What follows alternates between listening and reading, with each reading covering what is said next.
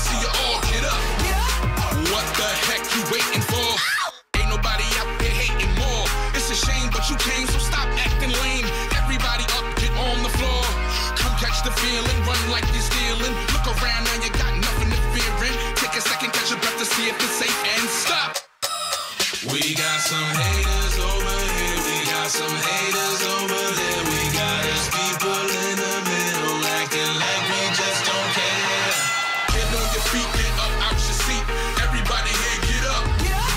Hands in the air, get up out your chair. Everybody here, get up. Get up, get up, get up, get up. Everybody here, get up. Get up, get up, get up, get up. Let me see you all get up. Don't make me come over there. Throw you through the ropes just like Ric Flair. I'll be forced to erase that look on your face. I'm gonna get you out your seat, I swear. Come catch the feeling, run like you're stealing. Look around, now you got nothing to fear in. Take a second, catch your breath to see if it's safe, and stop. We got some haters over here, we got some haters over there. We got us people in the middle, acting like we just don't care. Get on your feet, get up out your seat. Everybody here, get up. Hands in the air, get up out your chair. Everybody here, get up. Get up, get up, get up, get up. Everybody here, get up. Get up, get up, get up, get up. Let me see you all get up. Everybody in the building, put your hands up. Let's go, y'all. All people, yeah, yeah, yeah. Come on, come on, come on. Get on your feet, get up out your seat. Everybody here, get up. Hands up, hands in the air, get up out your chair. Everybody here, get up. Get up, get up, get up, get up. Everybody here, get up. Get up, get up, get up, get up. Let me see you all get up. Get up, get up, get up, get up. Everybody here, get up. Get up, get up, get up, get up. Let me see you all get up.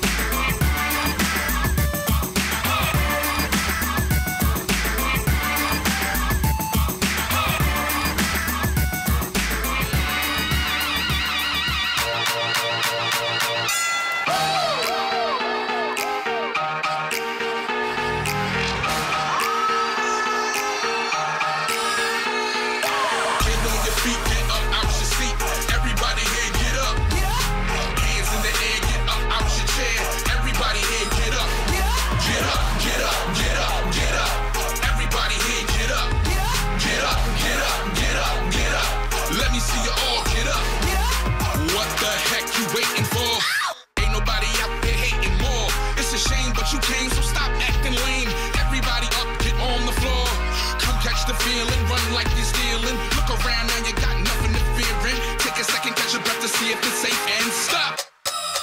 We got some haters over here, we got some haters over there. We got us people in the middle acting like we just don't care. Get on your feet, get up out your seat. Everybody here, get up. Hands in the air, get up out your chair. Everybody here, get up. Get up, get up, get up, get up. Everybody here, get up. Get up, get up, get up, get up. Let me see you all get up. Don't make me come over there. Throw you through the ropes just like Ric Flair. I'll be forced to erase that look on your face. I'm gonna get you out your seat, I swear. Come catch the feeling, run like you're stealing. Look around now, you got nothing to fearing. Take a second, catch your breath to see if it's safe and stop.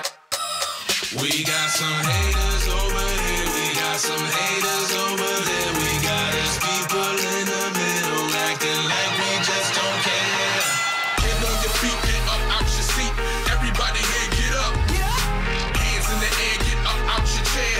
Everybody here, get up. Get up, get up, get up, get up. Everybody here, get up. Get up, get up, get up, get up. Let me see you all get up. Everybody in the building, put your hands up. Let's go, y'all.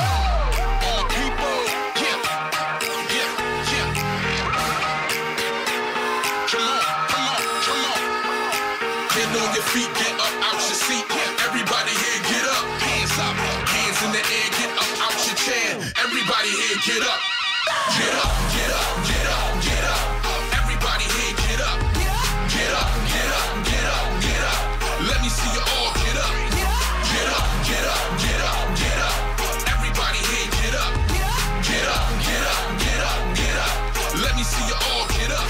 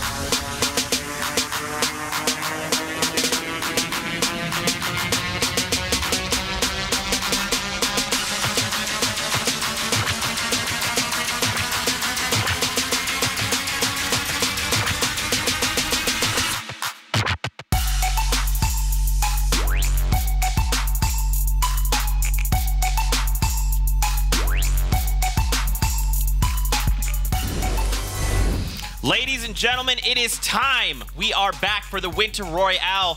Thank you so much for joining us. I'm Zeke, and Monster is joining us for the third time, Monster. That's right, guys. We made it back here to the main stage. I'm just more happy to be able to actually stream some of what might be the most competitive games we ever see here from the European side. So it's going to be one crazy weekend. Yeah, for sure, man. This is the first open tournament we've had, and Sundown has actually put together a recap video to get us up to speed. So let's take a look at that. What's up, everyone? I'm Cam Sundown McGurry, and I'm here to talk about the Winter Royale qualifiers that happened this past weekend. It had some of the most amazing Fortnite gameplay we've seen yet, coming from not only the established veterans, but also some fresh blood. Let's take a look.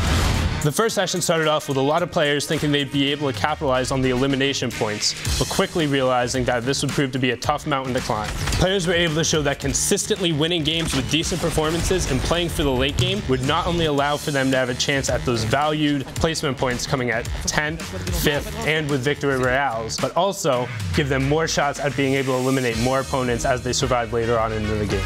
After the first two sessions, it was clear there was going to be a mix of those established competitive veterans and new players being able to rise through the ranks. After a third session, only a handful of players has stuck to the hot dropping method and were battling through the active POIs like Paradise Palms and Tilted, trying to grind out those individual 1, 2, and 3-point performances. The Stream Skype put up one of the best performances across both EU and NA with 42 impressive points, including 5 victory royales in only 10 matches played during the session.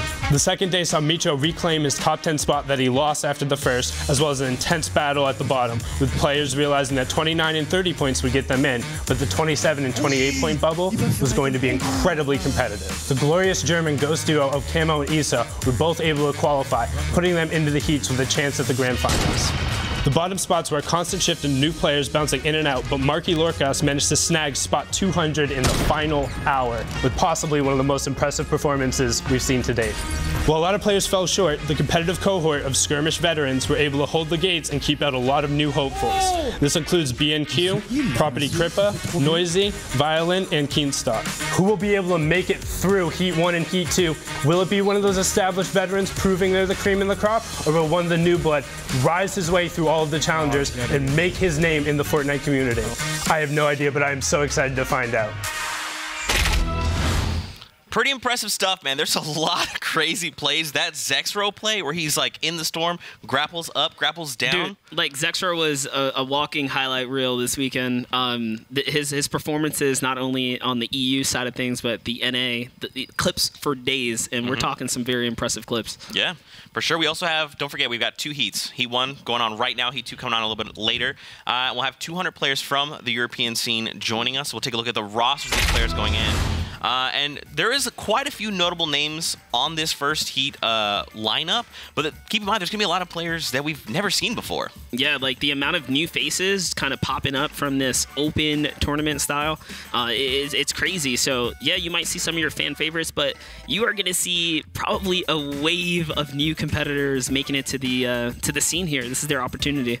Yeah, it's going to be a great opportunity for these guys to show up, say, hey, Fortnite World, what's up? I'm so-and-so, and you should be paying attention to me. And now, is there anyone here that you're looking forward to? I mean, Kinstar right there, number 65, definitely someone to look out for. Yeah. So, like we said, there's a lot of people, like, recurring names here. Right now, as far as these names here go, you can see these are a bunch of just unfamiliar, new people just kind of storming in. So as far as I can tell, I don't know who's going to come out victorious. There was just waves and waves of competition. Yeah, and there's actually 2 people I'd specifically like to point out. That's not Zexro and Mitro. They're the only 2 players to qualify for both the North American and the European qualifiers. I think Zexro, Sundown told me Zexro put down like 30 hours of gameplay across both or something insane like that.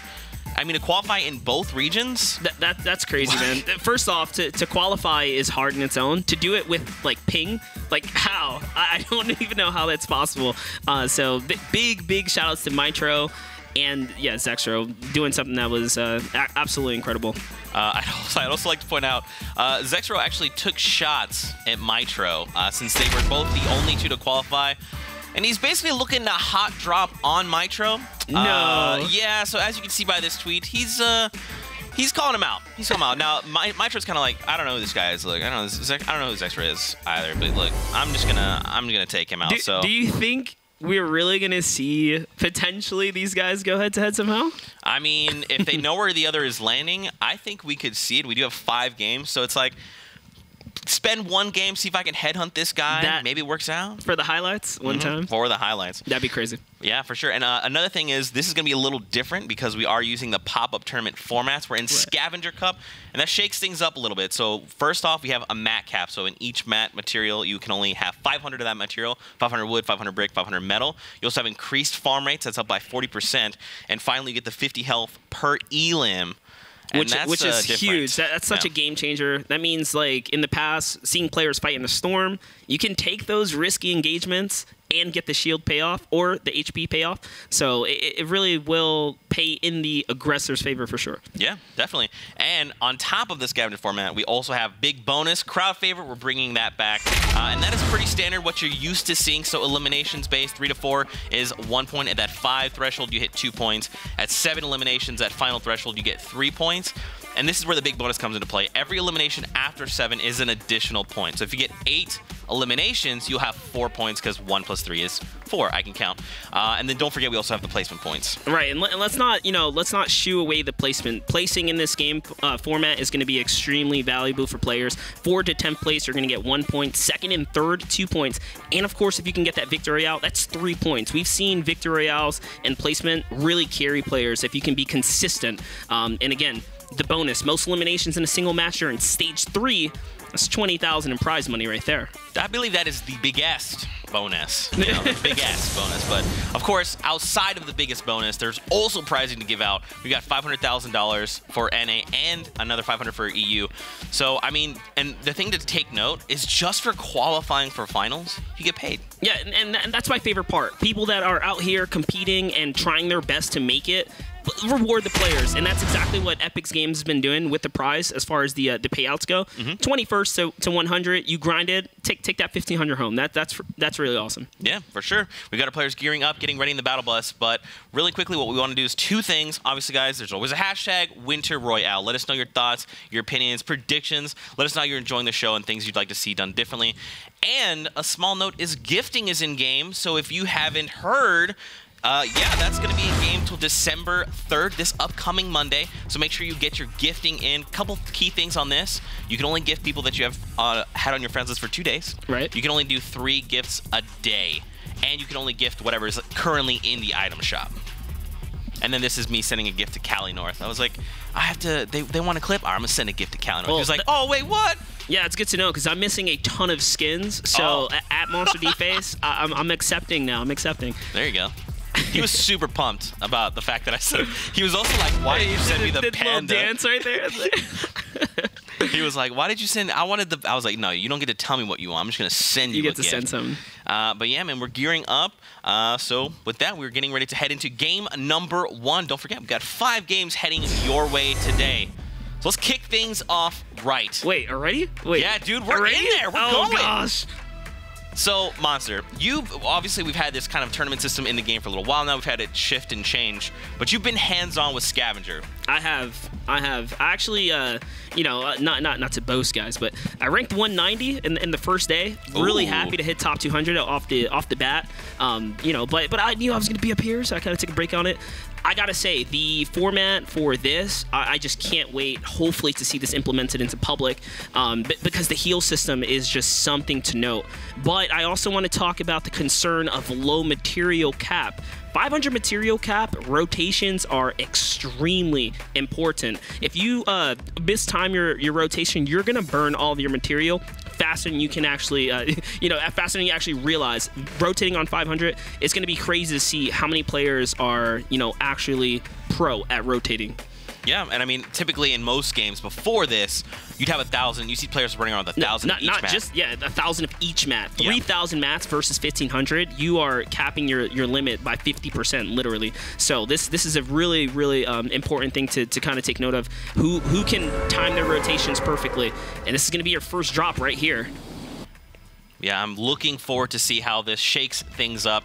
And keep in mind, we've also have the shotgun changes. Those just came into the game as well. So we'll see probably players gravitating more to the pump, the epic and legendary variants as well. Look at this nice spread on the map here. You have players going way off to the right, way off to the left here. And center map, no one landing at Salty Springs. That's actually kind of crazy. The last time we seen competitive, you had players landing at the cliff, players inside Salty, inside the broken areas. Now it's just like, it looks like it's going to be a lot more edge zone action here. Multiple players in Greasy Grove. Keep in mind, guys, this is a solo format, so wherever you see the arrow, those are competitors going against one another. Right now, Greasy Grove looking like a hot spot with 3. There's also, I mean, obviously Tilted Towers, Wailing Woods as well, Pleasant Park.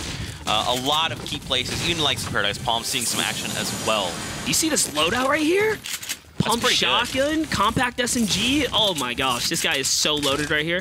LOL Boom is probably going to make a push on a player. You want to catch him before players start to shield up in the early game. Him having a slurp. Oh gosh, that's Keenstar. Who's 100 by the way. He's ready to go. Well, both of these guys are ready to go. Now it comes down to who has the better loadout, who's going to make the pretty much the initial push, because if you can start things off by chipping down your player, you're kind of in the lead for sure.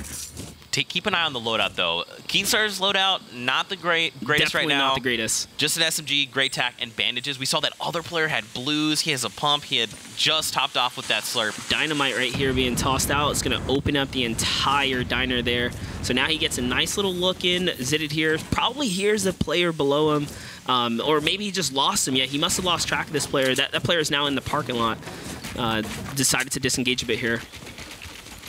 A little bit of a risky peek. He's kind of burning materials, being cautious. It's one of the things you'll see competitive players do. You want to be, better safe than sorry. So, and that's why right there gets pinged in the back. He doesn't really realize where the shots are coming from for a second there, and he's kind of lost. He doesn't know where it's coming from.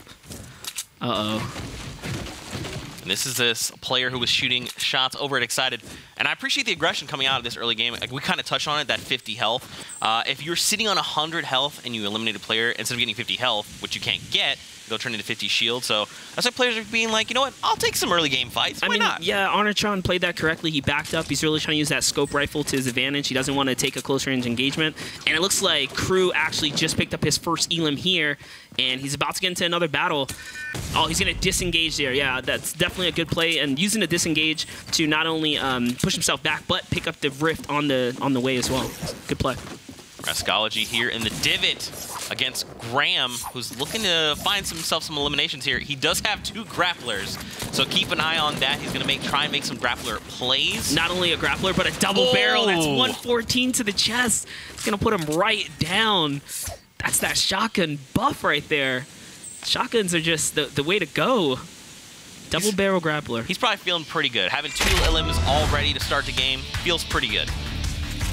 Here we got ourselves a little replay. Oh my gosh, the 1 pump. That was 200 from the blue pump. Can't get any better than that. That's what the community wants, right? You want to be rewarded for being able to hit your shot. You guys got it right there. And now Graham drops one of the 2 grapplers. He's like, you know what? These minis, pretty important. I'm going to need to carry these. Hey, you don't need 20 shots. You really don't. And LOL Boom still putting on the pressure here. So it looks like Keenstar might have rotated outside of the map here, probably feeling not confident to take a battle with that great tactical. But LOL Boom having the compact SMG and a blue pump here, you can see the pressure is on. He's replacing all of these panels here, and a little bit of a risk to dive in, but chances of a player having a trap like him early game are probably really unlikely. And that's Keenstar definitely doing a little third partying from the outside in. You want to get some damage in. I would assume Boom already dealt a good amount of DPS to this player. Yeah, see that. So he knows he's done damage to him, and that's why he was trying to, make it the point to get this player. But maybe now that Keenstar's kind of, put his 2 cents into this battle, he figures better safe than sorry. He's going to back off here. Keenstar's going to go ahead and take advantage of this battle, though, it seems. Yeah, Dizex is hanging out in the Durburger, super hurt right now, but we saw Keenstar's loadout as well. It's a pretty big upgrade from when we last saw him, just the great tack and the SMG. He's looking pretty good to go.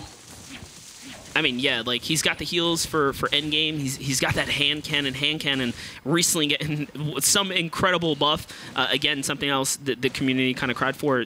Shows some love to the hand cannon. Hand cannon is definitely a meta loadout, being able to blaze through all wooden structures at max HP, but more importantly, freshly built structures, metal, stone, it doesn't matter. It's going to go down. Now we're taking a look. We still have 82 players left in the game. Remember, we have 5 games to play. This is just game 1. Players still feeling things out right now. There's actually not too much aggression. There's been a few fights here and there. Oh, Flavo was not in a good situation there. His HP is really low. He's only got a med kit, and the person that's on him is at 200 total health. I really like that play. He pulls out Kyle there, sends him skybound, then he's like, look, I'm just going to reposition myself, and then you falling slower than I do right now, I'm going to take advantage of that. Yeah, but Kylester also understood that the builds weren't on much. He just quickly broke that down. High ground being retaken there, and he loses it for trying to go on the offense. Is he going to be able to take it back? And he does. That was a quick edit play there. He does have a trap. That's a 30 HP hit, and the tables have turned. Is he going to be able to land this one more shot is all he needs right now. He pretty much just has to nick him due to the new pump changes. Every damage can't hit for less than a single digit here. This is a battle we got going on, and there it is. Locks down Flavu there. And I mean, all things considered, Flavu played that very, very well. He kept them just back on the back foot there, but... Yeah, with his back against the wall, disengaging, kind of turning the fight around, and dealing damage back. I mean, that's the best you can really hope for. He had a fighting chance. Now Keenstar is just here near this corrupted zone by Shifty. So what do you think, man? You think he just... Is this the right play? Take the Shadow Stone, make some rotations? Because, I mean, you are pretty... Like, if someone spots you and they take shots, you will not... You'll have, like, a little window where you have to break that Shadow... I mean, so if you see what's going on here, Zexro's actually on Keenstar's path, and the last time we looked at Keenstar's loadout, he had a Slurp Juice in there, and it seems like that Slurp Juice is gone, so he came across one of the Titans on the field right here, Zexro. We already spoke about him earlier today, qualifying in both regions, just one of these stronger competitors. So Keenstar knows, yeah, this guy probably dealt some damage early on and knew he had to get out of there. Taking a look at Tilted, it's within the safe zone. So a lot of these players taking a little extra time, you know, fighting out, trying to loot. We already have a legendary pump. Oh, gosh. So Azo's probably feeling pretty comfortable right now. What are your thoughts on the legendary pump? Oh, I think it's great. It's so good. It's so... It's really fun and satisfying to use as well. Wow. I mean, it does like, what, 210 to the dome? Yep. And that was a good shot right there by Tavosky. Pretty much hits him for 95. It nipped him in the face right there. And that's what we talked about, fighting in the storm. You can do those kind of things now. And it looked like he never did it, right? Like his HP and shield are really good. Oh. Keenstar in a bush? What is going on? So he must have just come across Ritz, and we knew Zexro was on his tail, but what's going on here? And he does decide to come out of there, and he just destroys him. Wow. One shot from the hand cannon takes all shield, followed up with the great AR. He didn't even have time to react. Look at all these upgrades he can make because of this. That was cheap. What? He's at 500 everything now. Yo, he is good to go. I mean, look, he played that long game. He was like, look, I'm going to sit in this bush, and I'm going to wait for this guy to make a mistake. Listen, man, if you find an opportunity like this, you take it, dude. Not missing a beat right there. Dude, I mean, look. That was impressive. That was very impressive. So well-timed for him. And it looks like there's another battle going on here. We saw Crew earlier pick up an Elim, but now it looks like Crew's got his self kind of trapped here. Not only is Keenstar kind of watching the fight closely, I think he's looking to just get a cheeky shot in, especially with that suppressed AR. He can really kick things off nicely for him. He's got 2 Elims or 2 potential, eliminations sitting in front of him. He can earn himself an early point. Now, the question is, does he do that, right? Because he saw the one player, but if you can see on the mini-map, there's like one guy kind of near a tree, looking around, trying to spot players, and he's already passed. It seems like he's going to decide that he's kind of in a very advantageous position right now, material-wise and stuff like that. He might as well get zoned and just kind of chill. Illegal here, going up against War FPS. This is a tough angle to take on a pro player right here. You don't want to come from, down here, and he actually notices that the player gets beamed in the back. Oh, wow. So, I'm not sure. Yeah, that was a rifle shot. Ghost Issa, I think just straight up. Yeah, it was Ghost Issa. Man, that guy doesn't miss a shot right there. He probably just followed up with 2 or 3 headshots right there. That man went from pretty much over 150 HP down to 0 real quick. Man, So Issa now 2 elims. Yeah. This is really good for him. Now here's the thing, man. There's a lot of players around him, so if he's not careful. Okay, this is good. He disengaged and immediately gets cracked in the back, right? Yeah, he kind of deserved it at that point. He knew that player was in a battle, and he still decided to kind of take that risky push right there. And let's keep in mind, heavy AR. If you get hit in the head with a heavy AR, it's so much DPS. So that's why that player got eliminated so quickly. This is what you talked about, man. I was just gonna say, yeah, we talked about that hand cannon. You can see how much damage it does. Wait, did Keemstar see him? He did see him. No, I don't think he Keemstar did not. Oh, he's in ghost form. That's why. Yeah, he's right there. He sees him now. Yeah, Issa, good time to break out there. Wow. If Keemstar seen him a second sooner, he would have pushed shots down. It would have been over, especially since he was still in ghost form. It takes a long while to kind of get off that. But, you know, he still has the element of surprise. Now, keep in mind, there are mushrooms in this area. He did have that half shield, so Ghost Issa is going to be able to shield back up some, and if he gets lucky, he can find some mushrooms that people haven't already taken. Honestly, Dusty Divot is like one of the worst places to hang out in competitive mode. This is one of those places competitive players retreat to for mushrooms, and then, of course, like to max out on wood. With the 40% material buff when it comes down to farming, you can max out really quickly here and turn your game around. So Keemstar understands this. He's trying to get out of here. Yeah, you don't want to be in here. Not for too long, at least. Shots already coming out. I mean, keep in mind, we still have 64 players in this current lobby. Take a look at the scoreboard all the way at the top. Rapti there with 3 eliminations. Tyovsky right behind him with 2. And keep in mind, guys, at 3, 5, and 7, these are the first few elimination thresholds. So right now, Rapti has a point to his name. Yeah, he's in the lead. Yeah, he's in the lead. And if he could just keep going, play for placements, find a few more, I mean, he could very well see a big bonus, but we'll have to see how things unfold. I like what Keemstar is doing here. Notice he doesn't have a floorboard above him, being that you can build through rooftops pretty easily, so it's kind of like an illusion. Players probably think he's in that second layer, but he's really in the lowest layer of that base.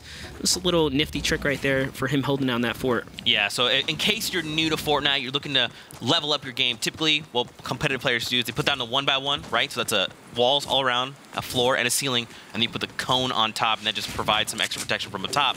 What Monster's talking about is he did not put that roof on top, so if he needs to edit that pyramid up top, he can make a very quick ramp, get himself out if he needs to. Oh, Dennis, wow. though. Dude, we are seeing the heavy AR for the first time in competitive mode, and you see how fast players are getting put down here. So now it's another heavy AR situation here. Quad launcher perfect for pushing players that are on their toes here, and he's going to get that. No, actually, that...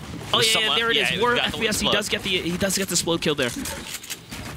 Now Kyle is up top. He's just taking time, reloading the quad launcher. Let's talk about this. Kowster just earned himself a point. Not only that, he has traps, so he is in a dominant position to continue to play aggressive here. His loadout is really good for this. Even take a look at the mats, man. He's already capped, only missing on that wood, but there's so many trees around, and he can still farm players if he needs to. That's a big upgrade right there. Purple pump now.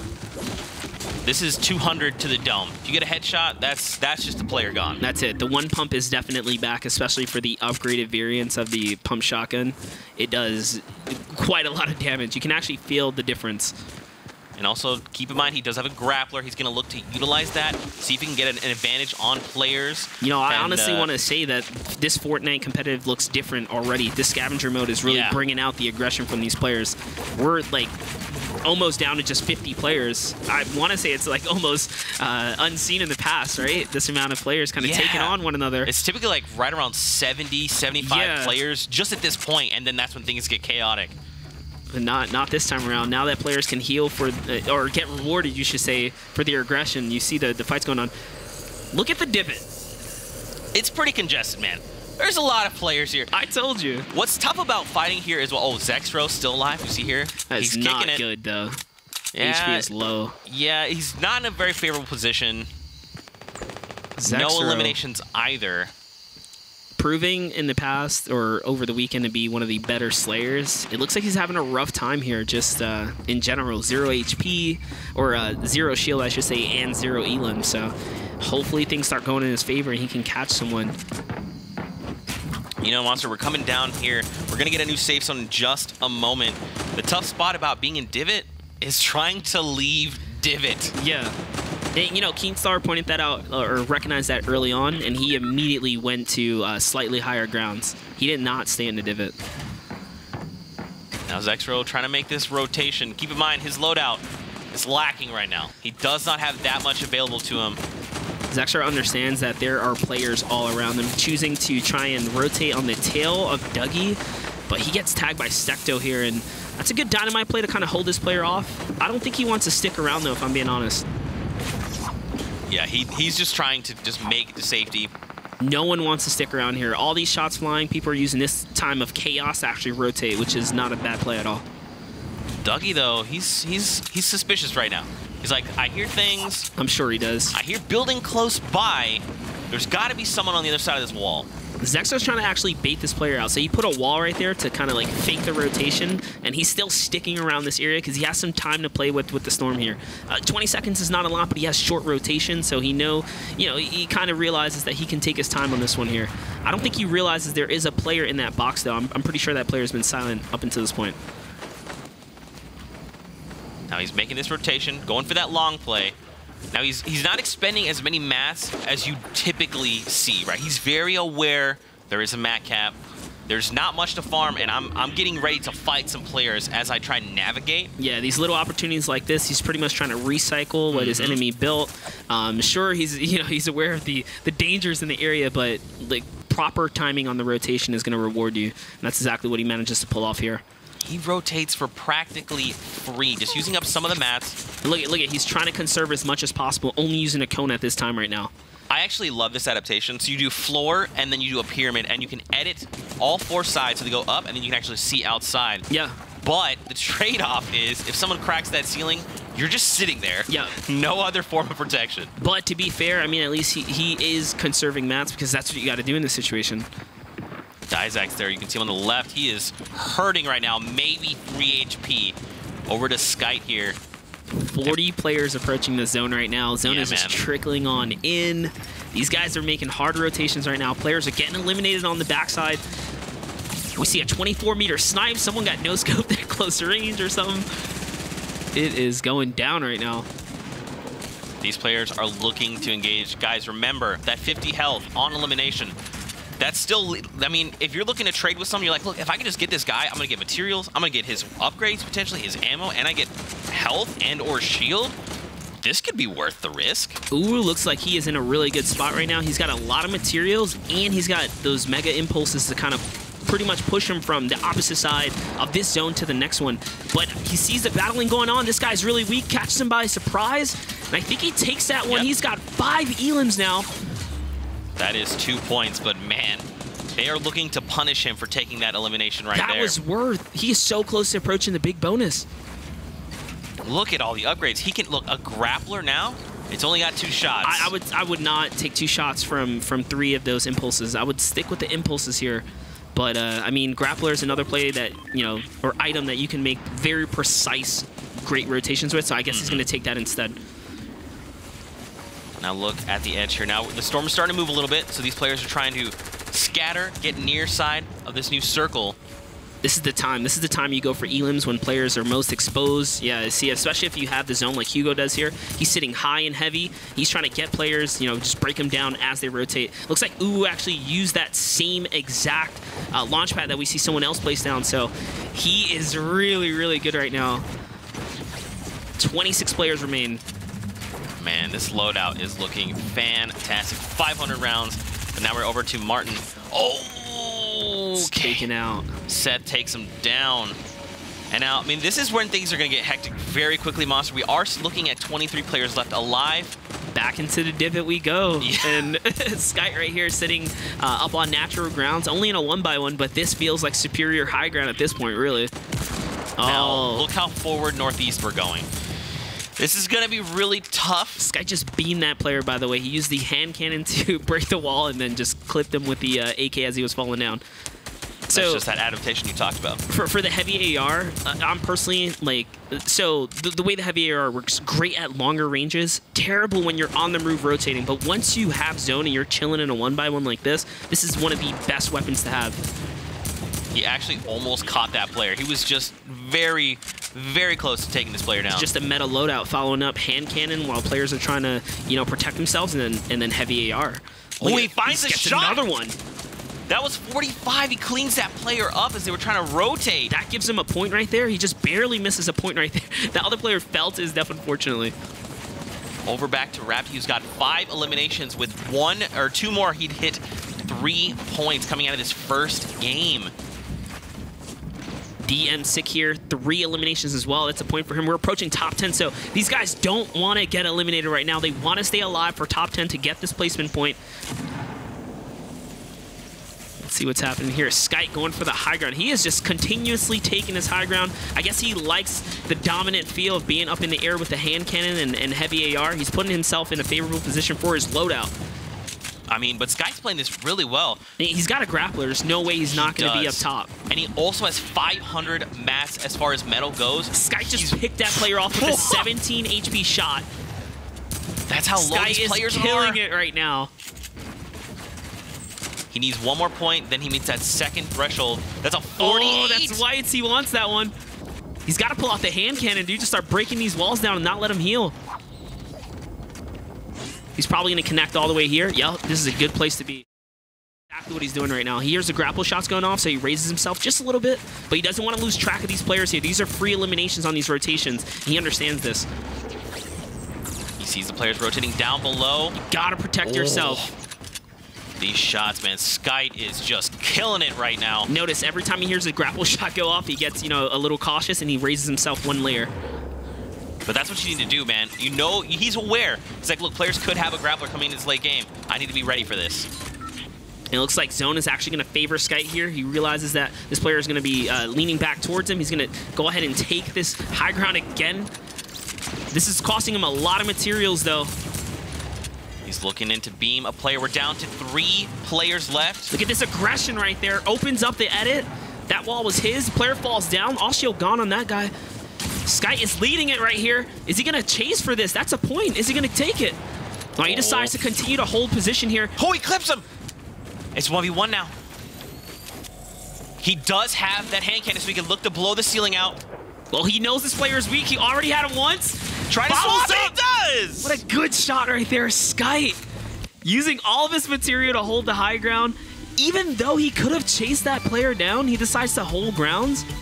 Gets the player rotating out, and that is why he wins the game.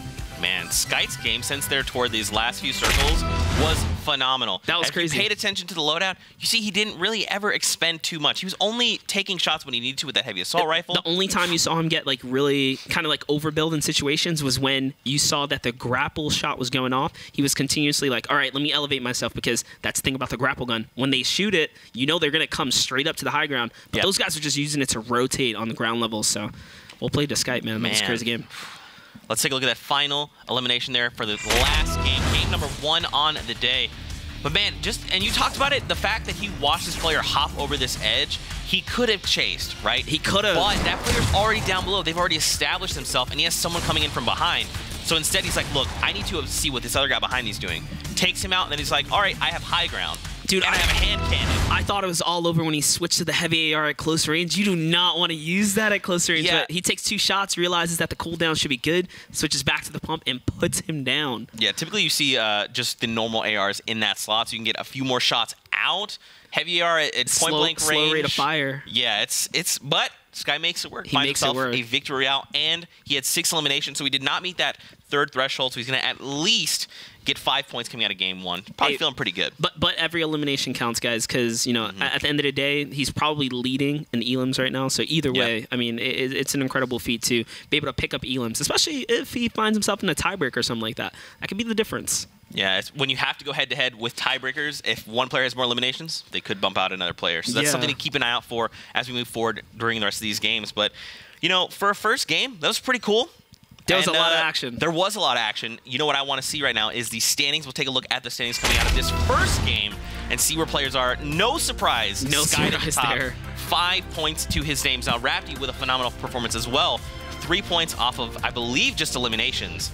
And we see, now keep in mind, guys, it is top 50 from Heat 1 and top 50 from Heat 2 that move on to tomorrow's finals.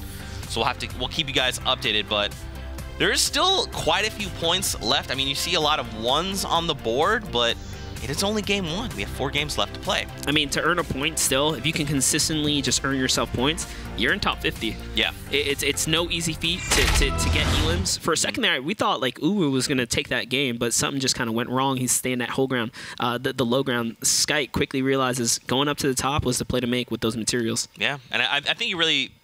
His decision-making there was to overtake the Port of Fortress, which was his high ground. And I don't think anyone really... They were so focused on going on One with person each tried other. to go in the port, and I think he just hand cannoned. They were like, "Yep, not happening." Nope, dude. nope, it's all good. It's all good to go. But yeah, obviously for everyone at home, don't forget to use that hashtag Winter Royale. We want to hear from you. How'd you guys enjoy that game? What do you think about Skype picking up that Victory Royale? And obviously send us your favorite moments. We'll take a look at those as we move on through the broadcast. But yeah, that's game 1. Game 1. Down. It was a great game. That was a really good game to start the day. And I kind of mentioned this, like the mid game. There was a lot of action for mid game. It's like for all the competitive games we've kind of casted in the past, we'll say 59 players on that Stormwave when we're used to seeing about 70. That's a big difference in the scavenger mode style. Yeah. Elims paying off. Yeah, they are definitely paying off. And I love the fact that the Scavenger Cup is just shaking things up. And we'll take a look at some of these highlights from this last game. But yeah, I mean, Scavenger Cup it's really interesting because when you first kind of hear what's going on, right? 500 Mac, if you're like, whoa, I'm 50%, I can have 50% less. But it's like, well, you can also harvest faster. That's 40% increase. And of course, if you're finding eliminations against these players, you're not only topping off health, but then if they have, let's say you only have 100 mats in each category, and this other player's like, I've been farming the whole game, but you eliminated me, here's my mats. Then you're like, sick. I've got 50 more shield, all their mats. We saw Keenstar take out that player on the quad crash. It was like, all right, well, I've made upgrades. I'm good to go. Hey, you got to do what you got to do, man. All right? You got to play dirty sometimes. You just got to. You got to. So, you know, nothing against Keenstar using the bush tactics, but we're going to see everything this weekend. I'm sure of it. Man, Skype being the all-star that he is, and I love the fact that he's using the hand cannon. You know, you could, I guess, replace the hand cannon with like a heavy sniper because they kind of do the same thing. But the heavy snipe, it just takes so much longer to reload. I mean, when you have 7 plays to make like that because of the the magazine size of the hand cannon, hand cannon's just meta. Yeah, man. But what do you think? First game, any thoughts? Oh, definitely surprised to see some of those new names, new faces at the end there, like Dougie, right? Uwu. These are new faces just kind of coming up and showing out. So big kudos to everyone that managed to earn themselves some points. I'm curious to see if Uwu can keep up that elim threshold he was doing. So, yeah. Because I think he had, what, 6 or 7. Something like that. And he had a lot of points up there for that. So hopefully, also, Zexro, man, hopefully Zexro has a better next round. Yeah. He was doing good early on. Yeah. He did manage to make it out of the divot, but it was picked off. But load out early really cost him. It matters. But with that, guys, we are gearing up for our next game of the day. Match number 2 here in Heat 1. Don't forget, next week we'll have the North American qualifiers, semifinals, and finals. So that'll be excellent as well. But yeah, man, I'm really enjoying the format. I hope you guys at home are also enjoying the format. Scavenger Cup is pretty sweet. And what do you think about these shotgun changes? Have you seen those kind of change things up? Obviously, we've seen Sky making it work to his advantage. And we also saw at one point that 200 HP hit. Someone went from literally 100 shield, 100 health, down to 0. Just one solid pump. Players being rewarded for being good with the shot. I think that's how the game should be. So a lot of the community is pretty happy about that. Now, what is your, I guess, what have you talked with as far as like other players about Scavenger Cup? Do you think things could be maybe tweaked, or you think it's really good, solid the way it is? So I love the way it is. Pros and cons to everything, of course. One of my kind of like gripes with it is that material cap. It is very hard to make those decisions when to rotate, especially when you have 0 materials at different times, because if you're getting beamed and you got to fight across that storm wave, it's hard. So if you don't have some kind of mobility, you are going to be in a tight situation. Yeah, we've actually seen a lot of players favor that grappler toward late game. You saw it was only 2 shots. Uwu picked it up because you know that you can make 2 precise, strong rotations to really just get yourself to where you need to be 2 times, basically. And that's how important rotations are. Now we're into game number 2. We still have 4 left to go. And, I mean, if game 1 is kind of the benchmark, let's just keep this rolling. I mean, players are only going to get more warmed up as time continues, right? They're going to get more comfortable with where they're landing. I know personally, if you lose early game, it's a bad, sucky feeling. So people are probably going to mix up their landing spots now. We'll see if Greasy Grove is still going to get contested by 3 players. We'll see if Viking Village still has a player or 2 up there. Players making their descent onto the island. I mean, hey, look, there's a llama there in Wailing Woods. We see a player very close to that. So they're probably going to be rewarded. Wailing Woods also big enough for 2 players. So you see these 2 guys can decide if they want to battle one another or just kind of, you know, go and kind of, I guess you can say, like, farm peacefully, right? It's a huge area. Yeah, there's just a lot of, you know, space to kind of work around there. But Greasy Grove, 4 players in it. Viking Village, 3 players in it. Snobby Shores, 3 players. These are not places that are big enough for this kind of action. And look, you see already shots being fired just outside of Pleasant Park. These are areas that are not large enough for 4 players. Well, over to Noisy, who's taking some action here early, and he does find the trade there. And there you go. You saw his health go from 34 to 84. That is at health, 50 health on Elam we talked about. Let's talk about what he found. A golden pump, legendary pump. This is the best thing to find for early game right now. Now we're over to Motel. You see 2 players here, Bruz, Scalar. Now here's the thing. Do they see each other? They have to. His HP is already at 29, so he must have gotten shot by, I would assume, maybe like a common AR or something like that. There it is. Dynamite's going to go ahead and open up this entire motel here. So good visuals in. It literally opens up the entire motel. I really enjoy the dynamite. It's really it's not it's different than like a grenade. Yeah, no, for sure. It's more of like a utility explode. It's not necessarily, you're probably not going to get damage with it, but you're going to be able to see what's going on or bring down chunks of builds. And now Bruz just playing it smart. He's on the other side of this metal truck here, just trying to keep this line of sight out of this other player. Yeah, he's trying to get his materials This guy was like, I see you. Be aware. Well, I think he realizes he's got to pick up an Elam here to get some shield going. Scalar is just not in the best situation. And I mean, the more Mr. Bruz farms and kind of moves around, his loadout's only getting better. Grapple gun, he's got dynamite, and a pump SMG. I mean, this is like a perfect situation to push a player. The counter dynamite coming out. This is what you're talking about, man. You just throw dynamite out, you just let it level everything that it can touch, and you're like, all right, now I've got a bunch of information. He's not there. That's right. You let dynamite do what dynamite does. It's gonna show you everything. Let dynamite do as dynamite does. I love it. Here it is. He's just kind of holding on this rift here. He's looking for some information. Good shots by Scalar. Unfortunately, doesn't land any here, and I think Mr. Bruz is gonna full commit here, and that's a shot. He sees whites. He's gonna go for it all the way right now. Looking to close this out. Scalar on the back foot. Nice edit there. I mean, retaking the high ground. He's only held up on 2 planks, though. Is he going to rift to go out? Mr. Bruz decides to rift to go to C. He's going to go with the riskiest landing. Oh, gosh, just barely misses it. And now this is going to work against him. Scalar just sitting high in the air right now. Bruz knows this is not, fortified by much. He puts a dynamite right inside of that. It's going to come down. He's going to go for the air shotgun shot. Oh, and he falls. Oh, that counts to him because the explosion. Yep. Well played. There you go. So Mr. Bruz coming out on top of that engagement. And he did that perfectly. He opened up a little pocket, just kind of chucked the dynamite right there and said, here, hold this. Hold this.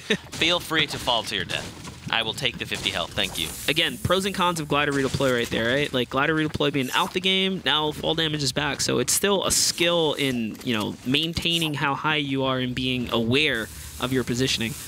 More dynamite being played right now. Thomas here trying to find down. I was going to say, this is going to backfire. He was right in the range of it. Good shots. Nice follow-up. Thomas gets rewarded really nicely there. And he's good to go. He still has the med kit. He can top off with the minis. And some upgrades, not many, but hey, that's still Elam, and that's still potentially a point on the board for him. I mean, remember, if it wasn't for the heal system, he'd be at 29 HP and 29 shield, right? And now we're with Benji here. Benji TV looking to disengage. I mean, the storm's moving. It's time to start making these rotations. He's about as far away from the storm as he could be. I mean, the further he goes, the better this grenade launcher is going to be, so he's got it. He pulls it out as soon as I brought it up because he knew he was at 50 meters right there. It's the little things like that, knowing where and when to use weapons efficiently. Was that 2 players down below that were really weak? Okay, so Calster's down there. Flavio as well. And then Cruz up top just trying to like figure out what's going on, trying to find these players. They're in the safe zone, so he's like, look, you guys do what you need to do. I'm just going to scout a little more, see if we can find some more loot. I mean, so far, Cruz been no stranger to action. We've seen him, you know, even in the previous game, pushing players, and he's putting pressure up right now, even with 2 players here. He's just playing for better positioning. He just wants to be in the best spot possible. He's protecting his backside here so he can keep a free peek going. Flavu's just hasn't moved. Flavu doesn't want it. He hears Kylester very close by, and Flavu's waiting for that opportunity. We see the pump comes out, and now they're engaging each other. Kylester getting pretty much, pushed back there. He went from shield to no shield, and oh gosh. Now Flavu not only has minis himself, but he gets rewarded with that 50, and he's in the box. He's going to make a trap play. That is a trap play. Reaction speed. No! Flavu! Wow! He utilizes the trap there. Oh my gosh. That was quick. That was insanely fast reaction time, because we saw that other player punch through that metal structure, and without skipping a beat, ramp, immediate trap goes down. You know what? I think the fact that he was on his last metal material pays off, because otherwise the wall wouldn't have had that extra split, probably heal, you know, time to have there. So metal on the trap. Yeah. And I would take a look at Kidstar, who is very hurt right now. 25-25. Yeah, he's low. But so is Martin FN. Does have the hand cannon, so he could potentially make some flashy plays, crack some walls. This is a scary position to be in. You know, they both know they've tagged each other a lot, but you don't know how healthy, right, one another is. Yeah, you're not sure if he has maybe shield, maybe he's using a med kit, campfire. Kinstar's like, look, I don't have enough information. I just need to leave. I mean, honestly, just even having 25 shield is like, it's a good illusion, right? If he gets hit or you hear the mini go off, you think like, oh, this guy healed. Oh, Martin gets beamed down to 1 HP. 1 HP and a He has to hit the shot. Oh! LOL boom. And he gets him with a fadeaway as well. So he's going to get nice loot, some upgrades. So worth. Look at that loadout. He just went from 0 to hero legit. His shield's looking really nice now. Launch pad, you know, slurp juice for the road. This is really good. We're back over at Bruz. We saw him take down a player there, and now there's someone else here looking to join as well. Looks like Jesus is in low ground right now. He's back against the wall. Is that a dynamite he put down? Didn't see it happen so quickly, but Bruz. Oh, what an wow! edit. Nicely done. Okay. Opens that right up. Bruz, whoa. Calm down. All right, styling on people right now. He gets paid, so now his HP goes back up to 93. There's another player nearby. He's going to go ahead and open up the distance here. He's going to get his materials right. He's about to get into another battle, it looks like. Marky Lacuris looking to rotate right now. You got to be careful floating around these maps, too. Yeah, I mean, we did recently make updates to the glider, so you move a little slower. So you're a little more vulnerable up in the sky, for sure. That aggression on Zypan right there. This is such a good loadout. We talked about quad launcher pump in the previous game. When you have the hand cannon with that, the pump shotgun can just carry itself at this point. And it looks like we got ourselves a little replay going on here, bringing it back. Mr. Bruz is going to drop the double ramp, open that up, quick edit. Does not miss. Crazy impressive. He jumps and midair makes that edit and very quickly beams in on that player. Look, Zypan just got himself a point, and this player tried to get into it. He's not with it. He's going to go on and push this right now. Quad launcher, perfect for resetting everything, and then you push the player. Hand cannon, is he going to make the quick replace? He does. Oh, he attempted it at least right there. Oh, that reaction speed to go ahead and block out the counter edit by, what was that, War FPS? Nice hand cannon play right there. The hand cannon showcasing why it's so good in PvP. It really allows you to keep that, you know, strong hand. Oh, wait. Someone, is it close by? I believe it was, oh, it's someone else that joins the fray. Grapple all the way to the top. Only gets chipped for 5 right here. He's going to go ahead and make the play. He's just applying so much pressure. He wants this right now. He wants this. Detox is doing everything he can to stay alive. War FPS is down below and hasn't even really made a move. He needs to secure this elim before the Storm gets his player. I mean, he does have the Storm bandages. Storm is going to get him if he doesn't move quick. Is he going to make the trap play before he goes? No, he gets caught by War FPS. Or it's actually Warp. Wait, What? War gets both. Warp gets both of them. I mean, the player that was in the box had to make a move. If he didn't get an Elim, he wasn't going to get any HP or anything for it. So he dives into Warp, and it all of a sudden it's all in Warp's favor. Man, you love to see it. And now that's it. He's got 2 more eliminations to his name. And now he's just looking to make these long rotations, man. That's good. He's 1 Elim away from earning himself a point as well. We talked about it. 1 point potentially could be enough to see you qualify for finals. He's actually at 4 Elims here. Pause that. So the next one will give him 5, which is still worth a point. Yeah, so 2 points after game 2. It could be really good for Warp. It could be worse. I mean, he's got 500 metal, which is great. So he's got the best material cap in the game. All he's got to do is work on this wood. 40% resource buff. English is hard. You've joined me. I appreciate it. Now, keep in mind, Warp has a very long way to go. He is just now, where he is on the map, halfway to the next circle. Both of those shotgun shots hitting for over 80. You love to see it. Here's Zexro looking like a much better game for him.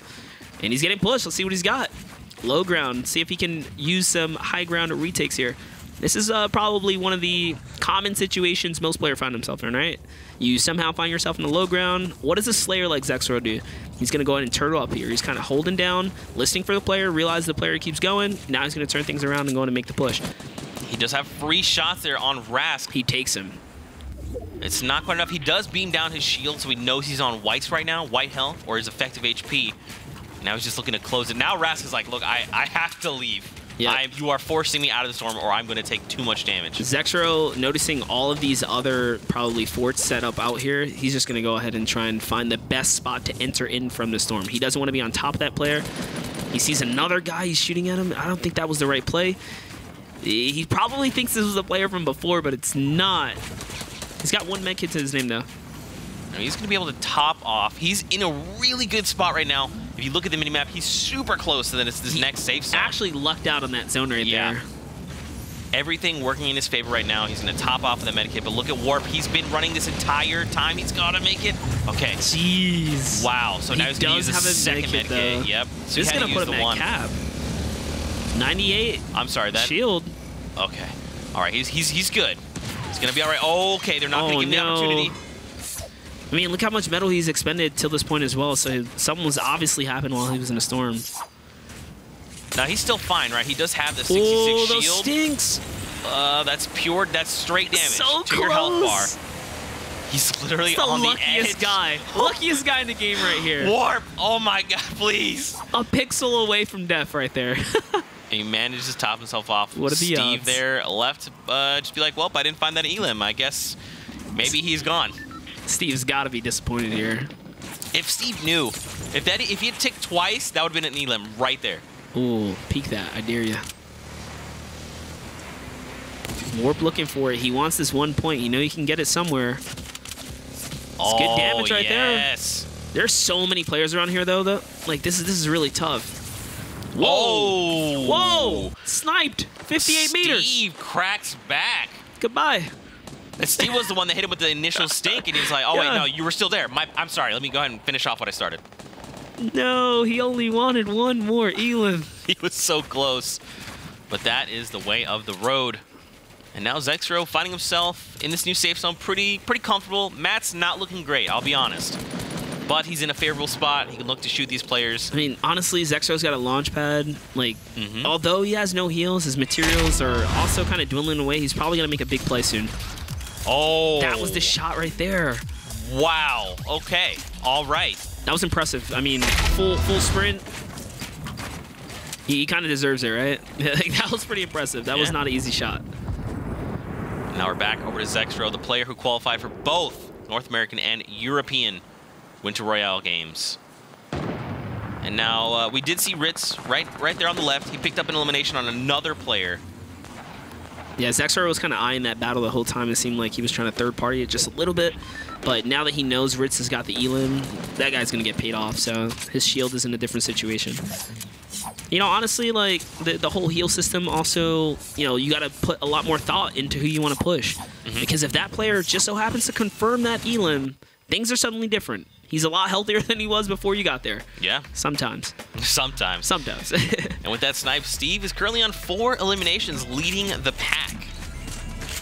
One more would put him at that next threshold for 5 points. Looking pretty good right now.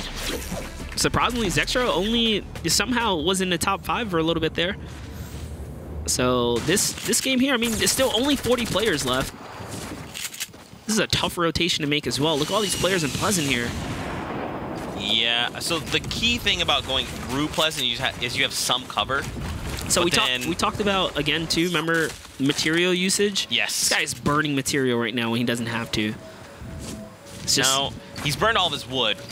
He still has brick and metal, but you don't really want to like use that now. He's just using it, dude. Look at him go. Just everywhere, everywhere. He doesn't know what to do. He's maybe just a little panicked because there maybe just must have been something that we missed.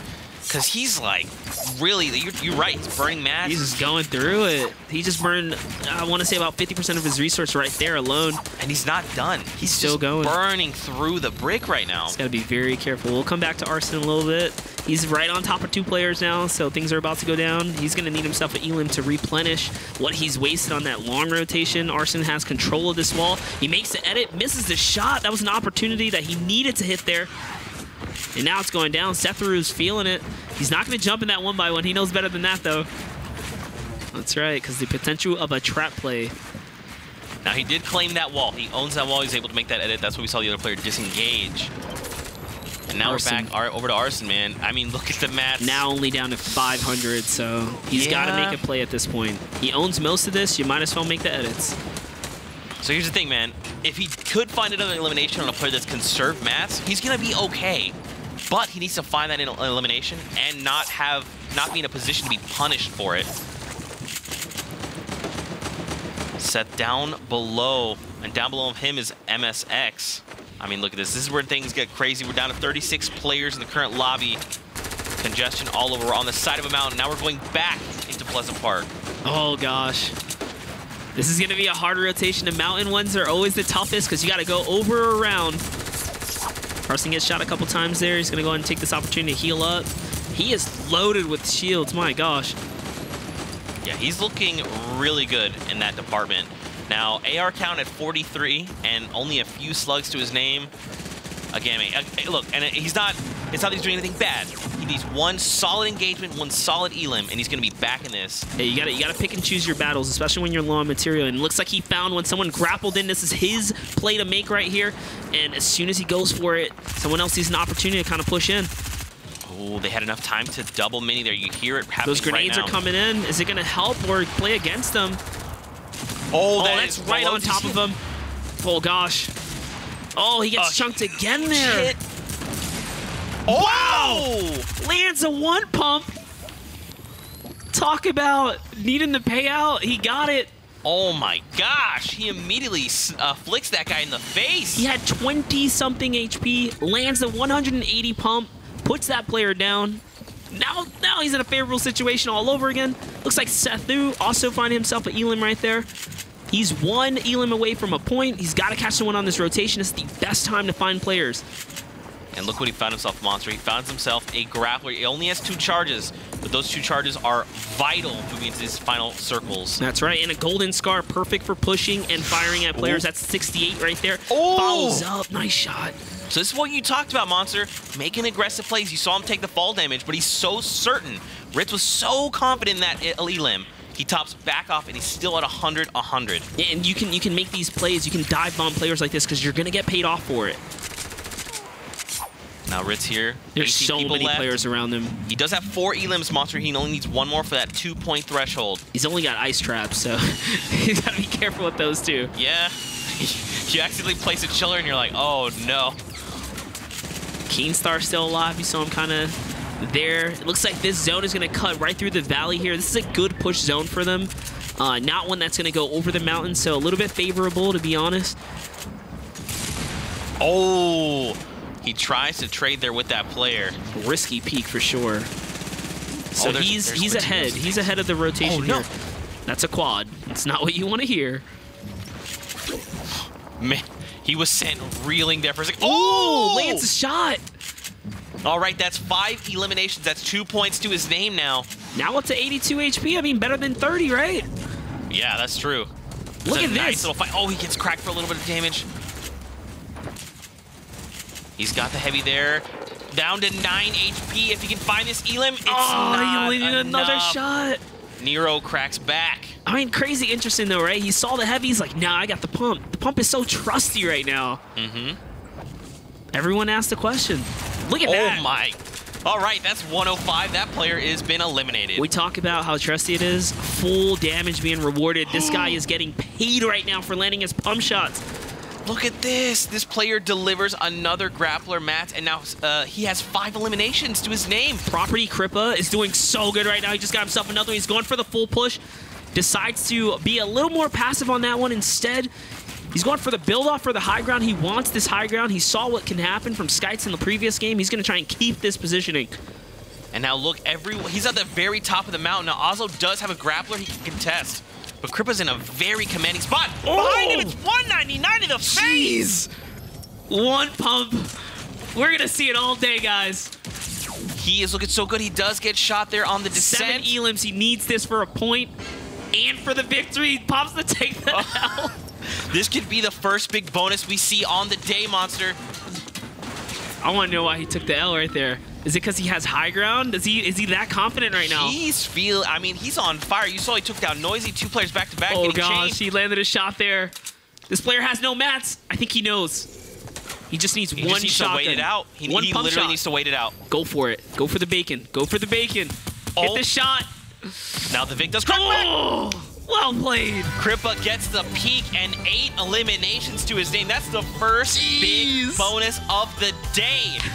That's 7 points to hit the board for Kripa here in game number 2. Wow. Remember, guys, after the 7 elimination, that's a free point straight to the leaderboard. That is exactly where you want to be. I'm so impressed. I mean, Kripa played that very, very well.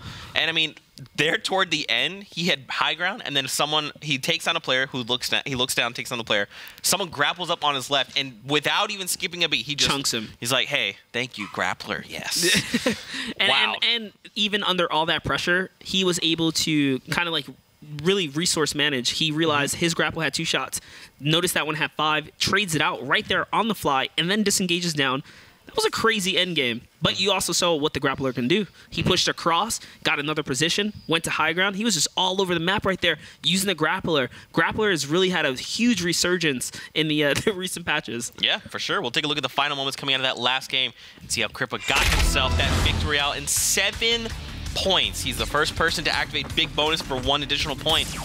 But I mean, he had the Vic dead to rights, you know. He was down below. The Vic had nothing. I can't believe he took that. Like, he didn't take the L. What you think that was a mistake, or was he just like, I got this?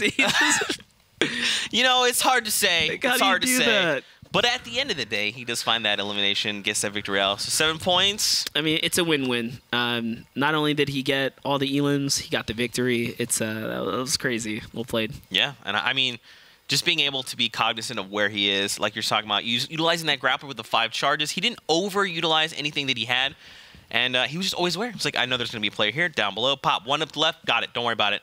And you can tell there was moments, you know, and in the late game, it's very easy to just kind of tunnel vision. Just start going, don't stop. But he would make a play, and you go, okay, all right, what's next? All right, make a play. All right, let's take a moment. Let me breathe. Let me assess the situation. Yeah. And it paid out for him. He definitely managed to keep his cool, make the proper plays, and hit his shots, most importantly. Yeah. Oh my gosh. That's all that matters. The those 199 to the face? He had like a 180, a 199, like a 105 straight to the body on the player below him. And again, that's because the epic rarity.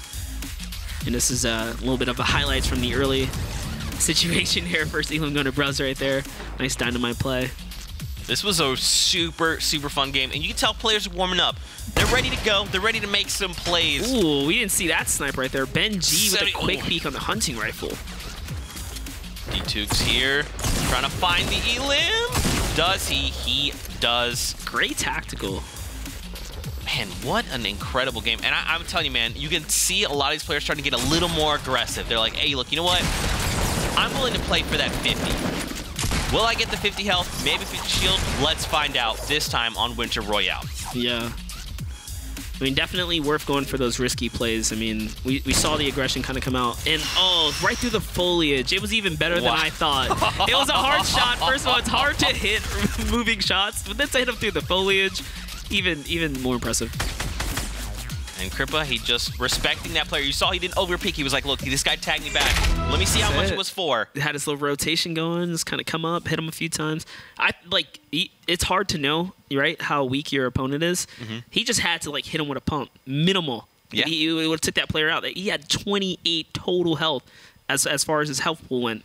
I'm happy he got the kill before the the storm kind of came in too, because there was a lot of pressure factor going on there. Yeah, kept his cool, made that play happen. And for you guys at home, what'd you think about Game 2? That was crazy. Utilize that hashtag Winter Royale. Let us know your thoughts. Let us know how Kripa did you guys lose it? That was crazy. That was a nice game. Man, super, super impressive. Don't forget, we have one more game that we're going to go to a break, and then we have 2 games after that.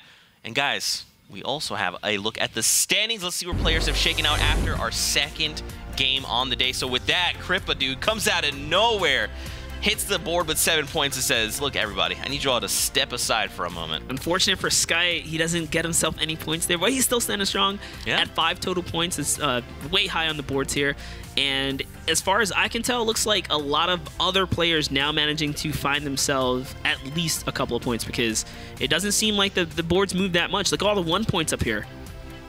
Yeah, man, there's quite a few. There's some names we see that are still on the board with 1 point. But again, don't forget, we're playing right now to move on as top 50. So top 50 are moving on from today's Heat 1 and Heat 2 to make it to tomorrow's finals. So if you're someone like Sky and you have 5 points, you're probably like, look, that's probably good enough to qualify. Now, I'm not saying he's going to qualify, but he's probably feeling very comfortable, and the nerves drop a drop a little bit. I definitely think it's safe to say he's qualified. You think so? Yeah, absolutely. Okay, I mean, you heard it here. Monster makes a little decision there. He should be fine. You saw around 30-something place down to 50. He was still 0 points. So anyone that can find himself a point is going to, definitely give him a little boost of confidence. You just got to break that threshold. If you can get to 2 or 3, you should be in the upper 50 bracket. As far as the points go from our previous, tourneys and stuff we've seen. Yeah, I mean, even having a consistent games, getting at least 1 point a game, that should still be enough, in theory, to qualify. But, Kripa he's like, hey, I'm just going to have one stellar game, drop 7 points, and be like, hey, no, I'm cool. I'll just walk all into finals. No big deal. I mean, we're seeing a lot more players fight instead of playing for positioning. So it could be throwing off, every gamer, really. People qualified for different reasons. Some people qualified for being, these guys that are head rushing into players and going for PvP. Others qualified through their placements. So it must feel some kind of way I know it's a different game for sure than what they competed to get here. It's only going to get harder and harder. The bar is going to get raised higher. Yeah, but I mean, a lot of these players playing super aggressively, and many of them being rewarded for it, which you really love to see. They should. It's definitely shaking up the competition quite a bit, and just being able to see how players adapt, and it's like, hey, you know what? I like to hold the W key. Oh, you'll give me 50 health for that. Imagine how it feels for the player. I got it. Dude, gets paid, gets some shield. You're back in the game over and over. We're jumping into match 3. Here we go. Match number 3 on the day. Players are making their descent onto the island as we speak. Bagel 4K. Rocking that skin I don't have. Get that gifted. I know. Oh, I don't have friends. It's okay. But here we go. Game number 3. So do you think people are going to change things up, right? We're halfway through the first heat. Do you think players just go, look, I'm just going to keep on this trajectory? You think some of them are like, look, I have to change up everything? If I'm being honest, it seems like both games have really gone different for all the players across the board. We went from only 18 players having a point to 30-something players having a point. So I think right now it's still 50-50. We're going to see players keeping to the same rotation because it worked one game and didn't work the other. And that's the the beauty of Battle Royale, finding your consistency, right? You can't let one game kind of bum you out. You have many more opportunities. So you just kind of got to see it out, play their game. From what I can tell, there's still 5 players in Pleasant, 3 players playing Pleasant Corrupted Zone. These guys are still fighting for these same exact locations. And there's fights looking like happening all over the place right now. The hill near Viking Village. Whaling might even be seeing some action in containers as well. Yeah, I mean, Risky has 3 players. There's no safe place. Tilted Towers has 5 players right now. And this zone is looking to shape as a southern zone. clipping just the north of the divot. So players in tilted, divot, and retail are safe and below. Yeah, that is a crazy circle because that top half of the map needs to make a little bit of a walk. Not that far, but they're gonna have to look to make some rotations. Picking up that early scoped auto rifle there. Do you like the scoped? I like the scope. I mean, it rewards the player with a really good shot. I don't know what it is lately. I haven't been so good with it. Oh, no. Like, my shots just gotten worse. I don't know what's going on. But, I mean, the gun's great still. Like, oh, man. You see Arson, he's probably sitting on what looks like 4 HP. It's, 5 HP. Wow. I'm sorry, 1 off. He's not looking good. Come on, Tavosky. You got to get this, dude. Don't let him. Oh, gosh. There it is. 134 meters. Good night. Man, he applied quite a bit of pressure there to Arson. Makes it work in his favor. Pleasant Park, he's getting snuck up on. Yeah, there's another player. Are they just on foot? This guy's in a bush, I think. Oh, there it is. Opens up with a, is that a hand cannon shot? It was a huge hit. Oslo looking to fight right now. It is the hand cannon, purple. Yeah. Now Tavsky taking up the high ground. This is risky if he goes down now. That player has a trap. Yeah, he missed his opportunity, kind of missed the edit there. Go for a mini. Now Oslo, I mean, he does have that hand cannon, so he could bring some of the structure down if he so desires. I mean, someone's already sniping at Tavosky, so with every second he wastes here, he's, you know, this other player that's looking to kind of jump in this, he's raising his wrist, and he edits all the way through. Does not pay off. Great tactical, just wasn't enough in that situation. But wow. yeah, 3 HP.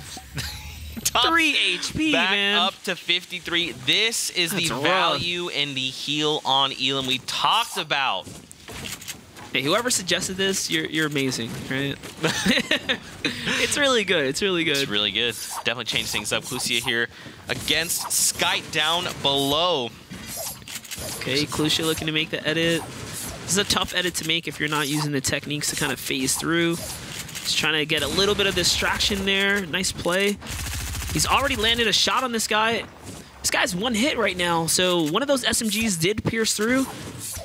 He's got to go all the way forward. I'm pretty sure he's still trying to make the edit, though. Just SMG. If he just SMG spams him, one of those can definitely pierce through. He does have the shotgun, but it's not enough. Oh, that was Skype. Yep, Skype goes down. And now look, with that 50, Clusia's up to 200, 200 total effective health. And he's just going to make a rotation out. Man, Sky had one fantastic first game, and it looks like the last 2, he just wasn't able to score himself a point. Players might be looking to be like, hey, Sky, we see you up there. We're going to hot drop you. We're going to take you down. So this is another great player we have not seen too much of, Zexro. Yeah, we haven't seen much of Mitro either. Where's that guy? Yeah, I guess Mitro must have been shut down early on in the game. I mean, Zexro's got 2. Did he take him? Who knows? Oh, can you imagine? Can you imagine? That's why we haven't seen Mitros, because Zexro's like, hey, man, I'm going to hot drop you every time. Keeping word. All right, 77 players remain. Zexro looking to farm up here and rotate into tilted. He just used a chiller. Yeah, so you can actually use those to make rotations if you slide down the ramp. Yeah, I think he made a mistake, though. He kind of slipped off to the left on accident. I think he accidentally rotated the ramp or something, because he was going left, not straight. The Vic farming mid-battle. Now keep in mind, guys, the Vic was the person that came in second last game, so Bagel might be in for a fight here. He's just keeping that high ground, floors and pyramids. And look, there's a lot of players around him as well. You can tell on the top right on that mini-map. Yeah, Bagel's disengaging here, looking to go for mats, not really waste too much time here. It looks like the Vic just went completely opposite way. He's like, hey, you know what? You just burn mats, go that way. That's cool. Sometimes you just got to respect, you know, the battle. Especially if you lose high ground or something like that. It's just, you know, it takes a little bit of confidence. Maybe you kind of realize, like, I can find a better fight than this. Yeah.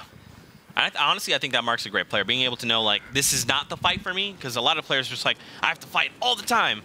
And you can very easily get punished for that, so. Yeah, the Vic's still unaware if you know, someone's actually on him.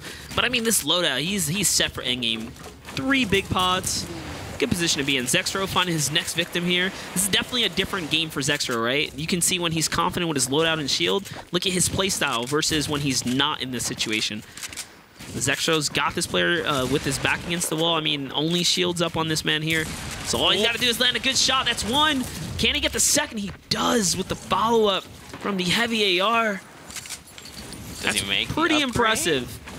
He's going to hang on to that heavy assault rifle, man. He's really favoring that.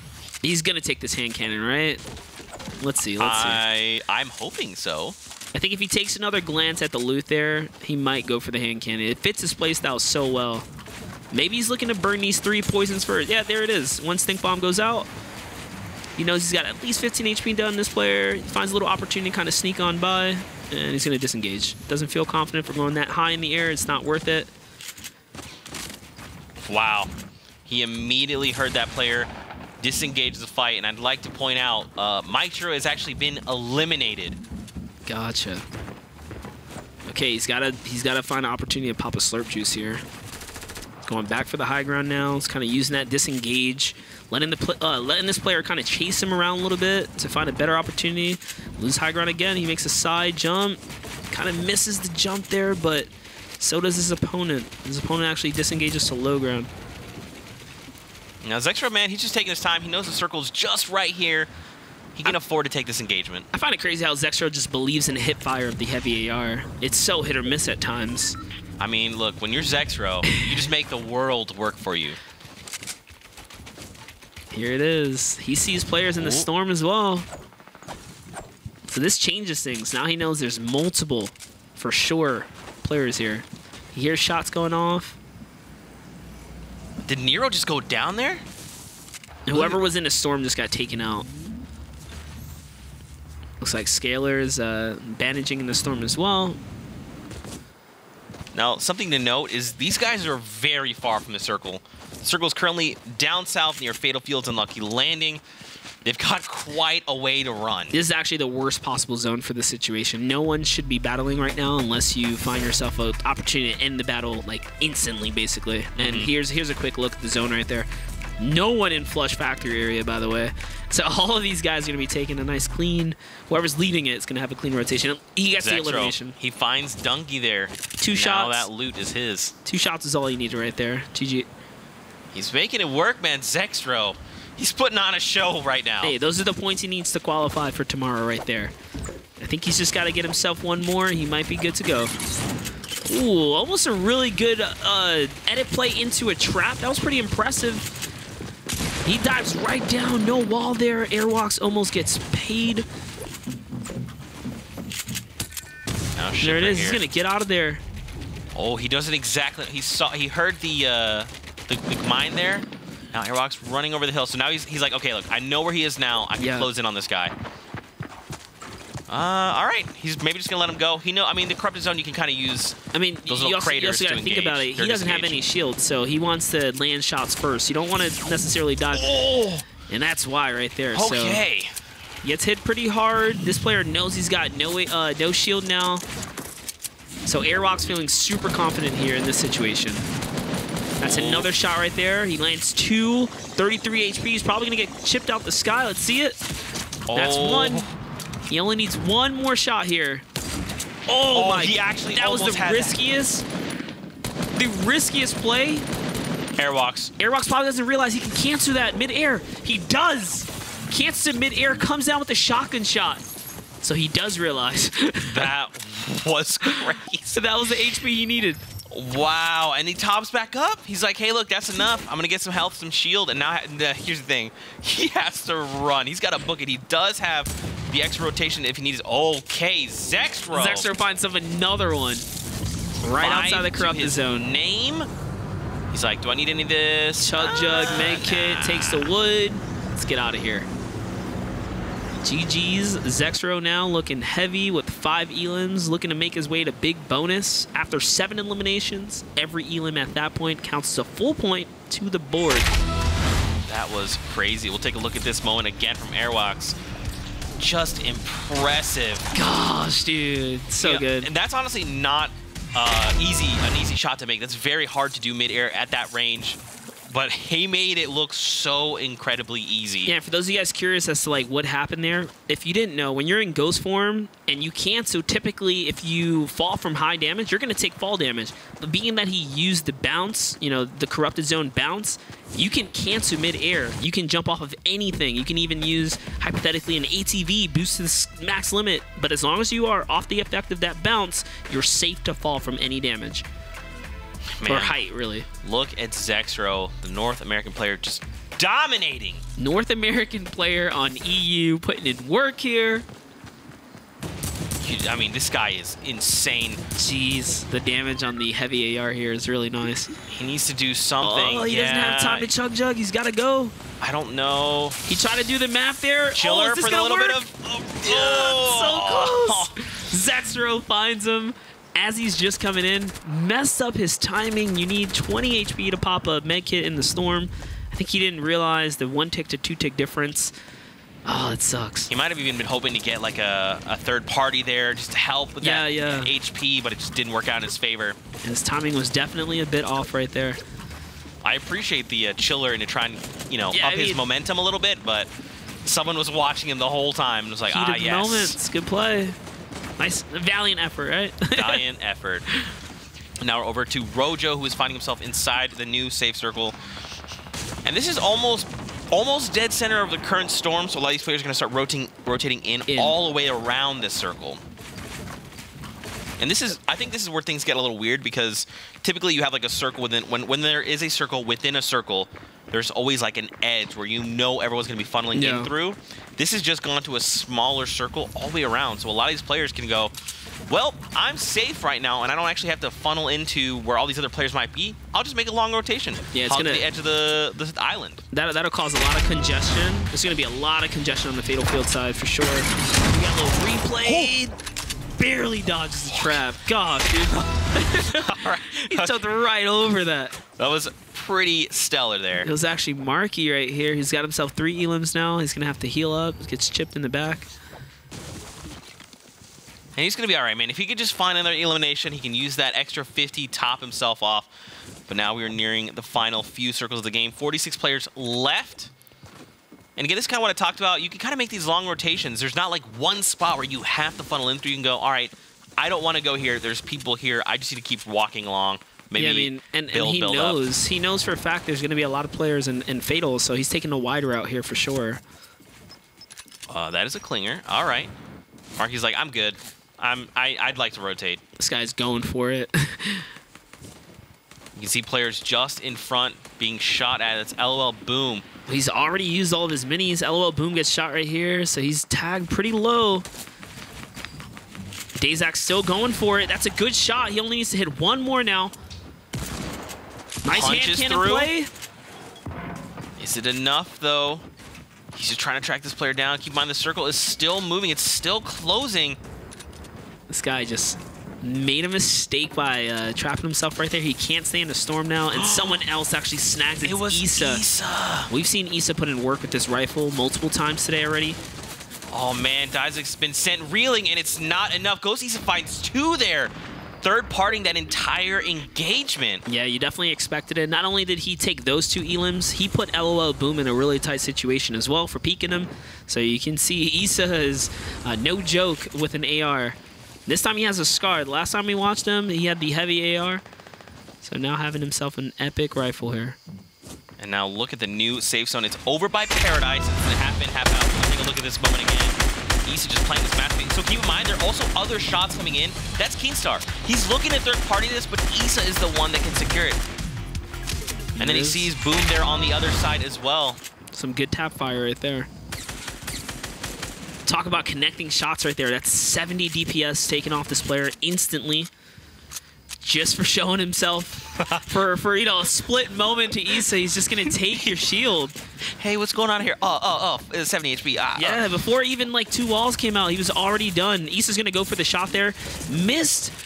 Oh. Whoa! What did I just watch? He actually made a mistake. He went to swap the shotgun and hit minis. He's kind of lucky he didn't press the trigger, didn't go off there. He had just enough shield to not make that animation happen. Yeah, because once you start that, you get locked in until you can move. Yeah, that would have been terrible. Yeah. That was crazy. He gets shot. He walls, ramps, and then spins one by one, ceiling and pyramid down. All right, okay. Issa's like, look, no one's taking me down, all right? I'm making it tomorrow. Wow. That was another 105 damage right there. He knows this guy's pretty much one shot. He's going to go all the way for it right here. He's definitely exposed a bit. There it is. Other players are now firing in. He needs to start making some rotations. He does have the Rift to go if he needs to rely on it. I don't think he does right now. Lands himself a cheeky shot off the side right there. He needs one more. He hits that. He shotguns and then it goes. Elim. All right. Yeah. Elim and Rift, I'm out. 5 eliminations. I'd like 2 points. Give me that shield. Give me that point, and now let's get out of here. Unfortunately, he couldn't pick up the mats, though, because the other player was firing in. Now deciding to kind of sit right on the side of the shell right here. Now he's just going to make himself a little home. He's just making set up shop. He's making it large, too, giving himself enough space to kind of work with here. And look how many people are still here on this mountain now. That's Hugo, the Vic, Alec, down below, Crew, and Devil are here as well. Issa's only issue right now is materials. Oh, we see Crippa. Currently in that #1 spot with a stellar game last game. Yeah, Heat 2, Game 2, or I should say Game 2 of this. He was our last victor. Now keep in mind, he's not healthy right now. He finished that game in what was it, 8 elims? Yep. Right? Yep. First one to get a big bonus. So that also puts him in the lead, right? So far for elims. Yep. He has the most in a single game as of now. We still have a lot of games to play. Yeah. But right now, Crippa's leading with 8. And now we get the new safe zone. 30 players.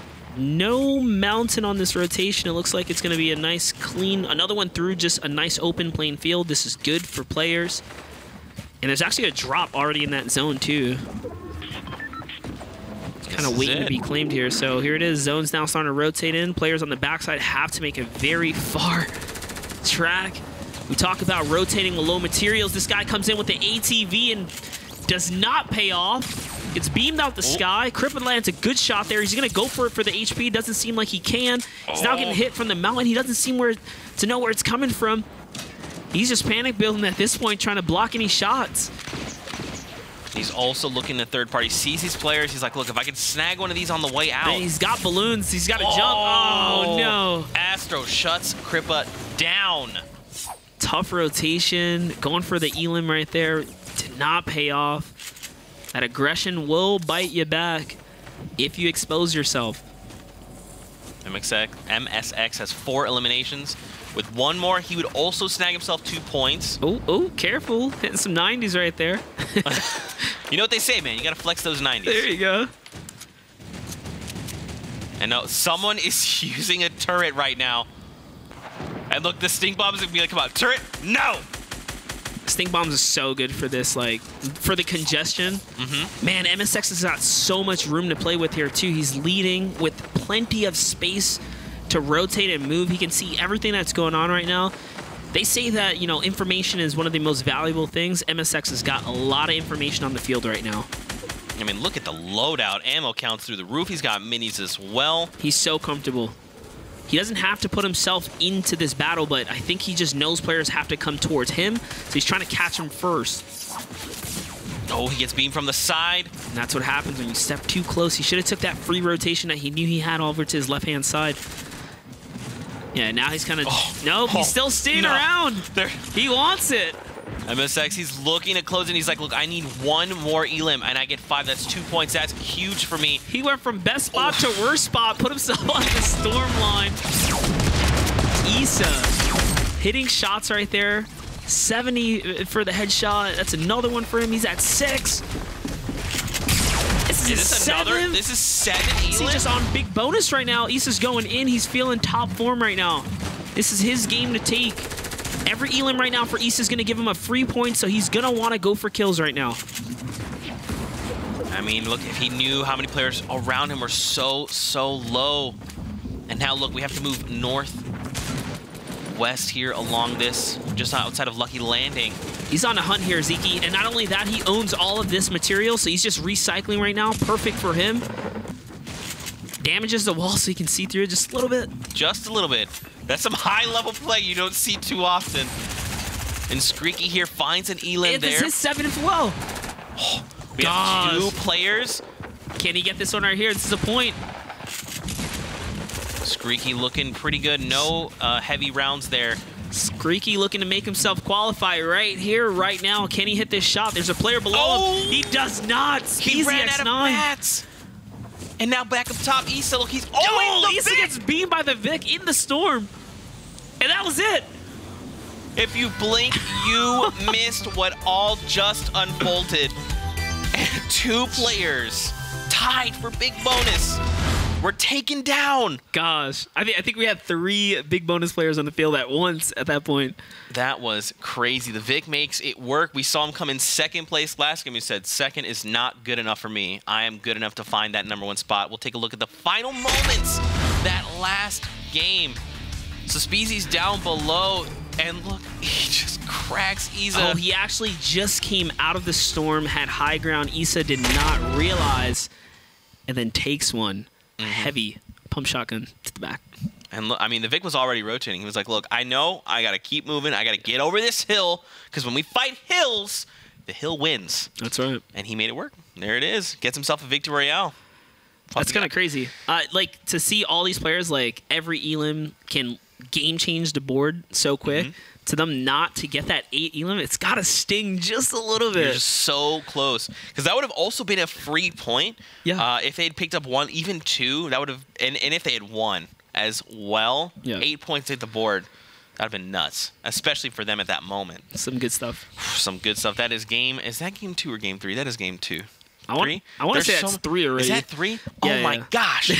Another thing I want to talk about, man, goes to Issa. This guy was insane all game. Putting on a show for us. And I mean, just this here, being able to third party this very, very effectively. Yeah, this is definitely kind of like a moment shifter for him. Going from 2 to 4 Elims, doubling up his count, putting him just 1 shy, and then he gets this player. And then riffs. He was like, riffs you know out, what? yeah. I'm going to stay just long enough to get this 1 Elim, and then I'm out of here. So not only did Issa go from one side of the map to the other, he then had to make that long traverse back from, remember he traveled to the back of the mountain. He was all the way up there. I think the Vic was in that base as well, which is crazy. So they somehow, the whole time, probably just competing against one another as they're rotating from the back of paradise, basically, to get to the zone, to then being the final 2 players, and the Vic takes it. The Vic was just like also in the moment, like, all right, I got to get to safety. Oh, I won. Yeah. All right, cool. And think about consistency. 2nd and 1st, back-to-back, basically, for him. Yeah, it's going as to be far a as lot of placements points. go. I'd actually be curious to see where we are as far as the standings go. So let's take a look together and see where our players are. So Crippa's still holding that lead with that incredible game, getting 7 points. But the Vic look comes out with that last game. And he's like, look, guys, now you all step aside. Crippa, I'm coming for you. And now Issa as well, Skype. And let's not forget, it's going to be top 50 that move on to finals later tomorrow. There's still quite, I mean, look how many 1s are still across the board, man. That's what you want. You want to get that 2-point threshold, hopefully to solidify yourself into top 50. If you're chilling at 1 point, it's a little, a little sketch. More and more players are getting this point. So every placement matters, every Elim matters. Whether you get the point or not, there's going to be some tiebreakers that go down. One player I have not seen a lot of is actually Mitro. He's actually in that 61st place with 0 points. It's tough. Wow. This could be crazy. So keep in mind, guys, in case you missed our talk about it earlier, Mitro and Zexro, 2 players that qualified for not only the European qualifiers, but also the NA. So they put on quite a performance for these qualifiers, but Zexro's making things work right now. Mitro might be stalling just a little bit, but look, the guy's an all-star, all right? Mitro has won his fair share of games. No, yeah, so you cannot count him out just yet. I mean, every skirmish up until this point, when Mitro was in it, he was like top 10, basically. Like, we've seen him come in, even for what he did for the Rift Raiders during the fall skirmish. Thank you, Mitro. We appreciate you. You know what I mean? So, like, it's hard sometimes. You just got to get in your groove. Hopefully, he finds his bag and he just gets those points he needs. I mean, even like 1 can, like, borderline have him, fight for the slot to qualify. Yeah. I mean, even netting himself 3 points could potentially be enough out of just 1 good game. No, if he has 1 really good game, which I'm sure he can, well, it's 5 set, so he has 1 in 5 chances. With the consistency he's proven over the in the past, I'm sure he can make it. He's just gotta hit, he's just gotta hit that home run. Yeah, for sure. For you guys at home, don't forget to use that hashtag Winter Royale. Let us know your thoughts. Let us know how you're enjoying the action. But with that, we are going to take a short break. So when we come back, we'll have the last 2 games of the day coming your way. Stay tuned.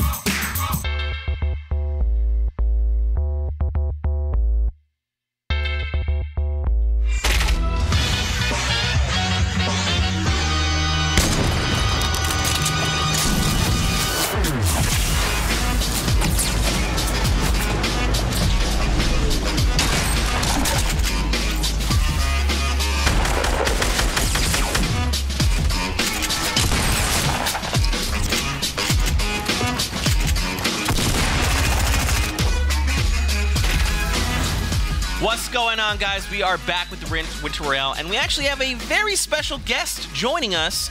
That is Cameron Sundown McGrory, a.k.a. Sun Dad to the community. Cam, how you feeling, my friend? I'm feeling fantastic. Really excited to be here. The 3 matches so far have been absolutely incredible. Like we talked about in the opening segment, some of the new blood coming through. Astro, Doogie, Rapti, and Squeaky all showing out that they can elim, they can frag with the best, but so far the late game placements have all belonged to the old veterans. We've seen Skite take home a victory royale, Kripa take home a victory royale, while also going on an incredible elimination spree, and then the Vic, after a second place, dropping a nice victory royale in that 3rd match. So a nice little mix coming in that top 10 so far on the leaderboard. Yeah, man, you'll love to see it. We already have 3 games underway, so we're now back for the final 2 of the day for just Heat 1, and then we'll be back later on for the 2nd Heat.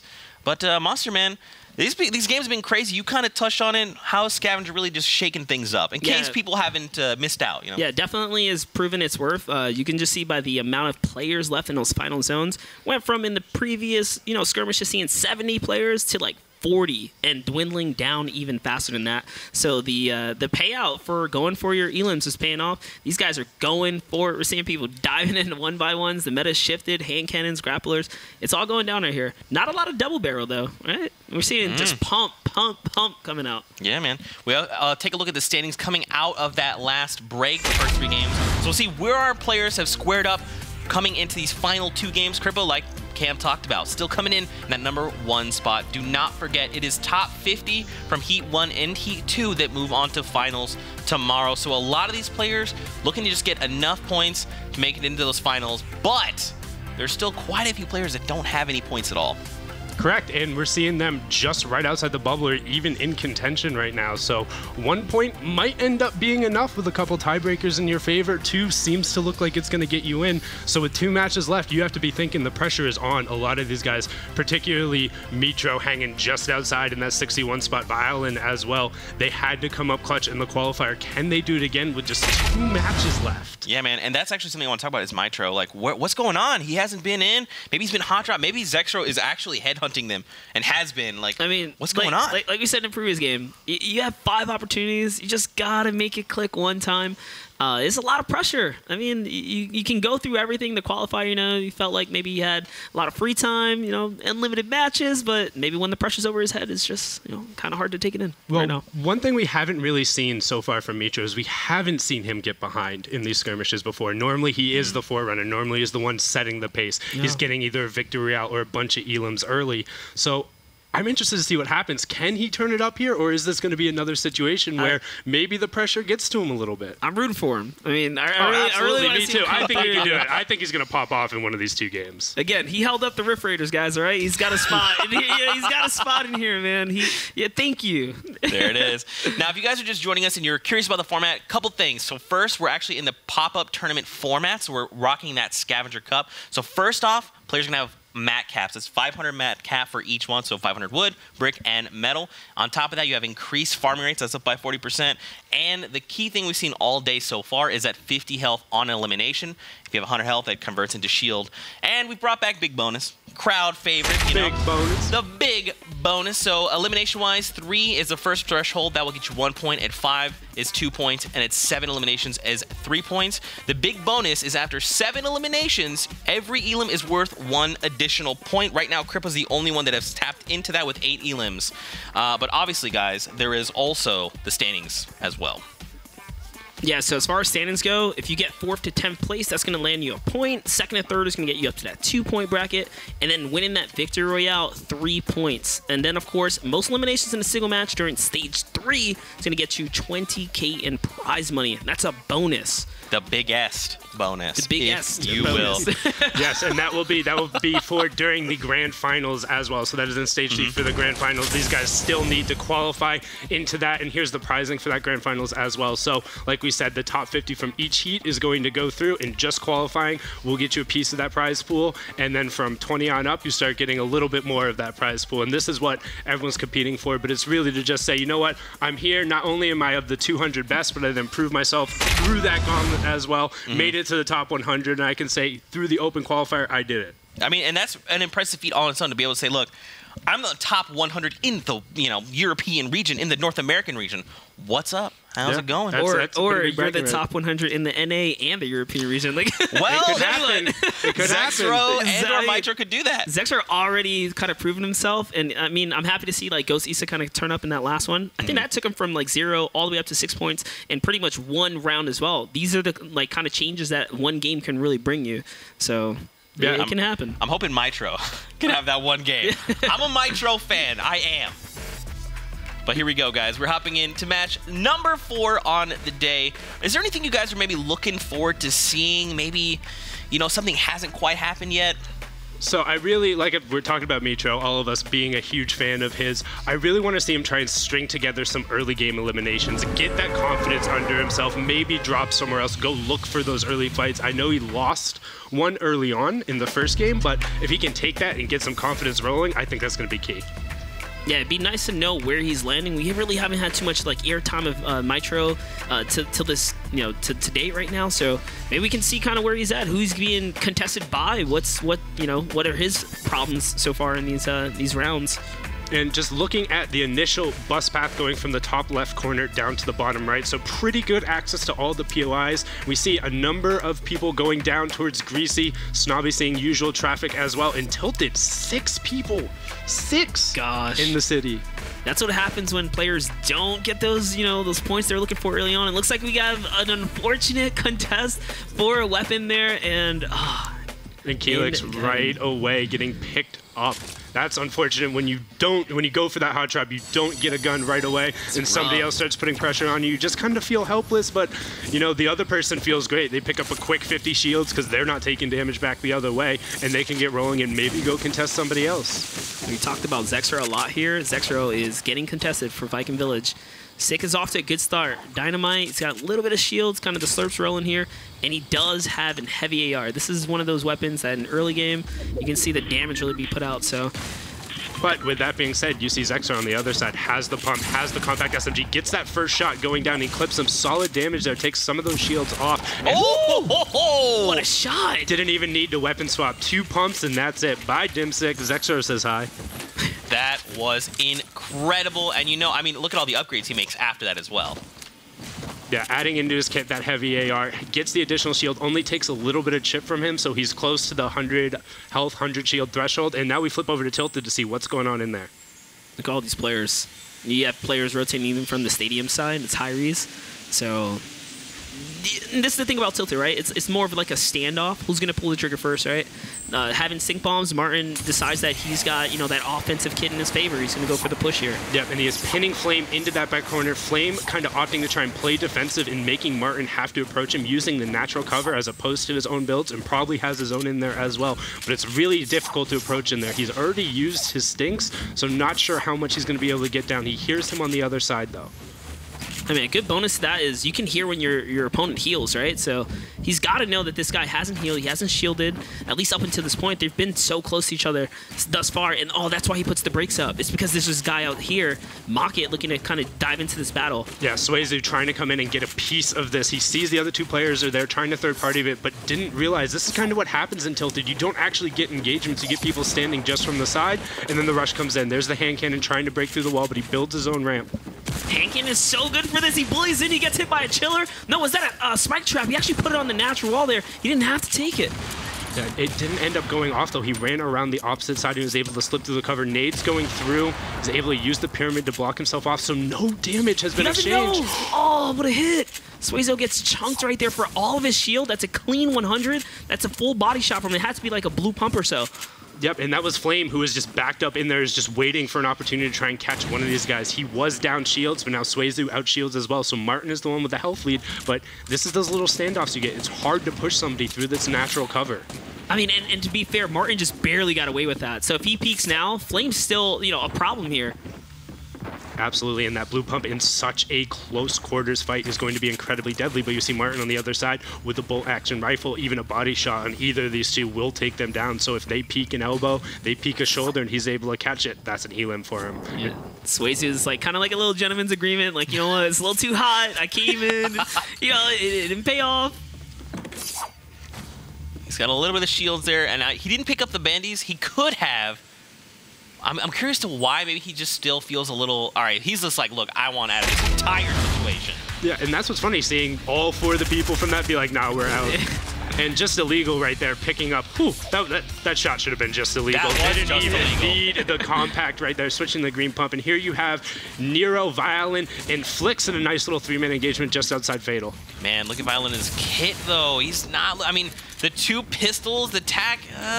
He's out of rockets right there after firing his last quad. He's put a lot of pressure down, it seems like, but they're both looking for health and shields. Here they go. He dives in? Oh, gosh. I guess it does pay off right Yeah, there. that pays off for him in dividends. Not much in the way of ammo, though. He does get that upgrade, but that's about it. Yeah, that was honestly really confident, challenging a blue pump there with a gray tack, diving into the 1x1. He wanted the health, but it looks like he gets clipped by that blue heavy AR, and Flix is trying to get the pressure down. He knows he has the health because he's seen the white damage onto him, and Violin really needs to try and get out of here or try and set himself up for a one-shot on Flix. I mean, best part about this too, like you guys see on the little mini map, there's other factors to play here. There's players listening to all these battles, so this fight has to get wrapped up quick or they're gonna get dived on. Yeah, that blue heavy AR is very loud. Those shots can be heard, and they're right on that edge of the circle. But you see Flix also having to opt to hit the tree, has not a lot of mats, about 7 builds in total right there. And instead, he's just going to be like, nah, I'm out. I'm going to go farm up, play safe.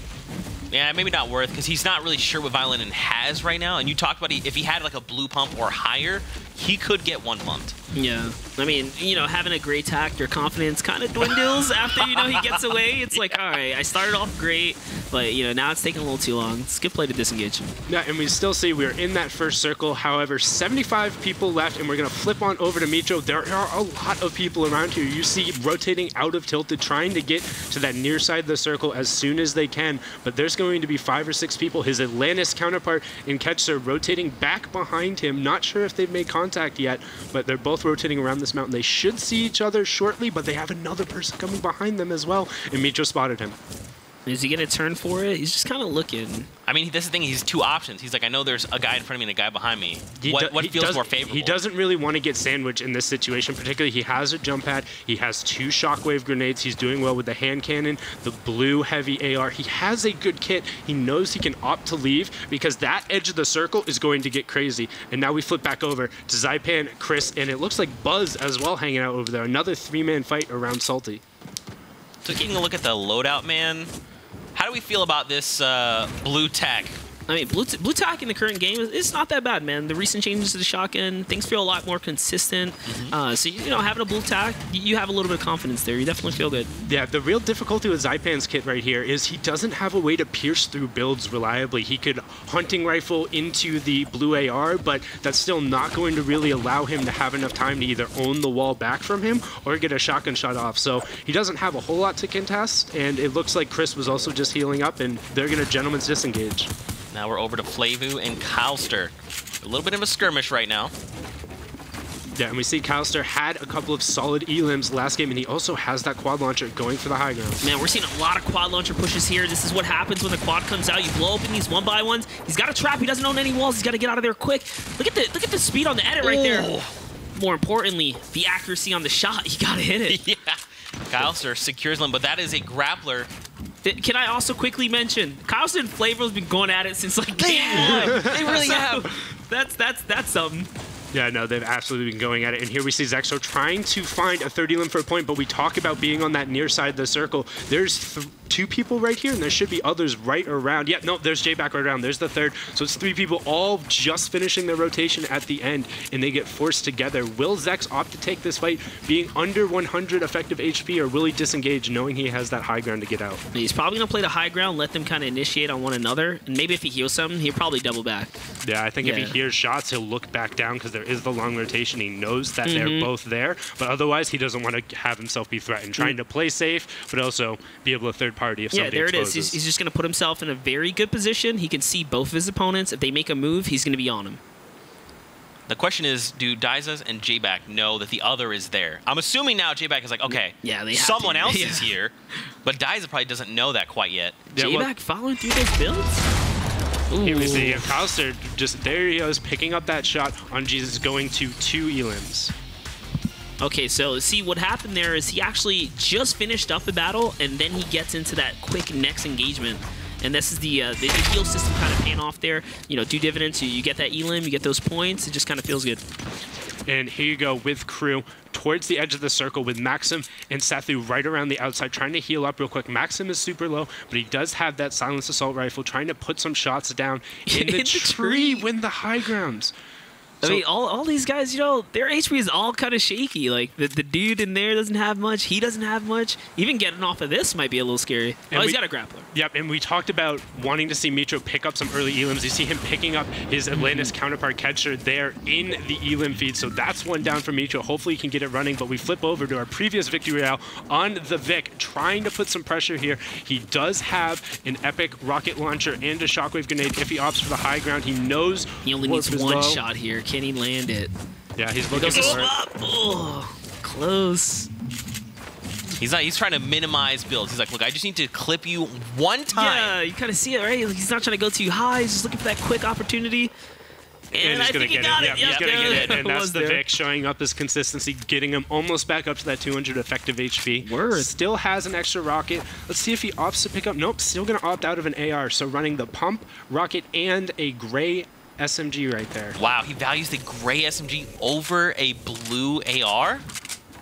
It might just be like situational. If you got the RPG, you can really just kind of load out as far as your close quarter goes, be really, really strong with that. So here it is. This guy's, he's got to get this before the storm kind of snags this one. Is he going to be able to make it? He's diving on down.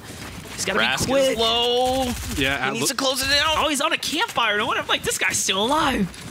He's trying to figure out if he can get in there before the storm. He wants the elim, but he also doesn't want to drop too much HP and give up his positioning. He doesn't have any additional utility except that Porta Fortress, which I guess he could use the bounce pads off the top, but Alex making a move, and there it is. Oh, he does find him. 200 IQ. He goes to the high ground to make it look like he disengages, but he really sticks around, so well played. He knew he had a rift to go to get out of there. Yeah, was trying to make his way over to that rift. Rasp picking up 2 elims and moving now into this third circle. Or as the third circle is about to start. Sorry, we're in stage 2, but only 20 seconds left on it. And he's in a pretty good spot. And we see Zex flipping over now. He is on 4 elims. And Zex, there comes a lot. You love to see it. This is what we saw him do before. It kind of got messed up, but this is exactly how you want to do it. Chiller into ramp, gives you a ton of forward momentum. And now he's just looking to make this rotation, man. Yeah, and he's making it through, and it drops perfectly as he has to go back up the high ground, put some extra shots there. But now we go over to Sethu, because you see there's 5 or 6 people right around this edge of the circle, and that's what we were talking about. As these circles close, the people in the middle are going to be generally safe, but on the outsides, as people rotate, there's going to be a lot of action going on, and that gets closer and closer together. So we see Zex did make it safely, opts to drop back into the storm, pick up a little more loot before he meds kits, make sure he's maximizing efficiency there, and it was good that he went back and picked up that little extra brick. And that's what happens when you have those med kit. You know, he's got closed zones, so he's good on taking his time with these rotations, his heals. And we saw, like, in game 1 and 2, the way he played the divot, he can decide sometimes to move very, very late, try and get some cheeky shots like right here.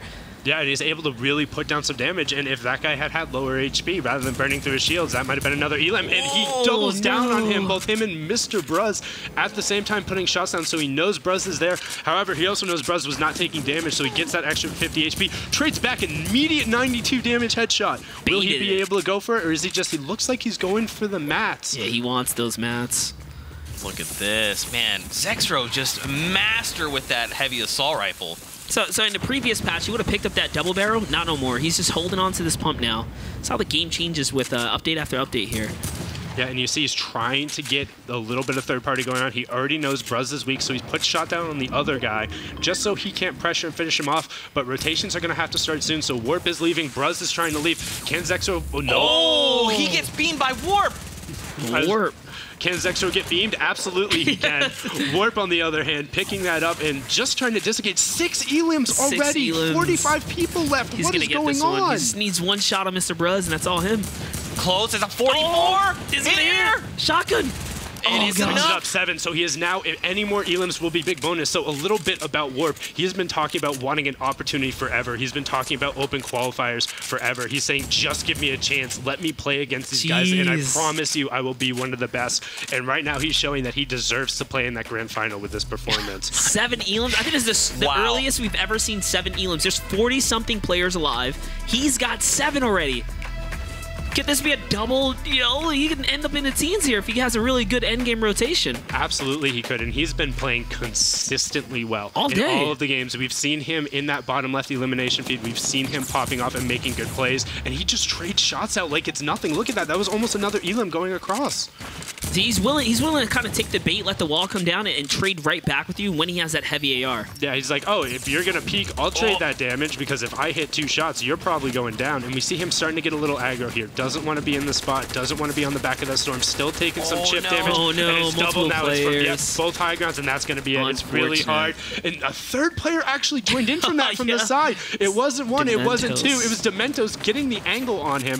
Hellraiser from above, no elims yet, but has a great spot. Orange decides to put him back in that little spray cavern where everyone was just firing, wants those extra resources, but knows the person in there just got focused, so a little risky.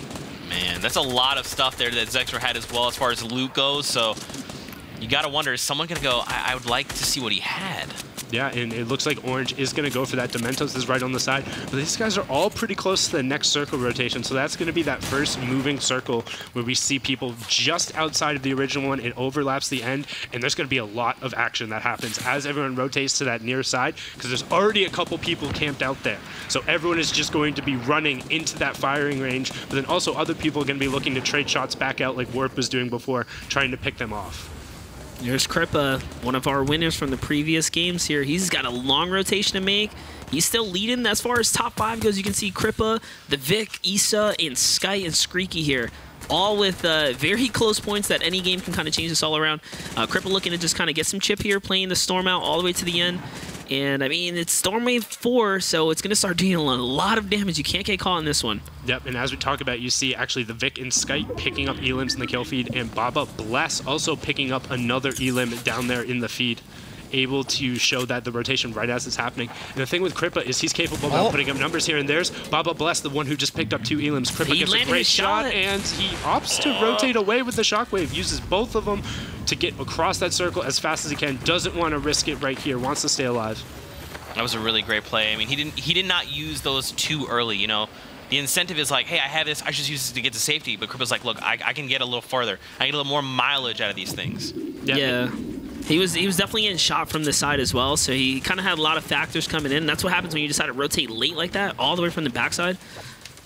Yeah, rotating late, you either have to use that utility right away, and here was the replay we were talking about where the Vic was able to pick up another elim, and this is going to give him an additional point. And he uses the rocket angle, that's the issue. So what Blackso did right there is he had a backboard up trying to protect himself from that angle so he could still peek. What that does is anybody with, say, a clinger, anybody with a rocket, can then lob stuff right off it. And here, the Vic trying to find again, looking for another backboard, but only has the 1 rocket left. Oh, look at this new save circle. Yeah, that's far, and you've got to go back across Retail Row, a lot of natural buildings to work through. But one thing we're noticing, Kripa, the way he plays relatively safe, and he looks for these late game sprees, so he was able to pick up an elim there, and that's what he did in the last game. He had the high ground, all of a sudden it's 1 or 2. You see Skype going down as well, so he is no longer going to be a factor. That was a nice play right there. He used the impulse, picks up the RPG at the same exact time, allowing him to kind of keep his full loadout. Just having that 1 rocket is you know, a game changer in a battle here. Yeah, particularly if you're able to fire it and catch 1, maybe 2 people rotating, you can take damage. You can afford to drop the shields, and that's Kripa picking up another one. Managed to get to 3 elims, and he is now on a point. Will he be able to keep pressuring? You see Freaks dropping Rapti right there in the elim feed as well. So we're starting to see players go down, and Kripa going through that loot, trying to be a loot goblin, getting focused by not 1 but 2 already.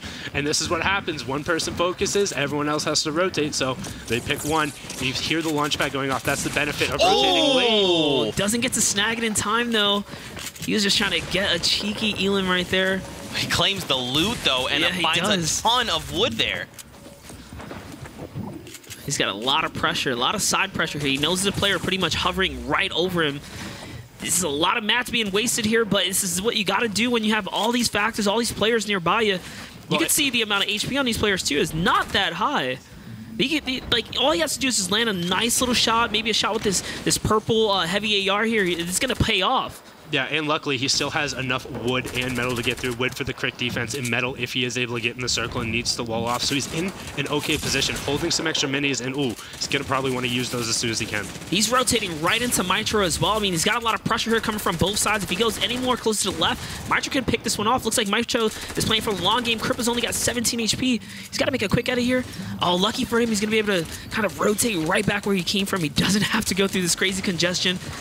So this might actually allow him to buy himself a little more time. There's only 18 players left. And here we see Mitro. He is on about 700 mats left, so about half of his total mats, but he's in the late game. He has a pretty decent... There's a guy right there. Yeah, and it's right on top of him. He does have some frag grenades if he decides to throw him out. Legendary heavy shotgun as well as a epic hand cannon. You see trap arming, and everyone is going to rotate back across where he is. He's trying to find the enemy. Nice shot! Was it enough? No, it wasn't. Mitro's only got one elim. That was really, really close. He's trying to exposed himself there. Lost a lot of HP. That was about 60 health to try and go for that trade and did not get it back. If I'm him, I put the brakes on a little bit and play for this 1.10 place. You're so close. Oh wow. Here comes the builds. Yeah, he needs the point. He cannot afford to be eliminated here outside of that top 10. He wants to find some elims as well, but he needs to pick up 2. The health for him would be fantastic, but like we said, he has to play for a point here. And that changes the dynamic of the game, right? When you have low HP now, sometimes it's not going to just wait. You just want to try and snag a quick one. Yeah, the fastest way to heal is eliminating another player. Exactly. He no understands more bandages. that. Yep, and I don't need bandages. Freaks picking up another one down there. I think that's his 3rd or 4th elim we've seen in this little run, so he's going on a nice little rampage, and Mitro just trying to get through airwalks. They're all hugging that near side of the circle. 11 players remain. All one person has to go down right now. Points are getting rewarded. There it is. So Mitro picked up his point, and he just got another elim, so that's on 2. The Vic goes down to Rojo. Woo! No, Mitro ends up being cleaned out. Airwalks is there, and is that it? No, we're down. Down to 3 left. Final 3 left in this game. Rojo, Skylar, and Markle. Uh-oh, playing a storm here. His HP's really low. Rojo gets a shot. It's a 1v1. Rojo has to be out of builds, playing the low ground. Markle will be able to dictate it, but he knocks him down. That was a great shot. He's trying to close in right now. Markle has all the advantage in the world with nine builds left. I mean, he's got the shield, though. Markle's just got to hold this high ground. He's running low on materials. He's recycling now, stuff that he doesn't even own. Yeah, luckily, Rojo here, we're rotating back through a previous area. He's able to utilize those builds. Stink's trying to force him out. Those are both very good. That's huge. He trades out a massive chunk of his health. And he's able to harvest that tree real quick. He's able to get some mats back, so he does have some protection while rotating through that. And he has the HP lead. 1 extra elim is a point here. What if he hits someone's strut? Oh, he drops it down. There's Markle coming through. Will Rojo be able to get that shot? He's going for it! Nicely done. Rojo. With the 1 tree he farms, 40% buff, gets 4 builds out of that, turns that into an elimination. That was sick. Rojo to turn that entire situation around, and you pointed out he stops just to farm that 1 tree, and that was enough. Yeah, the 1 tree able to make sure he has the cover, rotating back through the builds that were already there. But as soon as going, he's like, hey, you know what? I got this. I'm not out of mats anymore. I can go at this guy. I know I have the advantage, and it's weird to see somebody on the low ground dictating the flow of the play. Like, they're the one being like, no, you're going to run here, using the stink grenades to force him. Played that incredibly. That's what happens when you have shield and then you have the new pump, all right? It's just, that's what happens. Yeah, just happy to run at him, able to, confident in his ability to get that shot. And his opponent right there had the right hand. He wasn't too worried about it. He was like, nah, I can take this one. You're not going to hit that, and I'm going to hit my shot. That's some confidence. Man, just Rojo coming. It was just like, you know what? No, I'm going to go. And here's the thing, if he had missed, Markle would have probably blown him away. Maybe. So luckily, Markle right there was not on his shotgun. He had opted to try and peek right at that moment to get some rifle shots. So he traded out the 1 rifle shot right away, but it's not, a pump's going to beat you at that range every time. What an impressive showing from Rojo. Oh my gosh, so that is the 4th game of the day. We've got 1 game left to go. 1 more. We did see Mitro put up a point. Eliminated, I think. Could be the difference. Yeah, it was 8th place. He ended up getting eliminated. And the worst part is, though, he was on 2 elims when he got knocked away. So if he had got that one, the 2 probably would have been enough. But now he might need to clutch up in that last game. The 1 might be enough, but I think he's going to want a solid performance here. Absolutely. We'll have the standings up as soon as we get them, which I believe might be actually now. Let's take a look. Boom! So here we go. Crippa with that performance still holds the lead with 8 points, but the Vic right behind him as well. And guys, again, it's top 50 that move on to tomorrow's final. So as we go through, keep an eye out for some of your favorite people here. And again, the one I'd like to look for right now is Mitro. We know at least he's got 1 point somewhere on the board. The question is, how does he stack? 39. 39. Woo, so geez. currently, with 1 game left, Mitro is top 50.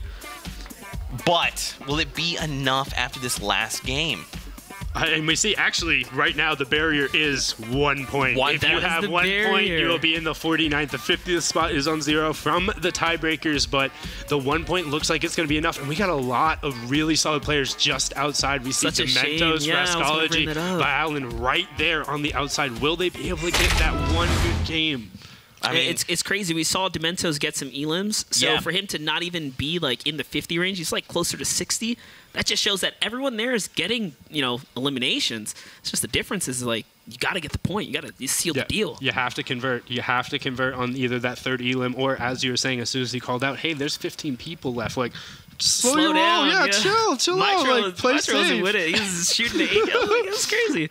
Definitely a very fast-paced game. We've got 1 game left to go. Do you guys think we're just going to keep this momentum moving forward? We'll take a look at some of the highlights roll as we discuss this, but if this is the last game, right, I got to feel like everyone's going, look, if I've got no points, it's time to just hot drop someone. If I've got a lot of points, I'm like maybe looking to just solidify my place. Honestly, I think we're going to see people play more conservatively this game. I think people realize, hey, if I can play super safe, try and just make that top 10, because top 10 at this point is going to get you through. If you can get top 10 in one solid situation, unless there's a lot of things that go on, the 1 point with a couple tiebreakers is going to end up being enough. And it's real difficult to eliminate 3 of these players because everyone is really solid. But to just kind of play safe and get there. That being said, if everyone is playing safe and trying to get there, only 10 people get that 1 point. Right? Are we going to see another Stormwave 3 or 4 70+ players? Exactly. We'll find out. But that being said, if somebody does decide to be like, oh, everyone's going to be safe, well, I'm going to pick up an elim here, get some extra shields, and just run at you. They have the option to do that. So I think it can go both ways. I think we'll see a mix of it. There'll definitely be a couple people going full send here to try to eliminate as many as they can. Because if you think of it, if you're Crippa in this situation, you eliminate someone on 0 points. If you go find Dementos and you eliminate him, he's gone. You don't have to deal with him in the grand finals, right? That's right. I mean, that on the counter end, if you're someone like Mitro who has 1 point, looking to score even just 1 more, you get shut down very early. That's it. That's the end of your run. And then we look at placement, see where people fall. For you guys at home, have you been enjoying all the action? Let us know with that hashtag Winter Royale. Make predictions. Who do you want to see go to the finals? Are they there? How many points do they have? Let us know. We want to hear from you. But with that, we're gearing up for our final game of Heat number 1. Is there someone that has impressed you guys? For me, Zexro. I don't even know what to say. You saw most of those highlights were his. He's had a lot of them. I want to say I like what Issa's been able to do. Just the accuracy and the amount of DPS output he's been putting with that heavy AR is pretty incredible.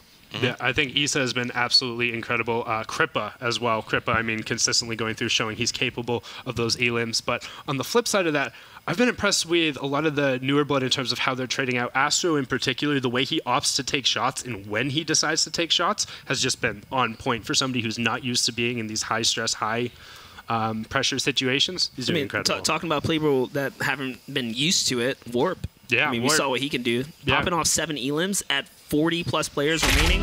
He almost had like probably one of the greatest performances we would have seen. Yeah, and you see him, it's aggression from him. He is looking to shoot other players. He is looking to fight, and he is comfortable. And like I said, this is 2-tap right away. Yeah. And Zex has been known for 2-tapping people back, so he's like, all right, I'll challenge you, no problem. You see here, this was the 7th elim he was picking up, but as I said about him, he's been asking for a chance. He says, all I want is a shot. Give me a shot at these guys, and I will take it, and I promise you. And so far, he's showing up. There he is. Absolutely. To see. You'll love to see it. I love seeing all these players come back. And again, we get to see, and it's funny to think about because we're like, oh my gosh, these clips are crazy. We're not even, we have tomorrow. Yeah, we still have a second heat. We still have a second heat. And there's still so much to see. The day is not over. No, the day is just beginning. We're at the end of the beginning right now with the last game starting. Yeah, because that makes sense. We're gearing up for our final game of the day, ladies and gentlemen. We hope you're enjoying all the action. And, you know, obviously, Cam, it's great to have you on the desk joining us. Yeah, it's been fantastic. I'm just happy to be here. A lot of the EU boys, I've had the chance to watch them from the original solo showdown coming through. So that's the like of Mitro as well, Kedster, who you saw. These are the players from the very first solo showdown we ended up doing who have been able to come through and not only perform in the skirmishes, but then also perform in the qualifier. And now seeing them through all of this, it's really just, honestly, it's a really cool experience to be able to talk about them and their experiences up here. Good old son, dad. But here we go, guys. Match number 5, the last game of Heat number 1. We're getting into it right now. Yeah, some dreams will be shattered here, and we see the bus path going from bottom left to top right. So some of those POIs are going to be a little harder to hit. The junk drop is really difficult, as well as Haunted and people who like to go motels. And you see most of the people are off right by the start of retail. A couple people trailing in at Wailing Woods, but I expect to see some early hot drops going on. I do expect some early aggression. I mean, it's kind of crazy how, like, the European and North American region, some of these spots that they contest for, like Pleasant, I didn't, you know, in the past, we've seen Pleasant at times completely ghost town. Now, multiple players really fighting for different locations. So just shows that when, you know, you get new faces like to do new things. And you're really seeing it. These guys are all over the place. Like, look at Pleasant. There's now, every round has had more players there consistently. Just progressively getting more and more. More and more people. Yeah, and it's funny with the bottom left to top right bus path, seeing so many players down in the corners, and Zex is gone. Kylester just shuts him down outright. Bible thump in the chat, y'all. That was Zexro had a great run. You love NA hopes and dreams fall to Kylester, who we have seen just putting shots on shots on shots, not afraid to contest. And Ezra down right away to Hirace in Tilted. The Tilted fight coming down, and that is rough. If you're in that last game, nobody wants to see themselves be eliminated in that first couple. It feels so bad to have your destiny in somebody else's hands at this point. Yeah, just kind of like you got in and you got out. Yeah, Back to lobby. And that Hirace also was taking incredibly low. You see sub 58 or sub 100 HP after getting the 50 back. So that trade had to be incredibly close, but that's the difference of getting attacked to a pump right there. What do we have here? Just kind of looked like someone just rifted out of there. So Tommy right here might have been in the little fight. Rockon coming overhead here. Great AR. These guys don't have the best loadouts. I'm interested to see if Rockon wants to pressure this. I mean, he's got an SMG just good enough to kind of take the close range. Yeah, it's kind of an awkward area to be fighting too. You're in between the Corrupted Zone, Retail, and Paradise. There's not a lot around in terms to farm for mats, so if you get pressured and out of mats, you're just in a bad spot. So you see Rakan just being like, nah, I'm out, bye. Yeah, not only that, like, just weapon loadout, right? Like, you don't have a lot of options to loot from here. The longer you take, the sooner other people are going to get to those locations, and it just won't work out. So Rakan cannot go for eliminations here. He's got to get his loadout right. Yeah, and you see him get over to that Corrupted Zone right away, but somebody else is coming right across from that, rotating directly next to him, and it looks like, yeah, he let him go past, and there's Suezu coming in, has the additional shields, is trying to put pressure down, and we talked about the double barrel. Hirace is still low from that first engagement, and it looks like Suezu was able to clip him a little more, and he's trying to hunt him down here. He hit him for 112 with the double barrel right there, so he just barely nicked him. Hirace must have had some shield going at that point, and now he knows he's got to go for it. We talk about like being able to heal players when or hear players when they heal. That didn't happen. He finds him. Yeah, and he was able to run him down, and it looked like Hirace was trying to just create enough room to maybe use that launch pad and get away. It had a slurp running or something, and just a couple ticks came off it, but at that point, you're at the mercy of Suezu. He's not going to let you get away. He knows you're on white HP after hitting you for 112. So, and here we have Alec going off against Stecco from O-Serve. He does have dynamite if he decides to pressure him, but no shotgun. His close range weapon is going to be limited to that blue SMG, and I don't think he's going to be able to end up pressuring here. Definitely looking for a shotgun, going for that chest there. Like, I need something. I would like a pump. No, this is not the gold pump I'm looking for. Where are you? So, however, though, yeah, the shields are good enough because he can go challenge Stecco now with that HP enough, assuming he doesn't get the one pump going in. Before, it's real difficult to challenge somebody without shields with only a compact because any shotgun can one-shot you. Like, even the attack in that instance, they get a good headshot or, like, a full pellet body shot, they could take you down. But he doesn't have that. He just has the legendary compact SMG, or epic compact SMG, excuse me. So he could go down if he gets challenged. Both of these players only have SMGs as close quarter loadouts, as far as we can tell. And, I mean, as like, Alec knows that Stecco doesn't know where he is because he was throwing, like, Hail Mary nades. Yeah, and we're flipping over to replay here of NIP excited, trying to get some shots off. There's 1, 2, 3, 4 tack shots. And Sunjay goes down there. Man, Grappler is the reward. I'll take that. Yes, please. Here's Dayzax chilling in Greasy Grove, getting his materials right, farming his stone. Seems like he's got a couple players here. This is where we've seen the likes of Keenstar landing.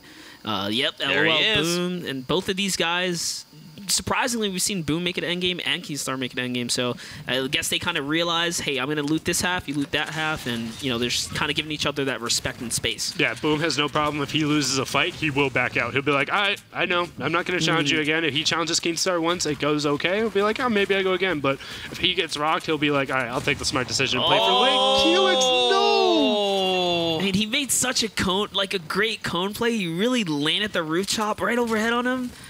He had it, and it seems like either he couldn't place a wall right off the side or didn't opt to place the floor first, but that's super unfortunate, especially in the last game. Like, he needed points there, and I think that might be it for him. And now we're over to Skylar here, who's engaged with Vero X, looking to close in. Pump is out, but this player's making it very difficult. Oh, one shot for 30. And that's the minimum damage he could have got there with the new change. Dynamite going off right now. So we'll expose him, and he's getting third-partied as well from above. Someone took that elim that he was working so hard for. Oh no, actually he just barely sneaks out of there. So it's Klusha here coming from overhead. He's got Virox really low right now. Virox doesn't seem to have any heals, just kind of sitting here biding time. Yeah, it looks like his game plan is to just wait and hope the other one's third party, but looks like Scalar got the wall edit on him, and he's going to be able to own that and get out. And he did have a medkit. He just didn't have the time to be able to pop it. So as the storm is coming in, that gives Scalar some options to try and get out of here. And look at how the game changes. In the past, a fight goes on, you dive it. Klusha knows, nope, that guy just got healed. I lost the opportunity. I got to get out of here quick. Klusha had a whole escape plan. He was like, look, if one of these guys dies, I know they're going to get that 50. I don't want to fight. One balloon, quad, I'm out. That's it. Yep, and he's set, and that's what you need, honestly. Like, a lot of people think it's just building like a god or being able to hit all your shots, but decision-making is one of the most important things in competitive Fortnite when you come down to it, and knowing when to disengage. All right, here it is, some grenades. So this player knows he's got to get out of there. That's a shot, traded. Really good damage traded back and forth, but this player still has shield. Yeah, and this is Alec, who people had no idea who he was. They've only seen him in pub matches, but so far he qualified in the top 5, and he's been putting down some pressure. We've seen him in good fights, but not quite stringing together enough to get some points. And here, Dazzlo is putting pressure on him.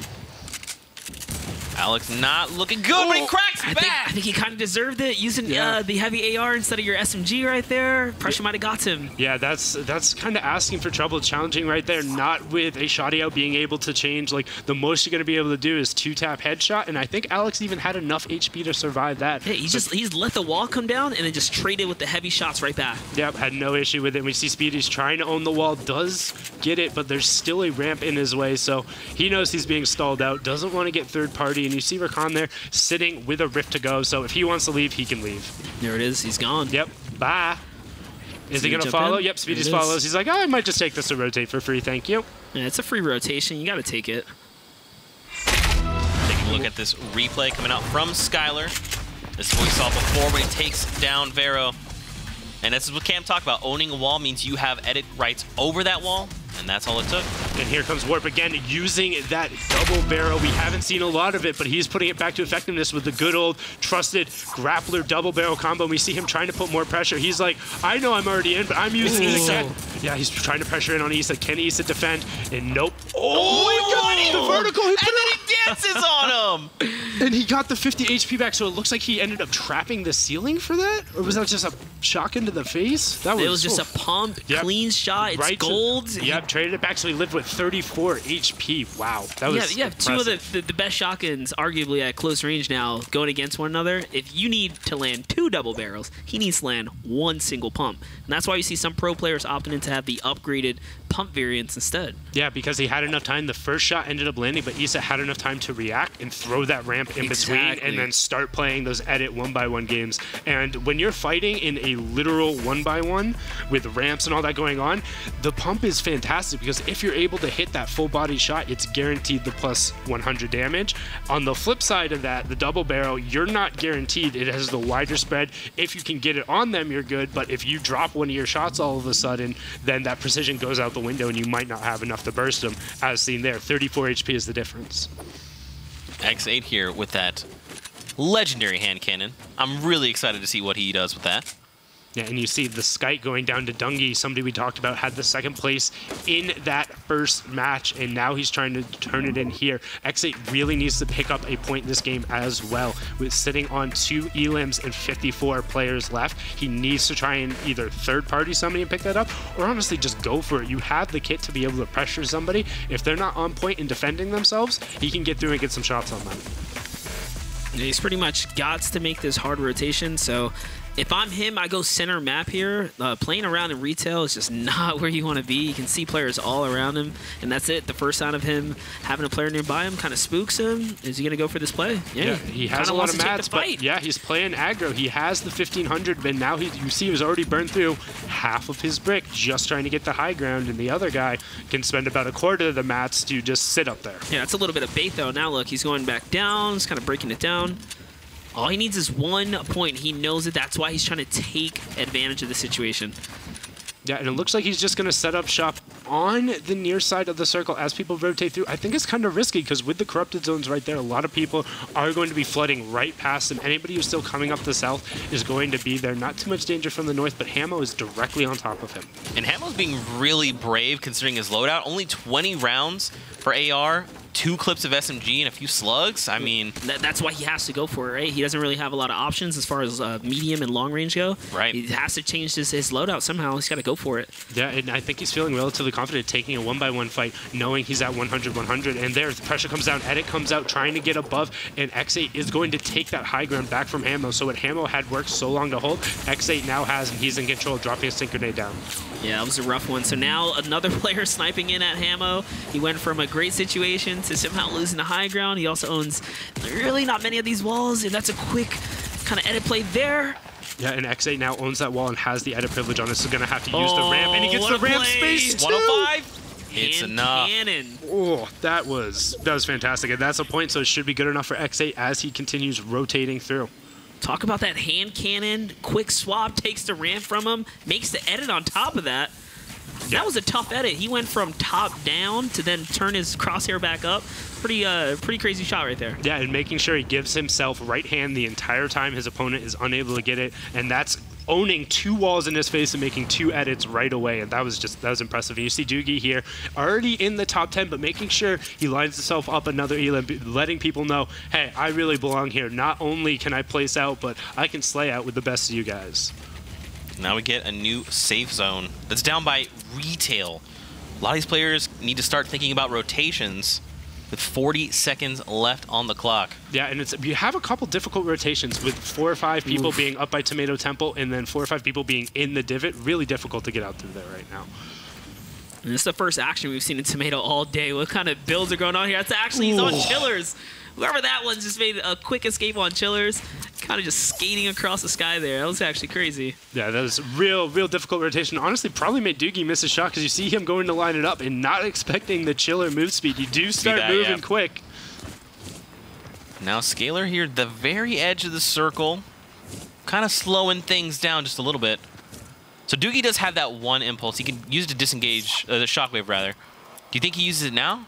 Maybe just saves it? You kind of wait on that one. Yeah, you definitely wait on it unless you're about to trade out for some kind of heals or something like that. Yeah, you see he's deciding to kind of rotate into the vending machine.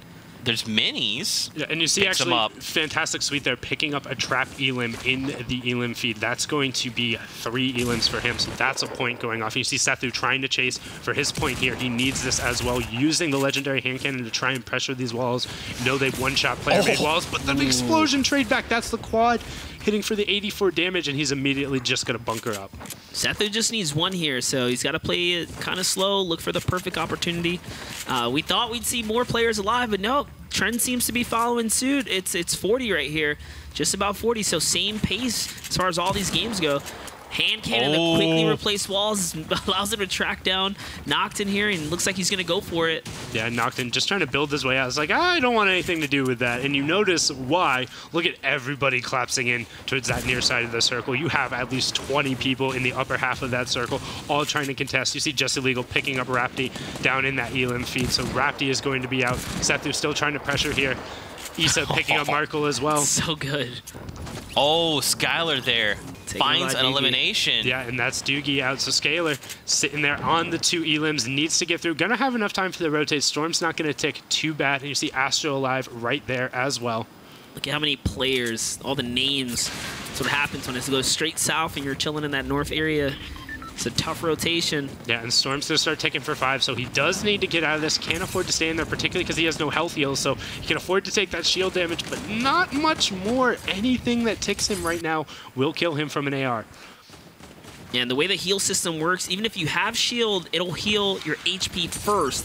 So he's really got to do something. He's got to get out of the situation. Stink bombs are coming in. Sweet's right overhead. Yeah, Sweet's in a very similar situation, just trying to get out of there. Luckily, he has already managed to lock himself up a point via Elims, but he wants to get out of there. He wants nothing to do with that, especially because the circle is so far from that initial near side. It is now all the way across from the south. A shot rang out just over his left shoulder. Oh, now gosh. over to T-Chub. Calls loot. Yeah, trying to get over there, be a little loot goblin, get as much as he can, but there's somebody right on the other side. Looks like it's Astro. Baba Blast trying to put down some pressure.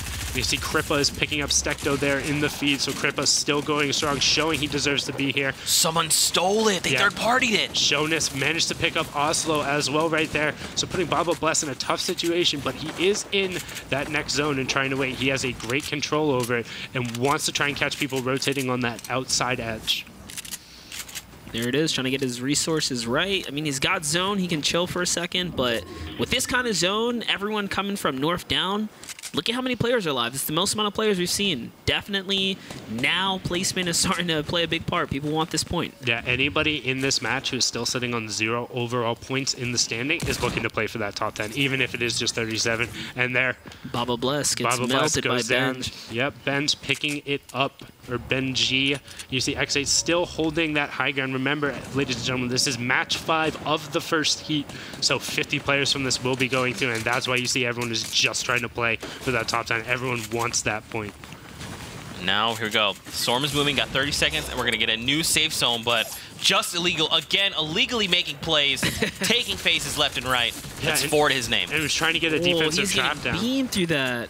He's got to be careful now. He can't walk in there. He's still got to take this wall off. Someone else sees all this carnage here. He's throwing in all his explodes.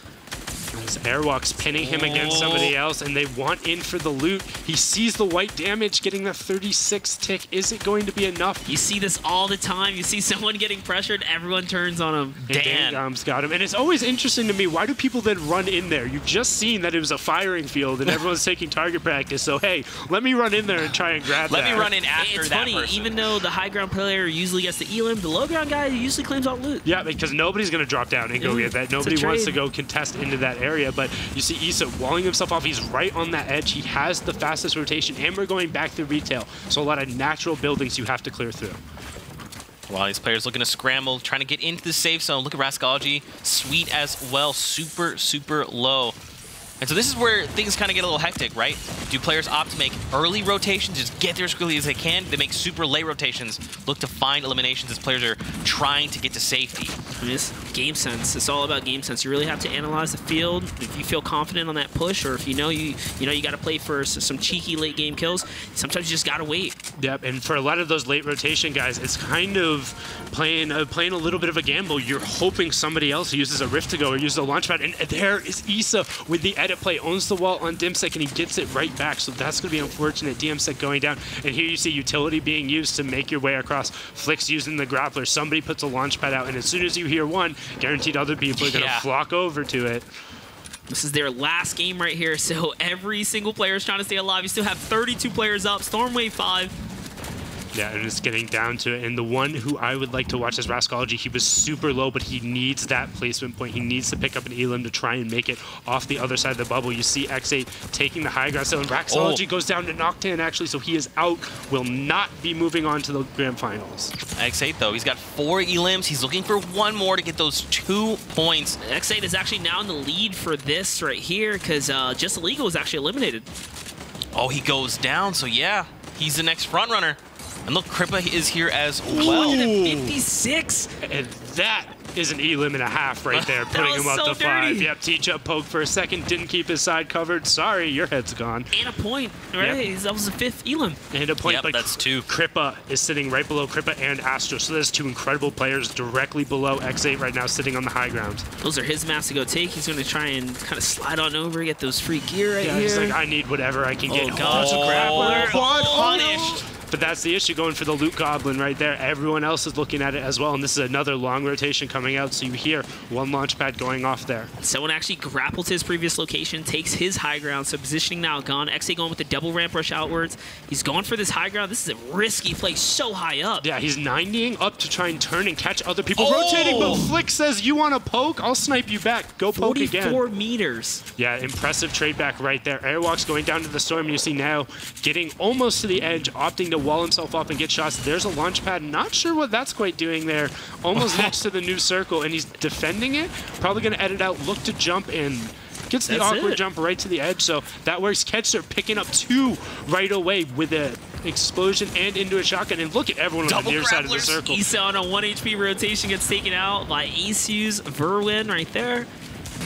This lobby is dwindling very quickly down to top 11. Next person who gets eliminated is just outside that point. Every person who is surviving after the next elim gets that point. They need it. As soon as you hear shots off, most players are going to be safe. Somebody is firing a quad launcher, but they're looking for it. Everybody wants that point out of this group. Look up top, man. Crippa has ultimate high ground right now. Crippa got crew. Crippa shotgun crew, and that's going to be the top 10. So Devil, despite going down, will pick up the point. 8. That is... Wait.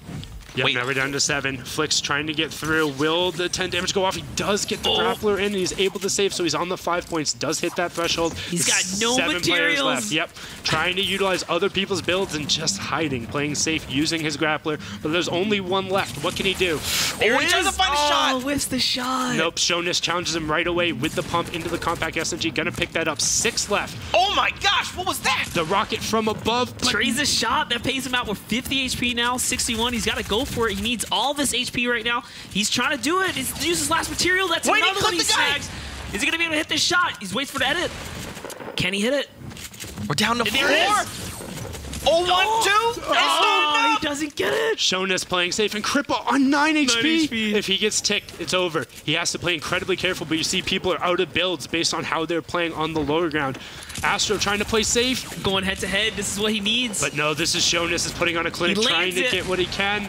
Shonis needs 1 more elimination. It could be a no, it's not. Nope, it's Crippa. Crippa from above with a rocket launcher. I think we've seen that before, right? I think we've seen Crippa doing that. That was how he picked up his victory as well in the second game. And just, wow. Wow. Crippa being the first to have 2 victory royales in a heat. Kind of lucked out. He had no mats, kind of falls just on the edge of the zone.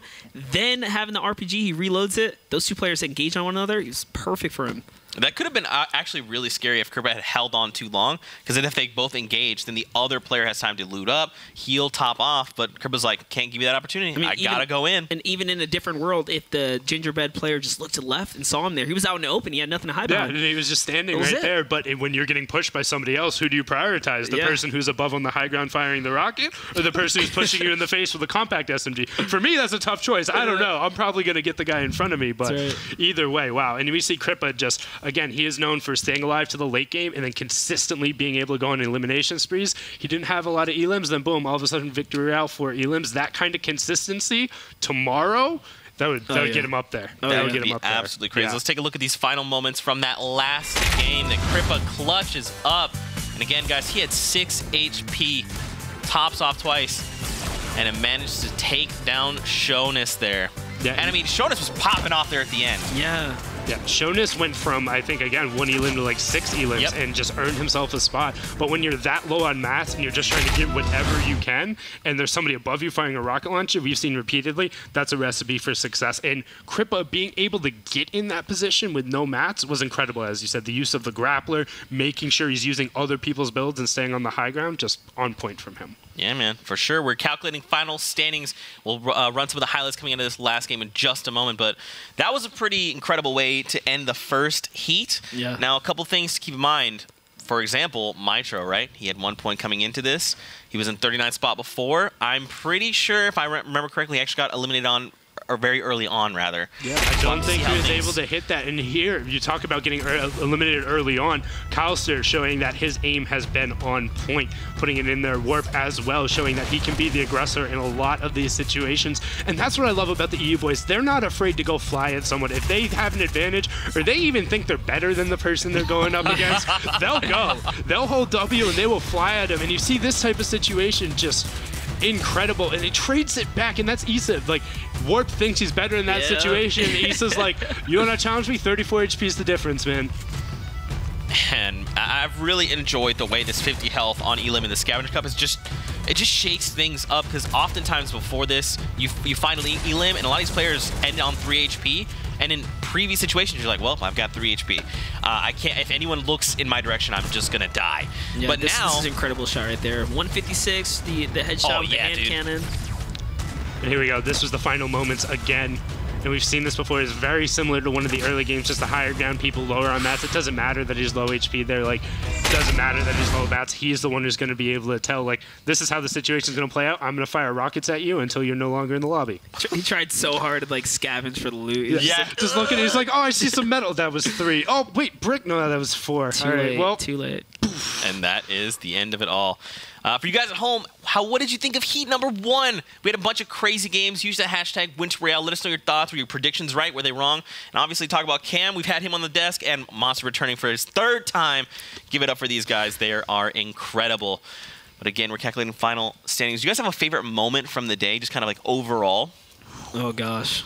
There was a lot that happened. You know what? I think for me, it definitely had to be Warp's Rampage in Game 4 when he just kind of decided, you know what? I'm going to go at every single person here. I have the kit for it. I have the positioning. And him just challenging everyone. It's like he sees that the person's going to shoot at him. He's like, okay, you're going to hit your shot, but I'm going to hit 2 in your face, and I'm going to take the 50 HP, and you're going to go back to lobby. So, and just seeing that level of confidence, and even then, he's pushing Issa, who's known as one of the literal best players in the game. He's running into the 1v1, and like I've said it twice now, 34 HP was the difference, but that's an incredibly close fight. And for somebody who has been begging just for a shot, showing that level of confidence here, I want to see if he translates that to the grand finals tomorrow. Yeah, for sure. What about you, Monster? I don't know, man. I'm kind of starstruck just by like everything that's been going on. If I'm being completely honest, like it's just action everywhere. I'm more surprised at the overall performance of all the players. Like, genuinely shocked to see only 40 players consistently every single heat. Like, we've just had the same amount of action, the caliber of pushing. It was only the last game that we actually saw the brakes pulled. And that was in like the late stages when you realize, oh, you know what, top 10's just kind of right there. Let me go for that instead. You see the gameplay kind of shift up. Yeah, for sure. We've had incredible victorials throughout the day, so let's revisit some of those incredible moments. Yeah, and here we see Skite on the high ground. This is from the very first game, and being able to drop down and challenge right there, knowing he has that HP advantage. But even then, he dropped down to 50 in that situation. And Doogie, who we talked about earlier, and this is Kripa on his first VR. There you go. That's my favorite moment. I take it back. To take the L dance from Kripa, get the high ground. That was kind of crazy. For sure. Well played. And I think that was the only person to get a big bonus with 8 elims. I think Kripa is the only person in Heat 1 to do it. Yeah, and here's the Vic was able to pick that one up. And honestly, this was my most impressive victory out. Rojo dictating the play from the low ground and being like, yeah, you're going to pull a rifle out? I'm going to put a pump in your teeth. Let's go. Definitely some really great up. games, man. And this is the final one. And Kripa just clutched it up. Yeah, and that's the consistency. That's what happens. Kripa looks to survive through the mid game into the late game. And here's the final. Kripa, very deserved top spot with the 12 points. That's right. Right behind them, the Vic with 8, Issa in 3rd with 7, Skite with 5 in 4th, and Rojo with 5 in 5th. Now, guys, again, do not forget, it is top 50 that are moving on to tomorrow's finals. So one player in particular I'm going to look out for right now is Mitro. We saw him before in top 30. So, and we did see Zexro did go through. Zexro was on the first page. He's Nicely through done. the 3 points. And boom, Mitro, 46. Oh, God. 46. By the skin of his teeth, Oh, Mitro boy. qualifies. Tyovsky in there as well at 34, just illegal, showing off in that And 50. look- Keemstar's Oh, out. Keemstar gets Keemstar's out. Oh, gosh. That is incredible. No. At that 51 spot. You know what's the craziest part about it? The story right there. Greasy Grove, they were just Yep. back and forth. LOL, boom, Keemstar. They were contesting, and they kept it through to the end. Yep, and that's the difference right there is Boom was able to get those safe disengages, able to make sure he won in those tiebreakers. And somebody else right there, Marky in spot 49, not only does he grab spot 200 in the last session of the last qualifier on EU, he grabbed spot 49 in the last game of the first heat. Like, just absolutely incredible, the amount of clutch that is coming out, and just seeing Keemstar on the outside, Valen on the outside, Noisy. They held fast in the qualifier, being able to hold these guys off, but not able to translate it to a top 50 performance. For everyone that saw all 50 names there, they're winners. They Yeah, qualified they're winners. for the actual finals of the what might be like some of the best players in the European region at the moment. So Yeah. that's an impressive feat if you got top 50 this time. Yeah, for sure. And obviously, again, guys, don't forget to use that hashtag Winter Royale. Let us know your thoughts. Were your predictions right? What do you think about all these players that have qualified, the ones that didn't? We want to hear every single thing that you have to say. But with that, we are done with heat number 1, gentlemen. So we're going to take a little bit of an extended break, but don't go anywhere. We'll be back with heat number 2 very shortly. We'll see you then.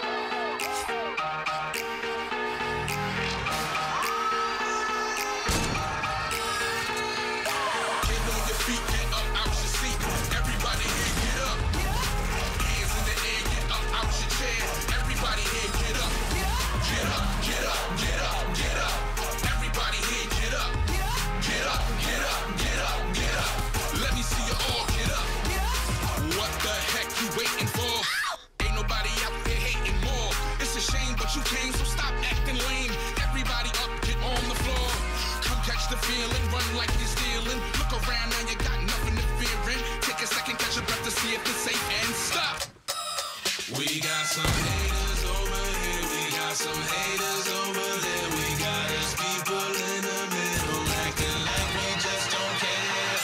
Get on your feet, get up out your seat. Everybody here, get up. Hands in the air, get up out your chair. Everybody here, get up. Get up, get up, get up, get up. Everybody here, get up. Get up, get up, get up, get up. Let me see you all get up. Don't make me come over there. Throw you through the ropes just like Ric Flair. I'll be forced to erase that look on your face. I'm gonna get you out your seat, I swear.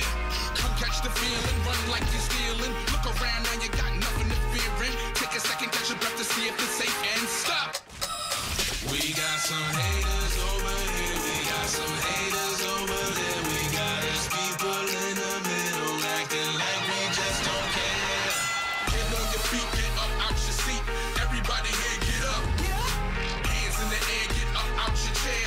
Everybody here, get up. Get up, get up, get up, get up. Everybody here, get up. Get up, get up, get up, get up. Let me see you all get up. Everybody in the building, put your hands up. Let's go, y'all. All people, yeah, yeah, yeah. Come on, come on, come on. Get on your feet, get up out your seat. Everybody here, get up. Hands up, hands in the air, get up out your chair. Everybody here, get up. Get up, get up, get up, get up. Everybody here, get up. Get up, get up, get up, get up. Let me see you all get up. Get up, get up, get up, get up. Everybody here, get up. Get up, get up, get up, get up. Let me see you all get up.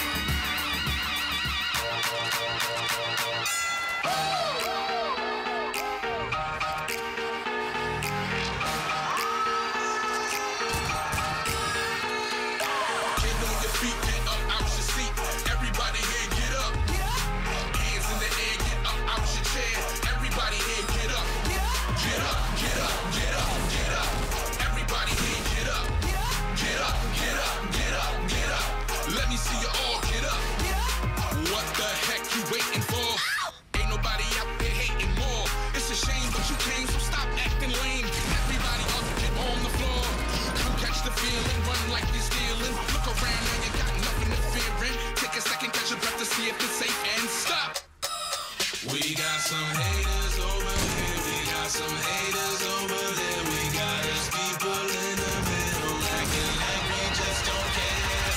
Get on your feet, get up out your seat. Everybody here, get up. Hands in the air, get up out your chair. Everybody here, get up. Get up, get up, get up, get up. Everybody here, get up. Get up, get up, get up, get up. Let me see you all get up. Don't make me come over there. Throw you through the ropes just like Ric Flair. I'll be forced to erase that look on your face. I'm gonna get you out your seat, I swear. Come catch the feeling, run like you're stealing. Look around now, you got nothing to fear in. Take a second, catch your breath to see if it's safe and stop. We got some haters over here, we got some haters over there. We got us people in the middle, acting like we just don't care. Get on your feet, get up out your seat. Everybody here, get up. Hands in the air, get up out your chair. Everybody here, get up. Get up, get up, get up, get up. Everybody here, get up. Get up, get up, get up, get up. Let me see you all get up. Everybody in the building, put your hands up. Let's go, y'all. All people, yeah, yeah, yeah. Come on, come on, come on. Get on your feet, get up out your seat. Everybody here, get up. Hands up, hands in the air, get up out your chair. Everybody here, get up. Get up, get up, get up, get up. Everybody here, get up. Get up, get up, get up, get up. Let me see you all get up. Get up, get up, get up, get up. Everybody here, get up. Get up, get up, get up, get up. Let me see you all get up.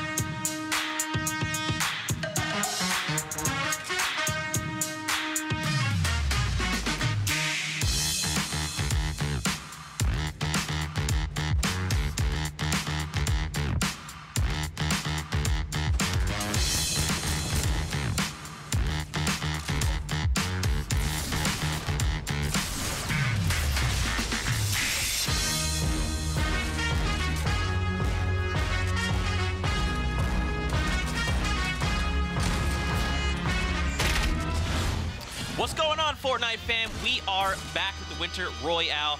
We just wrapped up Heat 1 not too long ago, and now we're back for Heat number 2. As always, I'm Zeke, and we are joined by Monster D-Face for his third time casting.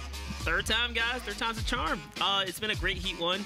Having Sundown kind of just like tune in with us for a little bit. That was crazy. We had some insane, deep analysis kind of going on. And yeah, big shouts to everyone hitting me with the tags, man. I see the feedback, guys. Thank you all. There it is. There you go. Obviously, great first set of games. We have 5 more coming up. And after these 5 games, we'll know our full 100 finalists going into tomorrow. Again, it is 50 that will be moving on. So first, let's touch on the standings that we had coming out of the first heat. Just to remind you guys to see who's coming out on top, and that was Crippa that did walk away as the #1 seed going into finals tomorrow. But keep in mind, it is the top 50 players that are moving on. Cannot stress that enough.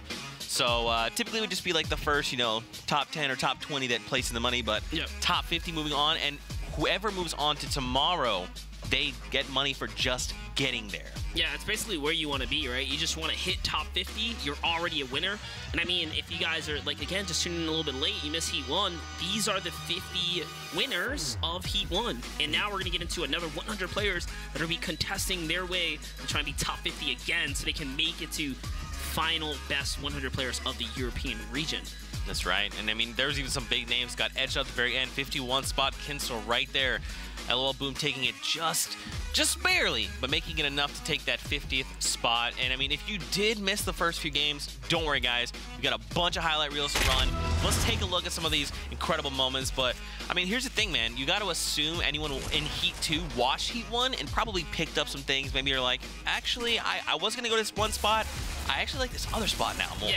But you see the amount of players that land in like Pleasant Park and places like Greasy Grove. You best believe those places are not probably not going to have as many players anymore.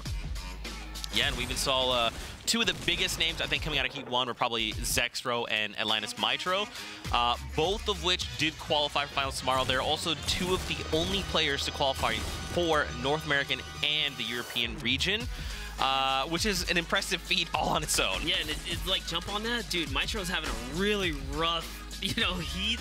Kind of, was unfortunate to not see him get it a little bit earlier, or a little bit more comfortable as far as the points went. But he did manage to get himself a nice little placement point, and that solidified him somewhere around like 40-something place there. Yeah. It's pretty close. He managed to make it in, qualifies for tomorrow, but that's okay, right? He's able to wash today off and say, look, you know what? Regardless of what happened today, tomorrow's finals is going to be a different time altogether. And man, there were so many impressive players just throughout the day. Issa, Zexro, Mr. Bruz, Crippa. I mean, I could literally sit here and name a bunch, but it's cool to see different tiers of players playing, right? People we're used to seeing, and a bunch of new faces as well. There's loads of new faces, man. Like it's pretty crazy to see like Crippa come out and first in this. Basically, if you take this ranking, like Crippa should be feeling very confident for tomorrow, right? Because what you're looking at is essentially him showcasing that he can take on, the best players and rank #1. This is hard to do, even if it's just the Heat. These are still 200 top-tier competitors that fought their way through, everyone in the gauntlet. There was a lot of fan favorites that didn't make it this far. So if you did make it in, if you got those high 20s, high 30 points, you're insane. Yeah. Definitely. Let's take a look at the rosters coming in. The 100 players that will be joining us for Heat number 2 on the day. And like we kind of talked about, so this is the first open kind of tournament we've done. A lot of these players, that person's name is Zeke. Number 9, his name is Zeke. Oh. Demon Zeke, number 9. All right. I'm going to talk to you later. I'm actually playing in the tournament. There you go.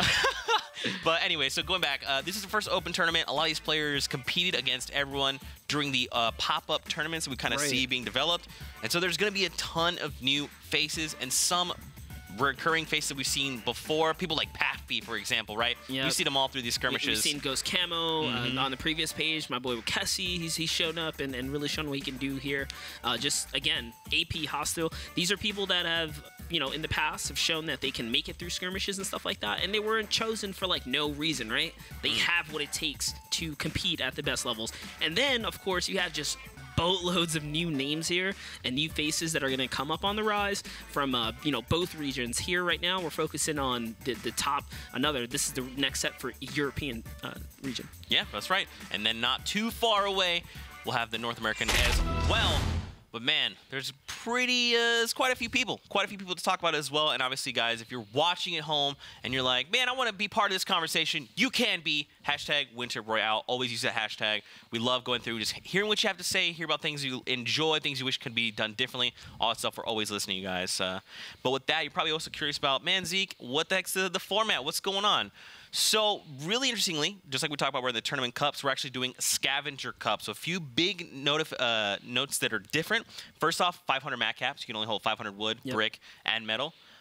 The materials are farmed 40% faster, which is really cool. And then obviously that 50 health on elim. So like, let's say we watched it a lot actually. Yeah, when people drop 3 HP. Not only just the elimination feedback, we saw that one super clutch end game where he farmed 1 tree, got 4 builds off of it, and that was the game changer for him to go from low ground to just build up even ever so slightly to get the pump off. So the material change is also like incredible for Fortnite. Yeah, for sure. And then on top of the Scavenger Cup, we actually have a format that you're probably familiar with. That's big bonus. We bring it back, the crowd favorite. So obviously eliminations at the 3 elimination threshold, you get 1 point. At 5, you get 2 points, and then at 7, you get that 3 point. And obviously, we've got the big bonus. After 7 elims, you get 1 point per elimination. So at 8 eliminations effectively, you'd have 4 points just based on elimination. But do not forget, there's still placement points to be had. Yep, and then that works off as if you can get top 10, you earn yourself 1 point. Second to third place will be a 2nd point. And then Victory Royale worth 3 points. And we've seen players literally change their entire endgame style once you approach that 10-point range. And of course, don't forget the most eliminations in a single match in stage 3, which is to come, will be a 20k prize bonus. You love to see it. And obviously there's quite a bit of money on the line. We have 500,000 for EU and then as well for North America. So this is a prize breakdown, and kind of something we touched on a little bit earlier was just qualifying for finals. You get a piece of it. Yeah, so we already saw our first 50 kind of make it through. It's got to be a huge load off as far as pressure goes. You're kind of already a winner. And if you can get yourself top 10, I mean, 9+K isn't too shabby. So we'll see who's going to walk away with that 75 G's as far as the prize money goes. Yeah, man. And then some for elims. That's right. And I mean, also, let's not forget the bragging rights. Be able to walk away and say, hey, look, I'm the best player in this region. I mean, it's kind of what you're saying, right? Because everyone had an opportunity. This is what everyone, kind of cries for. Like, when am I going to get a shot? How do I get there, right? This is how you get there. You grind these public tournaments. You go out there and prove your worth. We saw someone to highlight from earlier, a Warp saying that he wanted his opportunity. He came out here. He was fragging against pro players and other competitive players in the community. So this is your opportunity, guys. You guys can go out there and get it. There you go. Now, obviously, we have seen, if you're new to Fortnite, maybe you're just tuning in, you want to learn more about the competitive side, the Scavenger Cup is definitely shaking things up quite a bit. Do you maybe want to touch on that? Because I know you actually qualified for that. For a small time before figuring I was going to host, I figured, why not try it? We ended up ranking, and then, I found this opportunity, so focus here. But all in all, yeah, the scavenger mode definitely shakes up the competitive. We saw it shift the entire game. Typically, where you see 70 players live, there's like 40 players, and the numbers is, just dipping even lower than that. And that's because the fact that when you battle people, you heal. Fighting in a storm isn't as dangerous anymore. You can get these extra HP buffs to allow you to pull off the med kits, allow you to, kind of eke away from a fight virtually untouched, right? Because you're getting healed for shields as well. So it's a game changer, but it's a good one. Yeah, I really enjoy it. We've even seen things like players hopping off to take fall damage and coming down to very small health pools. Be like, oh, I got that elim. Back up with that 50. Right. So it's definitely shaking things up. And obviously the mat cap.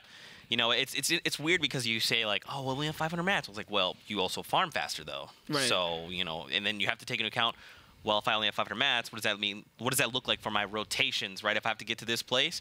And we've seen some players, they kind of get in this mode where they panic a little bit and they just like burn mats and they're like, oh. Then you see it kind of really punishes them because once you start like going through it too quick, you find yourself in really sticky situations where your back's against the wall, you burn too much, and since you only have 500 materials or cap, right, 1,500 total, you don't have maybe what you're used to. That 3,000 from the normal game modes is just not there anymore. So the game has definitely shifted. The pace of competitive rotations is a lot different now. You have to be a lot smarter, and you have to carry like things like grappler, huge resurgence in grapplers, where in the past, maybe you didn't really necessarily need one. Now you need some kind of mobility for these rotations.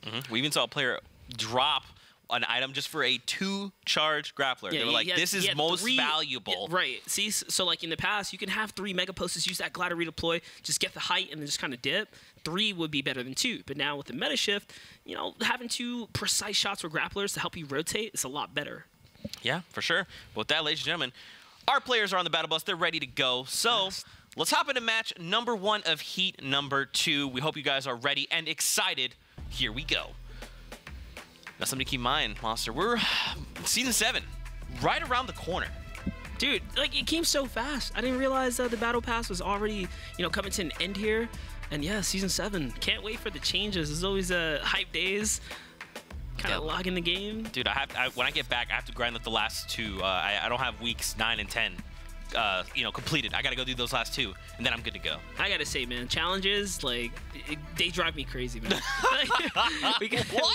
We talked about this a little bit last night, but like, basically, I was the guy in an LTM. I did some challenges, and I backed out, and I didn't get rewarded. And yeah, nearly lost my mind. Yeah, that's fair. That's fair. I've tried that before. I very quickly picked up. But here's the thing. Why didn't you check? Actually, hold on. Ladies and gentlemen, getting word. We're actually going to restart this last game. We just had a little bit of technical issues. We're coming back out. I know. Hey, how's it going? I missed you. It's really great to see you. I've actually missed you. We've been gone for quite a while. But now we're back. But don't worry, we're going to hop back into game. We appreciate your patience, so just bear with us for just a moment. Now, going back to me flaming you, why did you not check? Why did you go in the game and do a thing and then back out? Like, first of all, when I do challenges, like, I do a thing, I complete a game, and I come back and I'm like, I got the one. There it is. You see it. And that's how much, like, they drive me crazy. It's so trivial. I'm like, oh, I got to land at where? Jung Junction? Like, who goes to Jung Junction? Like, I don't really land at some of these places. So I was, like, doing some of the simple stuff and then, like, just kind of backing out really quickly, trying to, you know, speed up the process a little bit. Yeah, only to find that it, you know, kind of bit me in the butt. All to do it again, you know. Well, whose fault is that? Clearly mine somehow. I don't know. I'm just kidding. Give me my pen. There it is. Epic. Give us rewards for, you know, even back out there. No, this guy. So just to be clear with you guys and let you in on the loop, be transparent, we actually had one player that did not make it into the game, so we're just resetting. We want to make sure everyone has a fair chance. Put all 100 players back on the battle bus. No big deal, but we'll launch as soon as we can. I mean, to be fair, if I was that one guy, you guys are resetting this, right? Like, make it happen. Like, you know, so, excuse me, I'm not on the bus. The bus is left. I'm still here. You don't want to be that one guy that, like, you qualified and then it's like, what? I missed a game? That will set you back pretty hardcore. We saw games, just one game shift players' entire experience. Like, Skype, I think he only in game 1 managed to score 5 points. And those 5 points turned out to be the points that actually made him qualify, because he didn't score any more in the other 4 games. Right. Yeah, we see. So what's interesting about the format specifically is, one, only top 50 move on, right?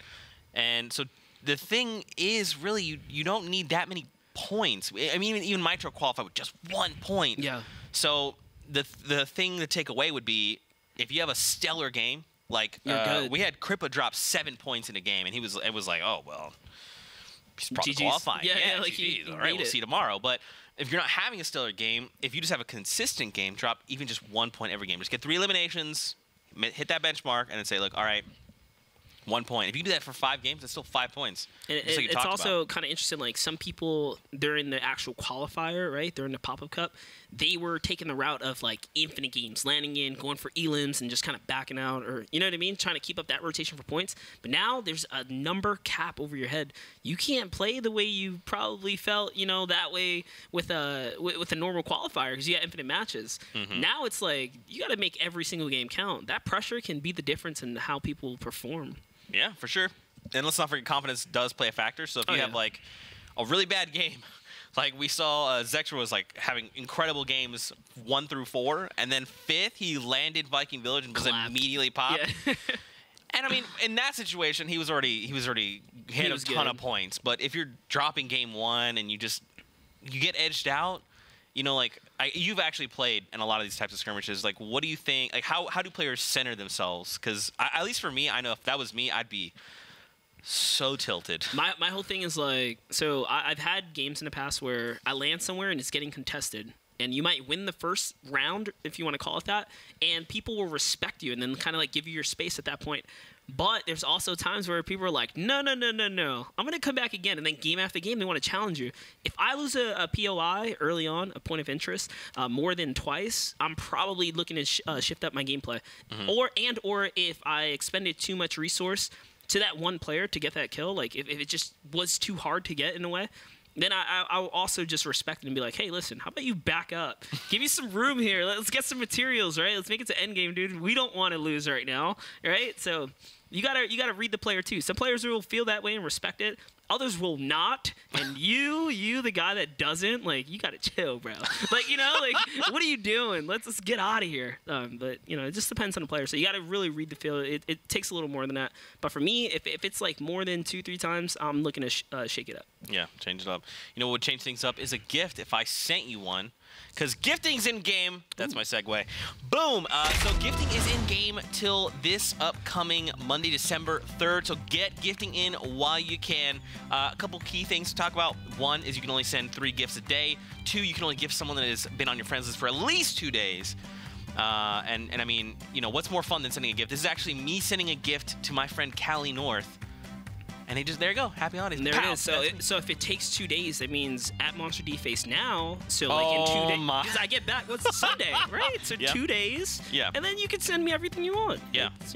Well, also keep in mind you can only send what's in the shop currently. So I can't just like open up a list of things and say like, hey, that one thing you've always wanted, click.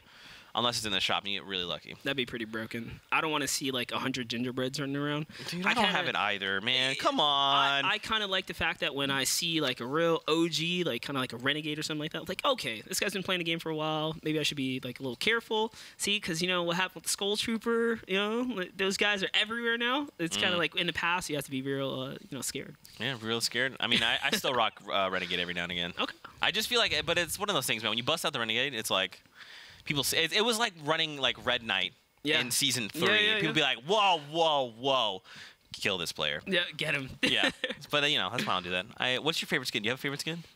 So right now my favorite combo is, I don't know the name, but it's the white girl with the red hair to the side bun with a military kind of like desert camo. That with a new ninja sword, the black and gold ninja sword. So it's one of the like default kind of reskinned with the sword. Is it Bullseye? Does she have the hat?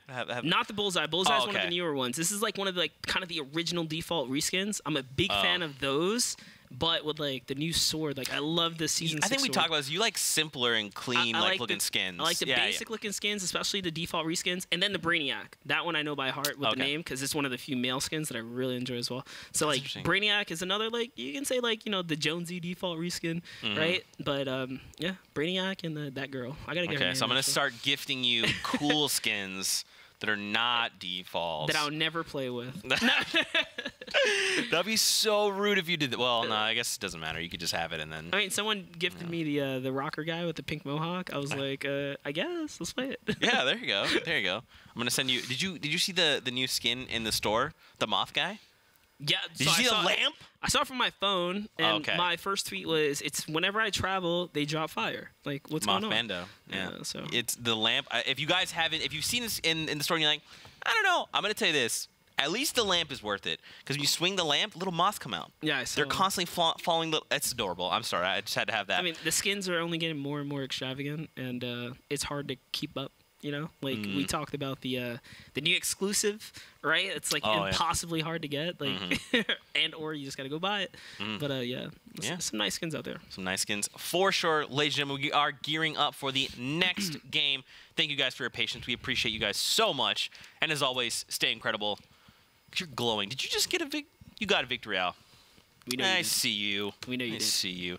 And obviously, guys, don't forget to use the hashtag Winter Royale. Let us know your thoughts. Send in your predictions, maybe in your favorite moments. Talk about how, monsters help you level up your game if you've never played Fortnite before in your life.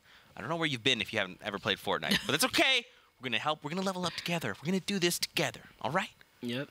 That's I'm excited. I just try to stay on top of, like, helping the community just kind of level up their game sense.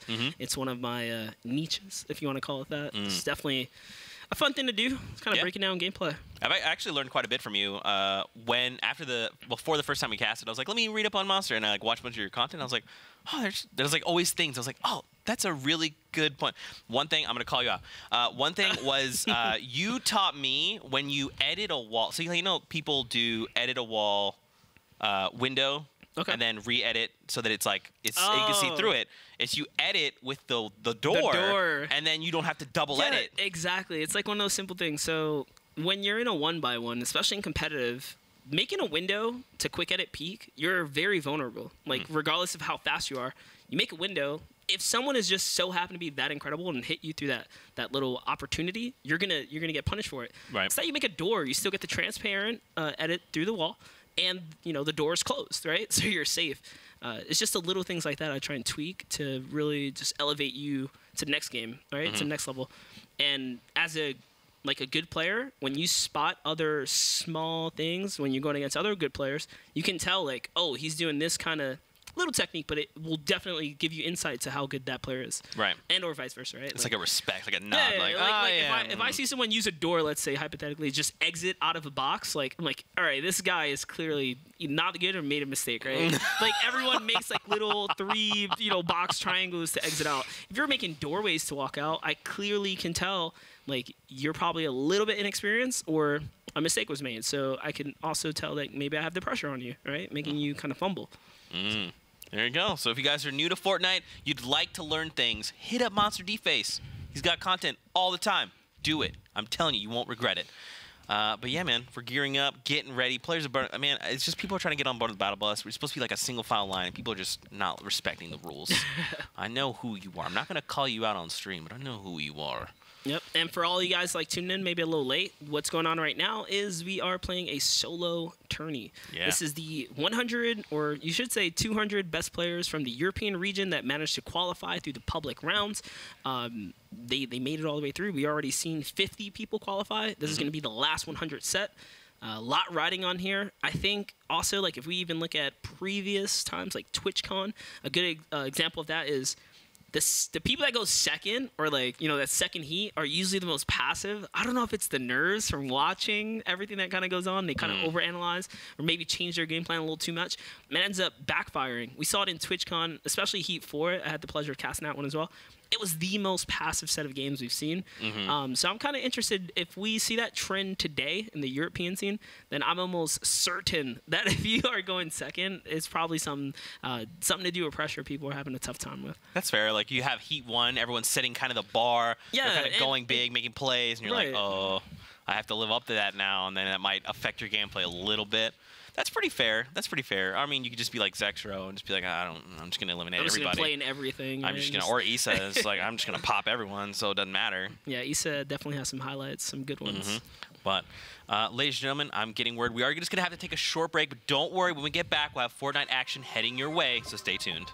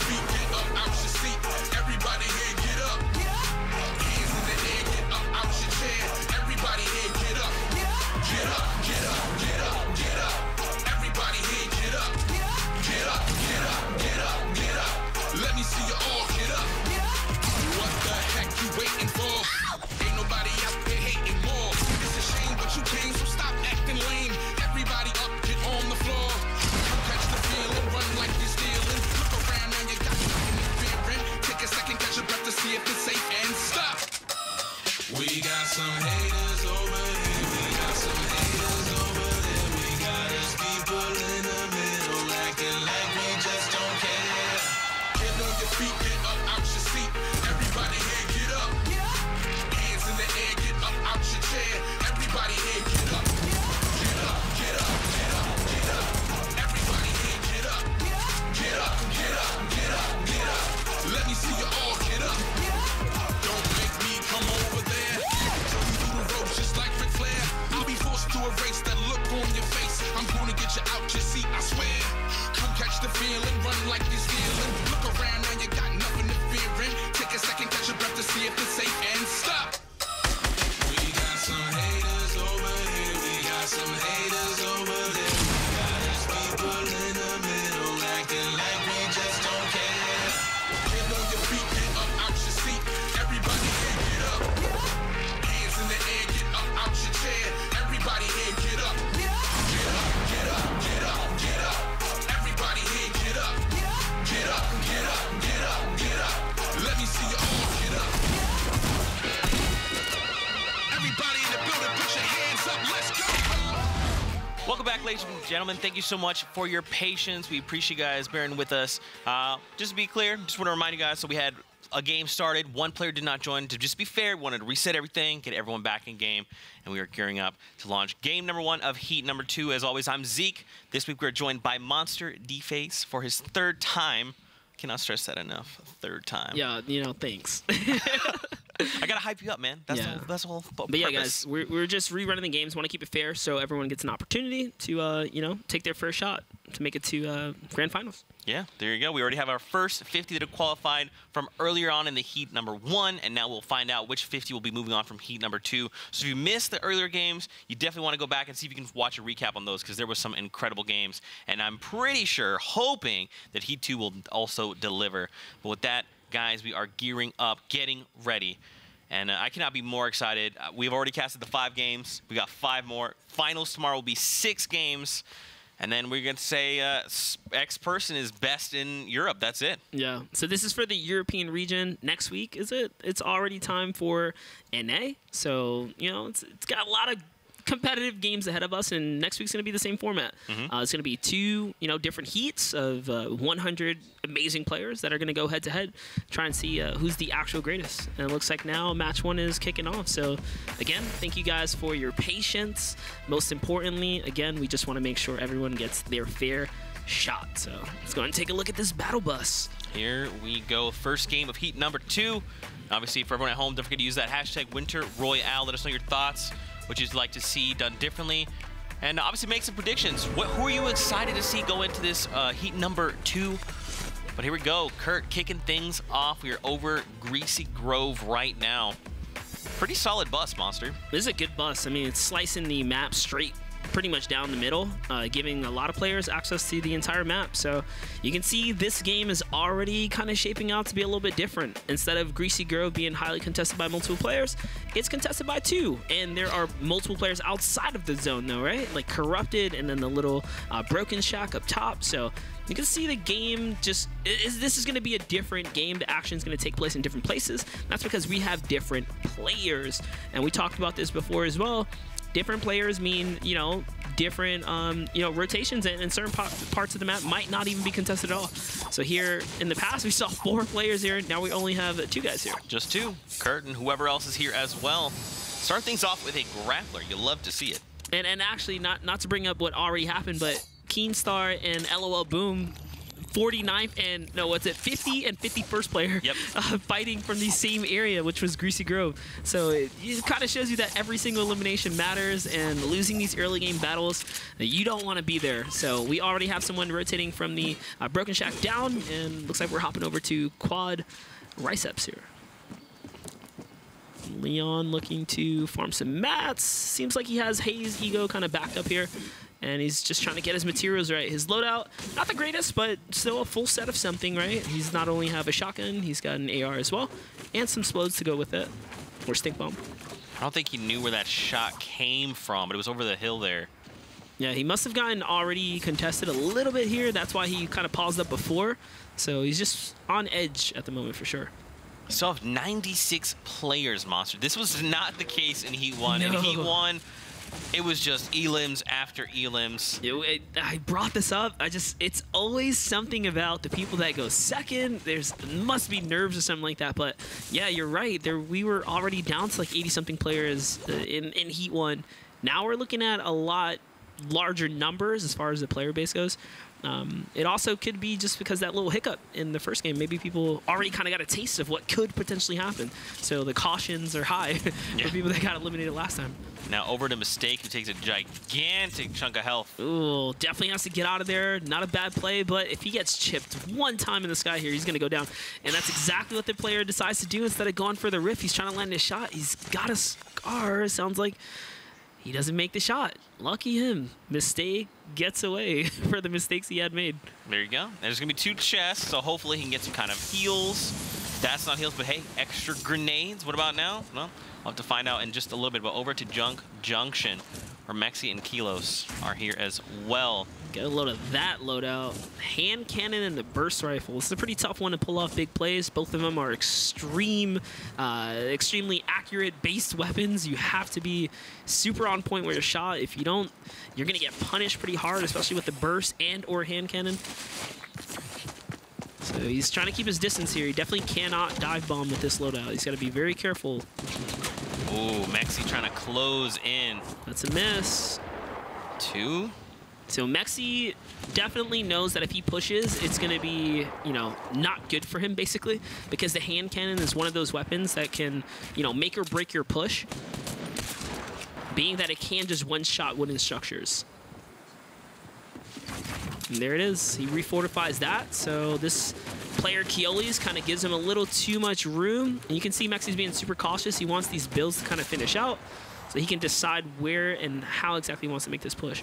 It's a little bit of a sneaky kind of like counter. Rotate there, going down, trying to see if he finds opportunity. Doesn't quite have one just yet. Kio's out, though. He just hugs that wall there. Keep in mind, there's a player just to their northeast that heard all this action and is looking to join the fray. Back over to Heat. Hayes, though. Hayes does get the shotgun shot and the edit play right there. And it looks like Junction. So it's not every day you actually even see zone here. So not only is the zone here, but there's 3 players. So someone or multiple players are about to get taken out sometime soon. I'm not sure if Mexi realized that that was a base built by another enemy. Ooh, picks up the dynamite. So you actually talked about this in Heat 1. Dynamite's actually more of like a utility explode. Yeah, definitely, because it doesn't quite have the explosion, damage and pierce through like the C4 had. Let's say the C4 in the past was like dynamite plus grenade in one, right? Like it was able to not only just destroy structures, but it was able to pierce damage. Dynamite, not really like that, because the slow time it takes to kind of cook and then destroy stuff. But now over to Skies. That was a great shot right there. I think that was about 73 damage, so that was definitely most, if not all, of the shield there. This player is now down to just a little bit of HP and no shields.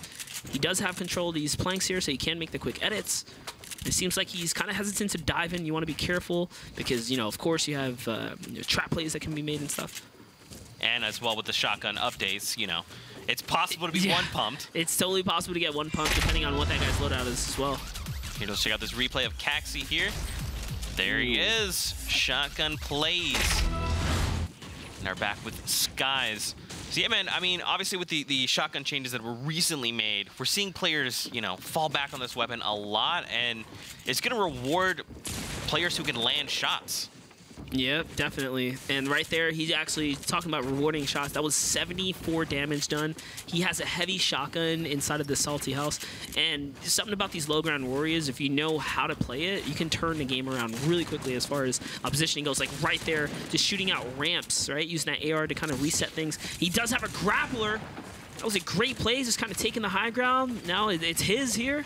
He's got a ton of mats. How did he get this many mats? You would think being pinned down like this, he wouldn't have that much, but it's actually sitting pretty good here.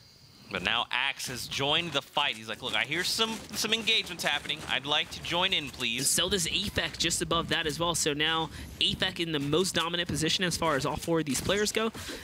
Score decides to get on out of here. He doesn't want to be a part of this. Axe lands a shot right there, which was a headshot. This player is now in a 1 hit needed. RPG's gonna reset everything here. Is he gonna make him fall? He doesn't. There it is, into the box with the hand cannon. That is textbook. If you're not familiar with the hand cannon, it basically does a ton of damage to player-built structures. So you can actually one-shot player-built wood structures, about two shots for brick and metal. But more importantly, if your structure is freshly built, it'll break it no matter what. So the hand cannon, absolutely, you know, meta, if you want to call it that. It's just a great weapon for any loadout, especially if you're an aggressive type of player, because making plays like that. Man, Skies is all right. So he's forced to use the launch pad, which is good. But he leaves the launch pad for Axe behind him, and Axe is like, whoa, whoa, whoa, hold on, I'm gonna go ahead and make this rotation with you. Yeah, you gotta understand, like, Axe not only, you know, has an RPG, but he has an upgraded pump shotgun, which you can hear, right, when you're in battle. You know if this player has an upgraded weapon or not. And I'm sure, oh gosh, I'm sure he heard it. So that was right there. Axe going from 0 elims to, you know, 3 really quickly, getting himself a point right there, and now leading in eliminations for this round so far. Takeoffs here. Very edge of the map now. They do have to go pretty far. The new safe zone is over by Pleasant and actually is to the west of Pleasant. So we still have very far to go. But again, man, we're seeing people, a lot of actually players pick up this grappler. And the idea is you pick it up and it will help you make rotations, but you want to save as many charges for late game as possible. Yep, absolutely. And I mean, just taking a look at the world map here to catch you guys up, the south, I want to say southeast part, southeastern or southern and slash east part of the map is so highly congested. The north part, barely anyone up there, just a very few solo players. There's probably going to be a lot of battles that are going to get taken place in the storm potentially, because right now the shots are being fired all around Tilted Towers. There are just players everywhere. You can see, talking about Tilted Towers, here we are. In the action, there are players coming left, right. Just look at that little map right up there in your right-hand corner, guys. There are players everywhere right now trying to rotate to this next zone. Ska here, trying to make this safe rotation as quickly as possible. I see 1, 2, 3, 4, 5, 6, 7, 8, 9 players rotating at once right now, all deciding not to necessarily fight because this is not the greatest time to fight. When you have a rotation like this, it's a little bit more important for you to get to the next place you need to be and then battle. As they approach this next line, though, they're getting close enough. Notice how people are setting up. Nerve now putting the brakes, Kurt putting the brakes. People are ready to fight because they're very close to the zone now, trying to hold players out. That's exactly what we see Nye do here, is crushing Kurt's shield away. Kurt with a great cone play there, but he does get countered back as well. Just barely misses that shot. And now he's just trying to, like, Kurt has high ground. And now, I mean, Nyx is getting third party from someone. This is all these guys coming over this hill we just saw. Oh gosh, Zeke looks like he lands this shot. Oh no! Oh yeah, he does land a shot. Okay, so Zeke just coming in hard right there. He gets to get 2 of them. Oh no, Fledermoy is actually. Oh gosh, there's so many players here. It's hard to keep up with who's actually landing these shots. So Zeke gets 1. Fleet looks like he comes in and grabs another. Now down to 66 players left. I'm surprised we're seeing, I mean, in previous games during Heat 1, there was a lot less players. But I mean, it is just the first game. Maybe just some early game jitters, you know. I mean, warming up. It's the first game. It could be the zone, right? Just depending on where people land, really shake things up. Just having like a north zone like that is probably one of the first ones we've seen today. Most of them have been somewhat to the south. And you guys can see here, just the format of the game we're playing. Players want to catch these eliminations. 3 to 4 give you a point. 5 to 6 give you a point. 7 give you another. And then every elim after 7 is worth 1 full point straight to the board. Back over to Axe. He's got himself 4 eliminations with 1 more. Like Monster talked about, he's going to have 2 points hit the board for him. Yeah, it's all he needs is actually 1 point or 1 more elim to get him a full point here, which we've seen 2 points basically kind of guarantee qualification. So if you can knock that out in game 1, you're going to be feeling good in this Heat 2. Take a look at the current scoreboard, man. I mean, Axe is leading the pack right now with those 4 eliminations. Taking enough time to pit stop there for some mushrooms. Here comes Pusher coming in right from the backside here, rocking that nice agent there, and he's gonna get shot at. He's gonna take this battle in the storm, feeling extremely confident because he has an epic pump. Now the epic pump damage carries like crazy. He wants to secure this elim before the storm gets it. He already saw whites. He knows he's gonna land a shot right here, and he does. Great for him to be able to actually get that point right there. Notice that had he not, oh gosh, been in a different situation, but he did get paid out for the elim itself, so maxes out his HP basically for the storm. Now we're back on Axe. There's someone just on the other side. It's Wikasi. Oh, no. He can make this. I don't want to root against Wikasi here, but Axe has been feeling so good so far. I mean, he's got to feel, you know, like he's in form, right? He's in shape. He's already taken out 4 different players. This is a lot of confidence for Axe here. So all he's got to do is make this play right here, and that'll be a point. Wikasi playing this well, very quickly edits his way out. He's definitely being cautious with where he positions himself. He wants to give himself a little bit more breathing room. He decides to do that and then disengage downwards, which is a really good play because the players up top are getting fired at. Now keep in mind, Wikasi does have a Porta Fortress, so he could basically take up all this space at will. I personally am in the mindset of like, you just kind of save that till late game and you just drop this thing on people's heads. Yeah, and that's then what let most them players do. get scared. You gotta also think about it. That's like a bouncer, right? You don't really have bouncers anymore for rotation. So if you have one of those, that can really change things for you. Look at this new safe zone. So we're going up on the hill. Monster, if there's anything these skirmishes have taught us, is that if you have to fight the hill, oftentimes the hill wins. We should really say the storm wins, because that's who comes out victorious when it comes down to this. The hill kind of like rotations are tough to make. Everyone's still, I mean, we're pretty passive right now. You touched on this, man. Not much action happening. Still at 57 players in the current lobby. Oh, there it is. Wix looking to use his Porta Fortress here. Maybe he's had enough of burning through materials. He's gonna need some materials for later. So there it is. He knows exactly where he wants to be as well. The little side cone right here. Goes straight for it. Wastes no time, no hesitation. And Axe actually in a worse position he was than before here. He hears a battle going on. He's trying to get a piece of it. Yeah, man. He's only, I mean, 6 HP, 25 shields. Things have gone quite wrong. Oh, that's a sentry being put down right below him, the turret. If he edits this roof, all he's got to do is dive on this guy. I mean, oh, it's Ares. Ares, yeah, we talked about Ares earlier today, just being one of those players. And oh no, he gets taken out by Raclet. That's gonna give him his not only first elim, but some shield to go now. So he went from having no shield to now being like just about 140s, very comfortable position. Axe has lost all of his. Yeah. This is rough. You got to think, if you're Axe, you're probably like, man, I should have just jumped on that because I potentially could have gotten more out of that. Yeah, mistakes were definitely made and opportunities were missed for sure when it comes down to diving on this player. When you're on a turret, you're vulnerable. And I mean, he owns all of these planks here. He could have actually made the push. And Skyfield not making a sound, trying to, you know, pretty much go low-key here to see if he can snag himself an opportunity. So now what do you do if you're Axe, right? In this situation, you're really low on HP. Well, he's got zone. That's one. And there it is. He's gone to poison. No. Stink bomb is so good, especially for endgame. You see people kind of like boxed up. It's a hit or miss, right? A lot of players are typically down in HP.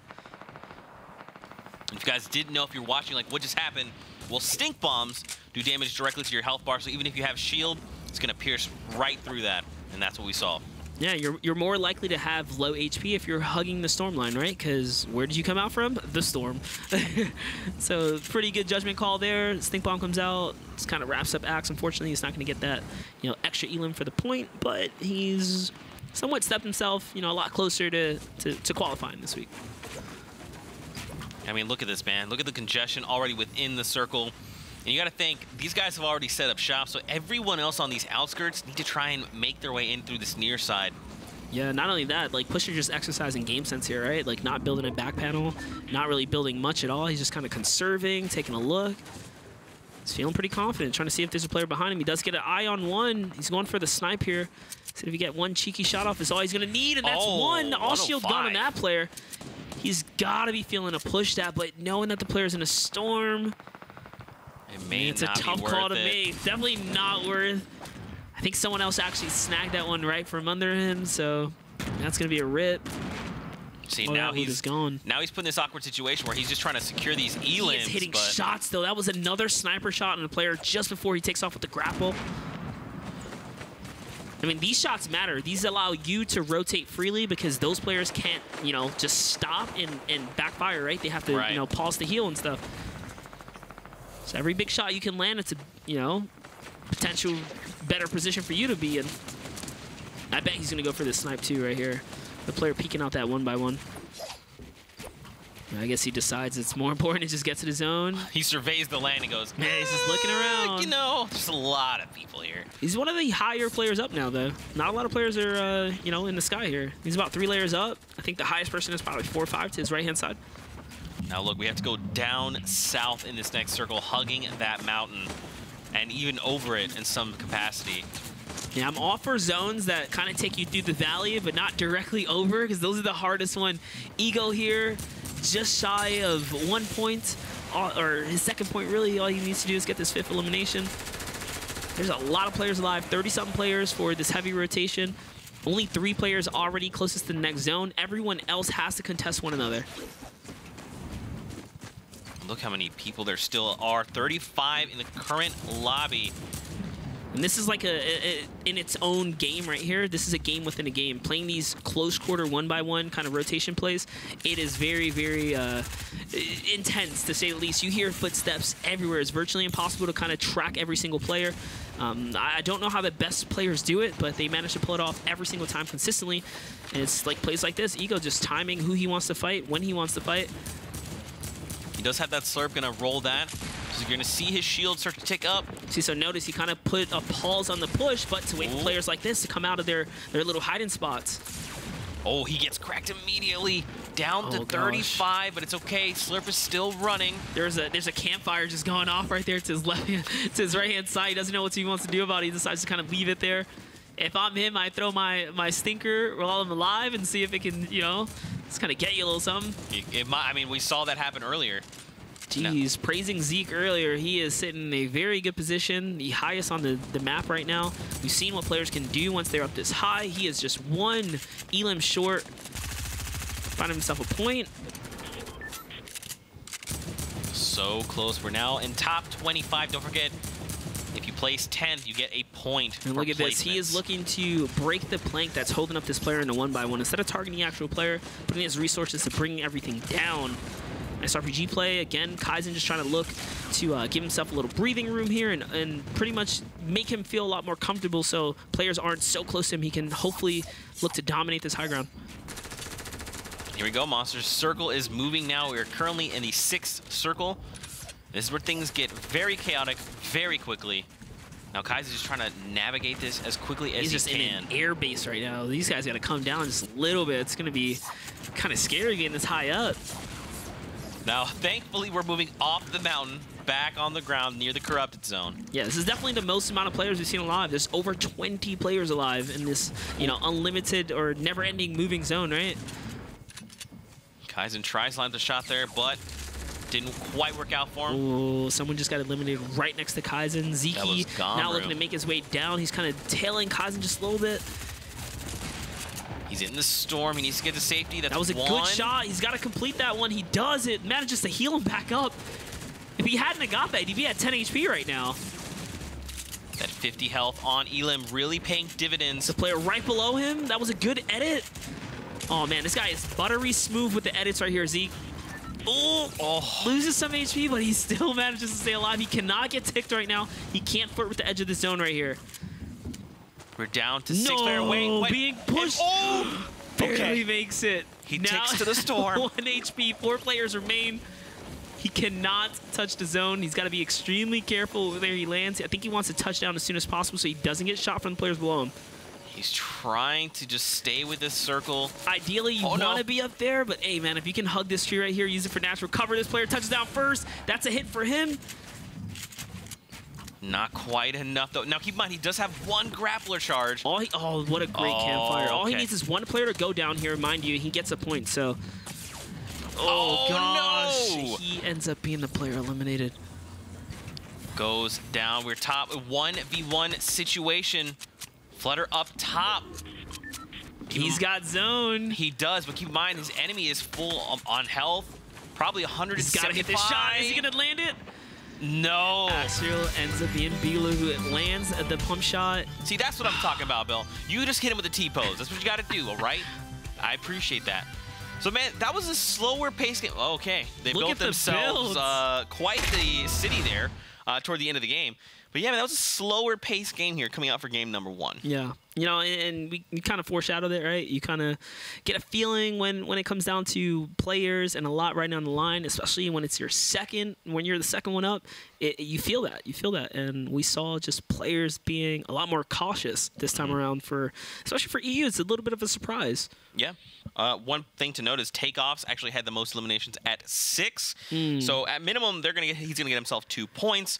But yeah, man. I mean, again, it was just a very slow game. We saw people playing maybe a little too conservatively, maybe a little too passively. But I mean, again, maybe it just comes down to just the first game. Yeah. Things will pick up. Don't even worry about it. And it was also unfortunate to see 5 different players have 4 eliminations to So close. You know, just barely eke out that second point, which could be the difference in like, oh, I made it, you know, and just kind of ease up your game, and then you go for those highlights. Then the highlights. Yeah, you go for the highlights after you know you done made it. But yeah, it was pretty tight. Pretty tight, for sure. Let's take a look at that last moment to see how the Victory Royale happened. Correction, it was actually 8 players who had 4 elims. I thought it was just 4. 8 players. 8 players came up shy, man. And I mean, you know, it is only 1 point getting to that 5th threshold, like 1 additional point, but to come so close and have it taken away, you just gotta hope that they can just reset themselves, say, look, you know what, whatever happened, it's all right. We just need to go into this next game and slay. That shot was 210, by the way. Regardless if that guy would have had, you know, over 200 as far as his shield goes and stuff, that was a clean 100% headshot right there. He just said, I would like this Victory Royale. Thank you so much. No matter what, he had that shot, just had the better connection. There you go. There you go. So, man, what do you want to see done differently going into these next few games? Because remember, we have 4 left to go. Yeah, honestly, you know, it kind of just depends on how things go. That was one of the weirder zones, right? You had players just having some crazy rotations. It was all the way northwest, so players had to come all the way, you know, from the south part up. I can't really judge, you know, too much here. You got to feel it out when it's more of a centralized zone. You know, players aren't, you know, typically used to having junk junction in their favor. When you have zone like that, you just kind of have to park. Yeah. Right? Just park. If you're playing the villain layer, you stay in there, right? You just farm, dude. There's no reason for you to go anywhere. You have the high ground and stuff. Yeah, and again, we see players having to fight against the mountain. And luckily, a lot of these players seem to have navigated pretty well. They actually went down just being eliminated to the left and right. We didn't actually see players being like, oh, there's a wall here. I have to break this. There's a wall there. I'm now eliminated. And I mean, also to touch upon rotations, at one point we saw 10 players outside of Tilted Tower, like rotating right next to each other. For all of them, you like, all right, I can't really shoot at you yet because we got a long way to go. Yeah. So they respect the rotation. You got to respect the storm. Yeah, for sure. We'll take a look at the highlights coming out of that last game. And you know, there were some pretty awesome moments for sure, and a lot of new names I honestly haven't seen before, and I'm really excited to see all these players come out and have their shot, you know? Yeah, and that was a crazy shot right there, 190 connection. Here we have Caxi. We got to see that one. That was another clean shot. Just heavies and pump shotguns across the board right now. Not a lot of double barrel action so far. Here we saw Axe kind of come in. He lost control of things and turn it back around with hand cannon. This was a little rough getting to see the turret there. Oh, just dived in on him. Yeah, 133. There's not much you can do about that. Man, I really enjoy seeing people gravitate more toward the hand cannon. It's a very versatile item. You can use it to just chunk people out, but you can also use it to just punch through builds and punch through people's bunkers. What are your thoughts on it? Definitely just a meta loadout, man. If you have that hand cannon, you have a lot more plays in your pocket. And that's the 210 we saw earlier from, how'd you pronounce that one? Was it Bellu? Baloo. That's what I'm going to go with. And if I'm wrong, I'm so sorry. But Baloo is what I'm going to go with. But yeah, man, we're gearing up now for our second game of Heat number 2. We do have 4 left to play, don't forget. And then top 50 from this Heat, as well as Heat 1, move on to finals tomorrow, where we'll be back to cast those as well. Which is pretty exciting. Probably going to be like some crazy highlights going on there, because we're talking, you know, hypothetically, the 100 best players from the EU region that have proven their worth to come out and pretty much grind their way this far. Also, don't forget, players are really fighting to hit top 50 because, you know, you're a winner, you know, if you qualify, basically. Yeah, that's right. We'll also take a look at the standings coming out of our first game of the day. Let's see where players stack up. So, Baloo with that. You know what? I think it's actually Bella EU. Baloo. Bella EU. All right. Oh, Bella EU. Either way, yeah, Bella EU. 4 points there, though, and then Takeoffs there with that 6 elims there, 3 points. Zeke right behind them with 3. That's weird to say. Nikov in 4th, and then Kill there in 5th. Now, don't forget, guys, again, it's top 50 that are moving on to tomorrow's finals. So this is only the first game. You know, we see just a handful of points, only 19 players with a point on the board. And I mean, you got big names like Stompy, Boyer, Everglide as just a few examples, Rogue Gamru. Yep. So, I mean, we should still be gearing up and getting ready for some intense games coming up. Yeah, another little shout out to Boyer, man, getting picked up by E11. Congratulations. E11. Yeah, congrats. I mean, we saw that earlier. I was like, oh, wait, what? That's awesome. It's pretty cool. We had a whole conversation about that, so it's pretty sweet. But, guys, we are getting ready to hop into game number 2. Don't forget to use that hashtag Winter Royale. We want to hear from you. Are you guys enjoying all the action? Do you have any predictions? Who would you like to see go on to the finals? But with that, we're gearing up. Anything you'd like to see done differently this time around? W key. Double barrel. I want to see some more double barrel. I like the double barrel, man. I kind of miss it. You know, when we saw the couple highlights, that gold double barrel of like Ghost Issa versus Warp at that one time. Yeah. I mean, yeah, Issa came out on top because he had the one pump, but it really could go either way. Just watching Warp kind of dominate with the double barrel is pretty sick. Yeah. Makes you miss it, you know? I mean, you know, it's pretty impressive. That's the thing is, with its changes, it's shifted a little bit. It's even more of a close range weapon because we have had that damage fall off as well. It's tough. There's a lot of options now on the table, and that's pretty cool because you can kind of see players gravitate towards certain play styles and weapons that kind of favor them, or that they favor rather. So it should be pretty exciting. Yeah, like you don't. It's not every day you get to see the Sentry, right? So. That's we saw a little Sentry action too. The first time we've seen it. Yeah. We actually didn't see many people utilize the heavy sniper as well, as we saw like just a bolt. I want to say, due to the hand cannon being where it is right now, like heavy sniper is just like falling out of preferred, loadout. Snipers have always been one of those things that Europe kind of used more of, but I mean, again, when you have the hand cannon now, it is like a little mini sniper. It has a nice little punch down range, and it can pierce through all builds. So, you kind of rather have like a deck of cards, right? Plays to make, as opposed to kind of trapping yourself. The heavy sniper, you have limited plays, and it's a lot harder to use. Yeah, much longer to reload. You'll have the one shot as opposed to the entire mag of the hand cannon. So, but ladies and gentlemen, here we go. Match number 2. We hope you enjoyed the action so far. 4 games left to go. And don't forget about finals tomorrow. Battle Bus is launching, and it's cutting down the middle of the map, down kind of toward flush. It's a little bit of an angle there. One of the kind of first buses we've seen of the day to kind of just hover straight over tilted, though. This might actually be an influencer as far as where people decide to go for. Definitely seeing what looks like less players over like Pleasant, right? We've seen a lot of players there in the past. Maybe this time it's kind of like cooled down a bit. Some pretty stretched out lands as far as people going to the western, or what we call West World, on the east side of the map here. So I see a lot of arrows going towards Paradise, actually. Yeah, they're trying to hit that Pueblo if they can. There's lots of good spots here as well. Oh, this time around, Salty's actually being contested. The Cliff, the Divot, the Corrupted Zone. So the center map is going to have a ton of players here. A player opting in to land on top of the Llama, too. At Tilted, he's going to be set, yeah.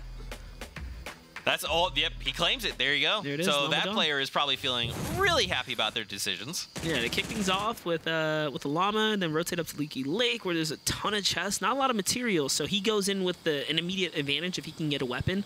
For any player at Leaky Lake is going to have a problem fighting him. And now we are over to Mark. He's here in Paradise. We called this out as one of the highly congested areas right now. Yeah, you can see just like there's a ton of players here, not only in Paradise, but the surrounding area, the coast. Just a fantastic place to land, because if one player gets the entire coast himself, you're going to get not only materials, but a ton of chests, and then the options of the Rift to decide where and who you want to land on. What's your strategy going into Paradise? For me, I'm more of a coastal player. I like having that option of just kind of like the disengage. I don't play for the motel hotel spot like this place right here. I find this place to be the most risky because of all the windows. See, notice how he had to build, right? He had to build a wall to farm the mats there. That shows every player here, if they're looking in, exactly what floor he's on. Right. It's just a big place to give away a lot of information, as opposed to like some of these places where you can pretty much farm freely, still get relatively, great stuff, and then decide where you want to go. So you kind of get the drop if you're in the residential area, as opposed to the big hotel area. Yeah, definitely. I'm more of a Pueblo person myself. I'm scared of Paradise. I'll be honest and vulnerable with everyone. But, you know, I still enjoy Paradise. I think it's a really cool place to be. And Rift's very close by, means helpful rotations as well. And talking about players, like on the coast, we already have an engagement kind of going on back there. You see these two players are fighting, and now look, Zeke finding himself Greenstock here. So he's got players behind him. He probably hears shots already happening over there. And then he's got players all inside. So you notice right there, he just kind of glanced backwards to see if that player was pushing in. Now jumping over to Flush Factory. Not every day you see multiple players here, but you have two players here as well. Nico and Golden J. Someone's got to go for the Elim here, though. This place is just not big enough for two people. It's really not. It's not. And, I mean, they are currently in the safe zone. So this is where things get tricky for these players, right? You have Flush, which is not ideal for more than one person to land. You find an elimination here, and then it's like, okay, well, typically if the circle's far, you'd, like, make rotations. You can stop places along the way. But right now, everyone's going to kind of start coming in toward these people, right? I mean, honestly, you want zone no matter what, even if it makes your next rotation weird, because you can just take your time, and you kind of already know, like, all right, I shouldn't get eliminated first. But look at this engage right here. That's a good shot landed. Oh, boy. Oh, wow. That is a clean headshot there to secure that. Very clean. I mean, J1 Nosta right here, or Janasta, is just landing every single shot right there, even the hip fires from the AR. It's absolutely clean. Swapping back over to the pump. Riska here, sitting with a tactical. We talked about the blue tactical being a great weapon. It's a good dynamite right there. It's going to be able to blow up everything up here. It's going to take him too. He's going to stay with it and go with the shot on the way down, but that was an interesting play. He kind of prepared for it. He knew the dynamite was going to take everything out, including himself. He readied up the shotgun, and he fired exactly, you know, where he thought the player would be when the dynamite exploded, because the walls were going to be gone. It was actually really good. Yeah, all right. All right. Now over to Core Gaming, who finds an elimination there on Caxi. That was too clean. Just kind of bullied his way through the one by one. And, just a quick pickup on the way out. Yeah, it was such a clean fight. You know, it's kind of how, you know, ideally you want your fights to go, right? Kind of like a public game. Just get in there and get out. Ooh, 12-year-old kid here. He's getting beamed. He's not very happy. Looks like he's chilling right over Greensock. Greensock looking to opt in to farm some mats. He's definitely not too good on his materials at the moment. Yeah, the 40% farm increase is going to change this, right? So it's not like, oh my gosh, I have no mats. I have to worry. It's like, oh, well, just spend a little bit of time farming, you'll be all right. But right, each of these will give at least 2 builds worth, or 1.5, which is, you know, better than getting half a build worth, right? He's effectively getting just about 2 times as much. And still, man, not much action going on. I mean, players aren't really engaging each other that much. I mean, to be fair, we are down to 70 players, so there has been a lot of action. It's just kind of like, you know, just here and there. Players are definitely going down faster this game than the previous one. And your boy Zeke's still alive up in there. Yeah. Hey. Jumping over to Ace. He's got the little battle bus. Little balloon I battle think that's the bus. first time we've seen that backpack as far as It's so good. in these comp games go. So now, down below is Sensi Gaming. And Ace, I mean, Ace definitely won this trade. He's feeling really good about this. But now he's just trying to locate where Sensi is, because, I mean, this is a gigantic structure they've built now. I mean, Sensi's not in a, like, terrible position. He still has some materials. He's got minis, so he can go for a little bit of a build-off. But if he can't get this first shot, it's not going to go well. If he allows Ace to continue the aggression, he's probably going to lose this battle. Heavy and double barrel. Take a look at this replay coming out of Claymore. Here finds a limb there with 60 to the face. Right in Greasy, and looks like Zeke and 12YO get into engagement. That was 74 shot with the rifle. Zeke just destroyed that player right there. It's his first Elim. Man, other Zeke's a bully. But now, so what's interesting, he didn't opt to go for the loot right away because he heard someone building, disengages, all right, so takes high this ground. guy, Zeke, I'm convinced is actually insane at the game. Just fantastic usage of just side jumping, right, and being effective and landing these little flashy kind of high ground retakes right here. Also utilizing the cone properly, but the player he's fighting against, Axe, is smart Axe. too. Yeah, look, that's a dynamite right there. We talked about how it can reset builds, and that's going to give him a little bit of HP advantage right there. All shield gone on Zeke is now 36, and he gets melted by Mark right there. That was Mark just kind of came in out of nowhere. Yeah, he just kind of dived into this battle. Now Axe has to fend against this player as well. So Mark gets to reap the benefits there, and Axe is left with nothing. Wait, Mark falls? His damage did not... He didn't stick the landing. Oh, no. So Axe, luckily, and I want to say luckily because he knew for a fact Mark was going to have at least 50 more shield or health, right, than what he came in with. Right. But he decided to stick to his guns and go for the build-off, even though he had an impulse. Like, he could have just gotten out of there. The confidence. He just had the confidence. He wanted to stick it on. It paid off for him. And now take a look at retail. There's plenty of people here. Alpha here as well. The new safe zone super far, down by Lucky Landing. Oh gosh, another terrible zone. This is a rough one, man. When they have to make these super long rotations. First we've seen a complete north zone. Now we're looking at a complete south zone here. And it's Wixie actually going off, contestant Alpha 7 here. He loses the high ground. Someone else. This player already kind of third-party Wixie in the back. I think Wixie's going to bring the entire build down potentially. That's a dynamite. That's a dynamite. It's time to go. Now shots up top as well. I mean, Alpha's still there. He's still chilling. He's still good to go. Yep, Alpha decides to hold ground here while everyone else kind of rotates out. They realize that it is a long rotation, and they don't want to be around. So we did see Robs go. He was the one that grappled on top of that building. He's just like, you know what? We've got to start making rotations, boys. It's time to go. He's actually going to refresh the Darkstone there so he can get a longer rotation out of this. This player setting up the ATV for the quad. He's going to do the quad boost here to kind of get a huge rotation across the map. There he is, flying. He's gone. That's something you see pretty often, right? You just start doing backflips, boosting. Yep, you can navigate the map pretty quickly. Oh, Rasmusny hits his shot right there. Doesn't even get shot in return. He's at 100-100 now. That's 2 elims for him. And it looks like 2 elim is the cap at the moment as far as players with 2 elims are leading. Apostle here against no one's earned a point just yet. Yeah, I mean, we're still seeing plenty of 2s and even 1s across the board, so there are a wide variety of eliminations happening, but it's across multiple players. Yeah, I mean, more players have been eliminated this game than in the previous one, but again, it's spread out like you said. No one's earned a point this game yet. Players are coming out. Apostle trying to get a little bit of peak action going right now.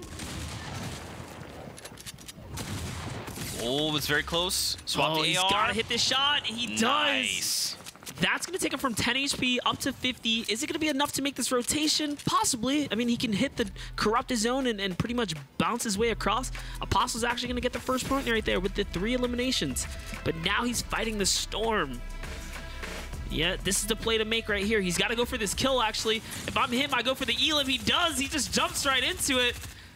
Trying to lock it down. It's not enough. Oh, it is. Lands another one. That's 50 more for him. This is going to secure his rotation now. That's the difference. Finds a slurp and a campfire. Apostle making this situation working for him. Incredible. Just one decision right there, right? He says, oh, I hear something up this hill. You know what? My back's against the wall. I got to go for it. He puts all of his marbles in one basket and makes the play, pays it off right there. And that's just that difference, right? That extra 50 health on elim. And this is, to me, why this makes this like the greatest mode for competitive. It just works. The players love it. I love it. Community loves it. Pow! That's right. It's good. Now bring it to the main game. I'll pass that on. I'll pass that feedback along. Oh, Robs, did he cooking just... dynamite? Remember, you can actually cook it. So, yeah, you can pull it out. Right. You just kind of let the fuse go a little bit. So when you toss it, players have less time to react. So I'm assuming because there's the quad right there, Alpha was the guy on the quad. It was making that rotation. Yep. Loadout's looking pretty good. Matt's, you know, it could be a lot better. I mean, honestly, we've seen this happen in the past as well, with players hold on to quad launchers for these rotations. Notice how he's got to protect himself just to farm. So he's spending 30 to make like 40 or 50. It's just what you have to do in these comp settings. He's looking for more loot if he can find it. Robs goes there. We saw him rotating from a fight earlier. We got Everglade over the hill. Wiggacy not too far as well. The new safe zone, much closer to Paradise. This is a really interesting circle. This circle is playing mind games, dudes. It's now all the way to the eastern half. First it was hard south, now it's hard east. There are 2 supply drops on honestly, the map. It could have been worse. Like, it could have just hovered straight over all of that southeast water, guys. So at least they got mainly land here. Because if they would have had majority of this into the ocean, that would have been pretty interesting. I mean, look at the effective play space, man. It's such a fun one. And, I mean, you've already got people that are kind of set up in position in this new safe zone. Look at this, though. Like, Tribune is straight staring at a player as he rotates. He hasn't fired once. They're actually both looking at one another as they're hopping across. They are just looking at one another. This is interesting. Tribune and Greensock. Okay, so Greensock puts the brakes up just a little bit. It's like, what's up? What you want to do? Now Tribune firing the first couple of shots. He looked a little too hard. Green, if you just stop looking this way, he will stop firing. He just wants to get to the zone. There it is. That's like an interesting ships in the night kind of thing you have. Yeah, you know, like, I want to get safe. Look, man, I respect you. You respect me. We'll fight. Just give me. All he's saying is like, listen, I'm shielded up. I have plenty of stuff for endgame. I'm playing endgame right now because he does have a slurp. He does have 2 shields. He is good to go. He doesn't need this fight. Oh no, Greensock's gonna actually tag him right there. Over to Apostle. We saw him making plays. He's got 5 elims on the board. With 2 more, he gets himself 3 points, and then after that, it's all big bonuses. And I mean, at one point, it looked like his entire game was over. Suddenly, he gets 2 more. His HP goes all the way up. He's back. And with all the loot that he acquired along the way as well. So he might actually still have a campfire as well. Remember, he picked one of those up from the storm. Unless he used it, and that's why he's still on the coast right here. So with a minute to spare, he's got a long rotation, but lucky for him, a lot of these players have already kind of started the rotation here. And there it is. This is who he takes out. Swag with a quad launcher shot. Quad launcher actually interesting, one of the smaller explosion radiuses as far as all the explosion weapons go. So it's harder to hit those shots. Not like the RPG just have a wider range. Yeah, you basically have to hit someone almost dead on to get some of that damage. Pretty much have to be right in their radius to land that shot. So pretty impressive stuff right there. Used the quad for Apostle. Apostle just going to try and make his way up and around this circle, but we talk about bouncers. He used it. This is, I mean, okay, so let's keep this in mind. We got 41 players, a lot of them near this near side. Yeah, back to old school where people are just trying to stay alive. Apostle getting fired at. Oh gosh, he got beamed through several builds here. Now someone's diving on him with a shotgun, it sounds like. SMGs are out. There it is. He couldn't fend them all off. And Apostle still has to be happy with how this game kind of turned out. He still had, like, a little stroke of luck, if you think about it, to land himself on a fight and get both elims. I mean, yeah, he made that whole entire situation work. And, I mean, 2 points, that could be enough to see him qualify. We'll have to see as things continue to unfold, but... Meldside with tons of actual ammunition, so he needs to get an elim. Just keeping the pressure on, making sure... I mean, look, he's pretty close to this new safe circle. He doesn't have to move that far at all. Yeah, I mean, he's got 3 elims. He must have killed the guy that got the llamas. I don't know how else you get all this ammo. He's just burning through it right now. Yeah, Melside keeping the pressure on Farron's. Chundis is there as well. Sensi Gaming, Tribune. We saw them going back and forth not that long ago. Here you have Sensi Gaming just kind of holding it down. He's got a long way to go as well. No mobility, just chillers. Chillers not going to be effective in this situation. You need Hill to make chillers work. He's way too low. Tribune is actually going for this one right here. He knows the players right above him. He dives into the 1x1 and it eats it. Gosh. That was with a green pump as well. Just locks that down. Tops off from that 50 health. He actually landed just not only a clean pump, but I think an AR shot just as he came up from underneath the 1X. So he kind of just like anticipated him to be in the box and move position. Paffy looking to make some rotations right now. Gliding into a zone with this many players is one of the scariest things. There was someone right behind him on the right. He's underneath all these guys' builds. And it's really good that he's conserving mats there. You know, he's using other people's builds just to keep a little bit safe and then puts a 1x1 up. Yep, he heard those footsteps and decides to just kind of hold off for a second. And the loadout's not looking ideal, man. No, not much ammo. I mean, this is enough for about a skirmish, maybe 2 tops. I mean, Axe here somehow find himself with tons of materials and 2 launch pads. Axe is really, really good here. If I'm Axe, I use the pad. I get to high ground in this next rotation, this next zone. Land on something good and stay up there because the zone's going to start shifting soon and it's not going to stop. Yeah, he's got quite a few tools available to him, so keep an eye out on Axe. He can make rotations as he needs to. J1 Nasa, though, getting attacked right now, trying to make it into safety. He just barely makes it to this next zone right here. Someone gets beamed just outside. There's a player right up to his left-hand side, too. He hears that. He's just listening to all of it. Oh, no. That floor is actually not safe. He's phased through it just a bit there. This is a bad position for him to be in. He's got to back out. He realizes it, misses the edit. You can't derp edits in this situation. You have to be flawless. He did manage to keep himself alive. Beehive, though, does go down. Man, had Gallo just kind of committed right there, J1 would be gone from this game. Lucky for him, he manages to catch a break. And also lucky for him, it's only Storm Wave 5, so it's not moving yet. That's going to give him a small opportunity to heal up, a much-needed opportunity. Circle's going to start moving, Monster. And then this is north, just past the city here, just a little bit near Fatal, kind of toward the cornfields. Look, J1 turns it all around, dude. He went from low ground to high ground. The player was on his tail. He realized that. He's trying to turn it around now. Oh, no. Put a little too much focus there. Nice pick for Everglide. We've got 22 players left. We've seen a little bit of Ace. The Ace rocking a stylish outfit. He's going to get beamed from the side here. There it is. Launch pad's going off. I'm assuming that's one of the pads that the player before had, right? It's just being recycled now. Oh, he gets shot from behind. He's got to drop down. He's got to replace this cone right here. You don't want to be on any enemy builds, especially in the zone right here. I think he's counting on the fact that maybe this player didn't hear him. He's just trying to keep as quiet as possible. He's going in the corner here. Look, he's just trying to be low-key. This is really stressful. Ghost Camel coming down around Robsco as well. Ace finds Ace actually Axe. gets it with the double barrel. And that's what happens when you jump in someone's 1X. I mean, if you got the double barrel element of surprise, he actually pulled it off right there. And now just listen to the gunfire outside. And now we have to move across Fatal Fields there diagonally. He's looking for more loot and gets beamed. Oh, no.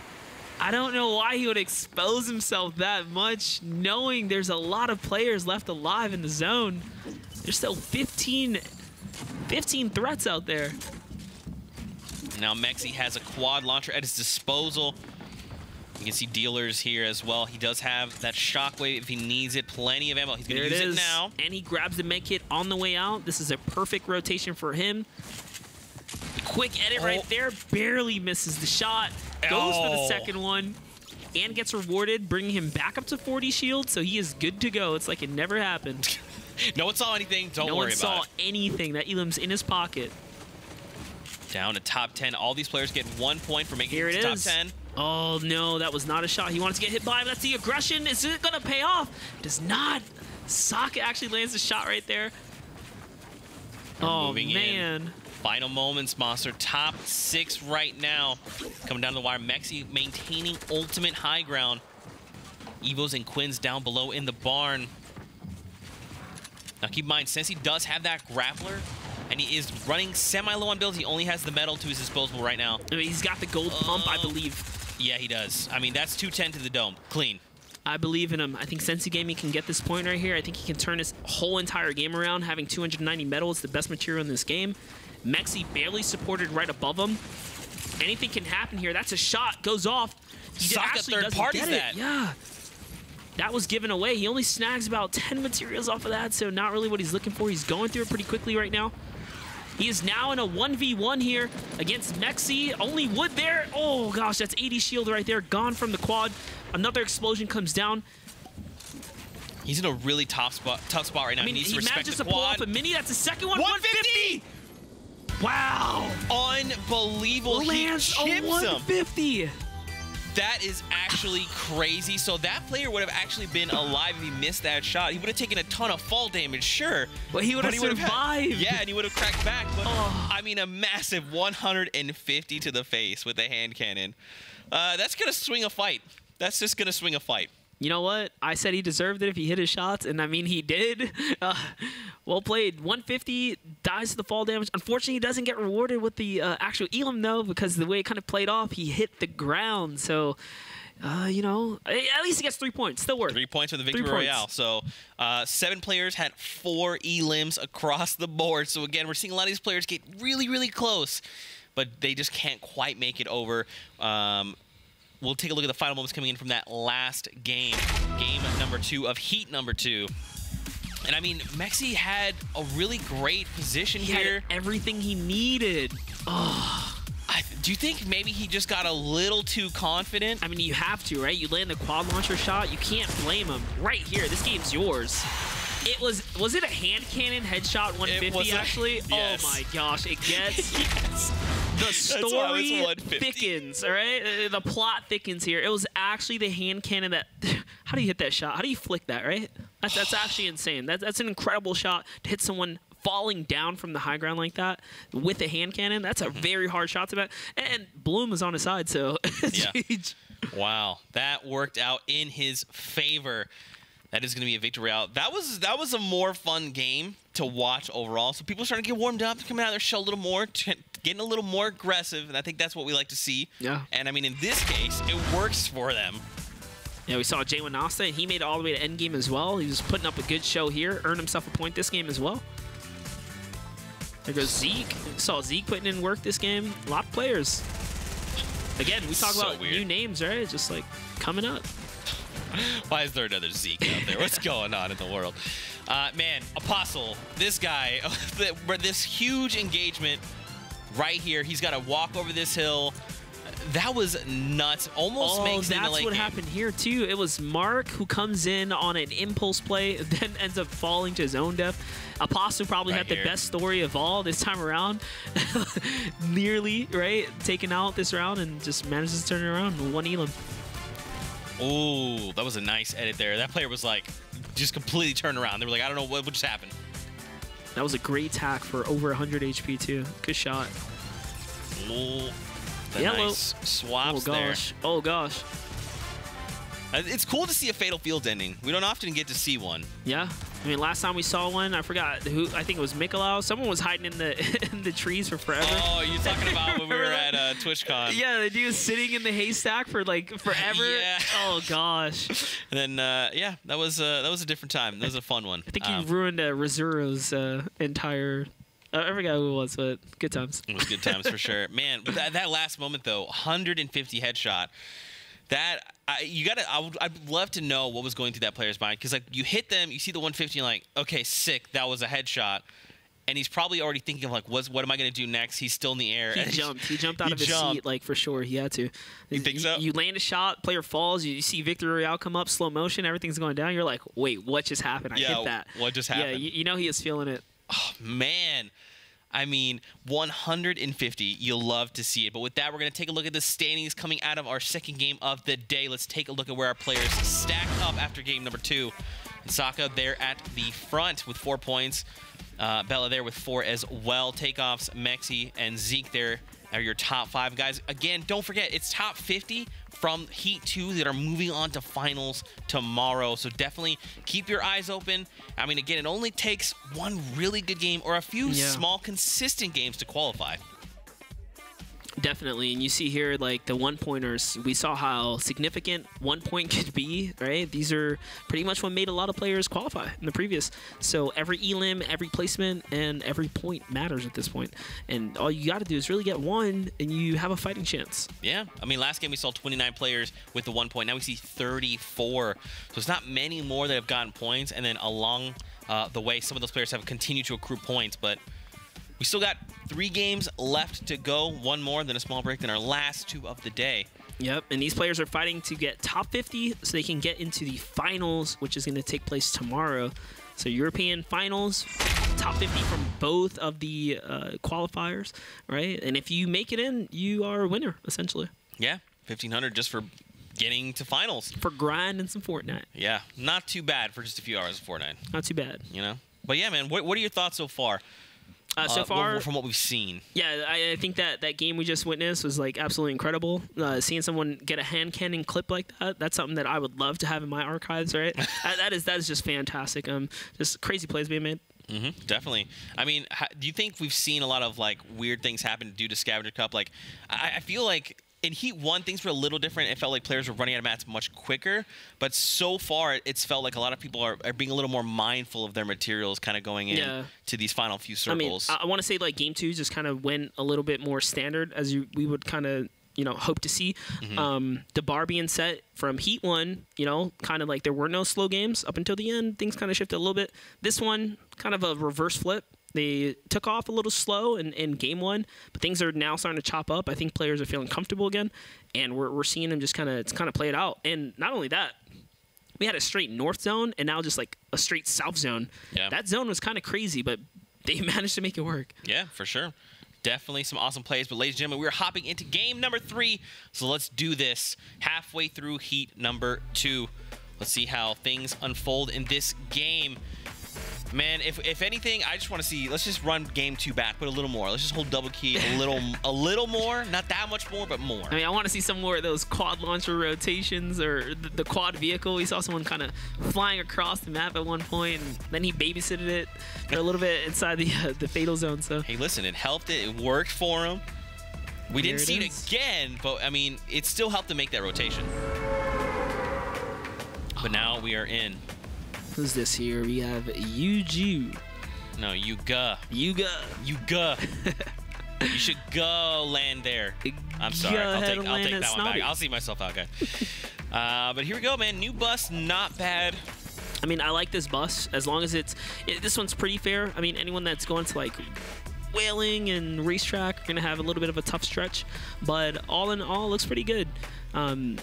Notice that not a lot of players are on the, I want to say like the western side as much anymore, like Greasy. Yeah. Valhalla uncontested, only one player there, one player in the villain lair as well. Snobby, looks like he's got Snobby to himself too. So Mexi being one of the first to get into engagement here. You don't want to be the first to go, but someone's got to be the first to go. And I mean, he lands some shots in Navy, but he also gets shot back in return.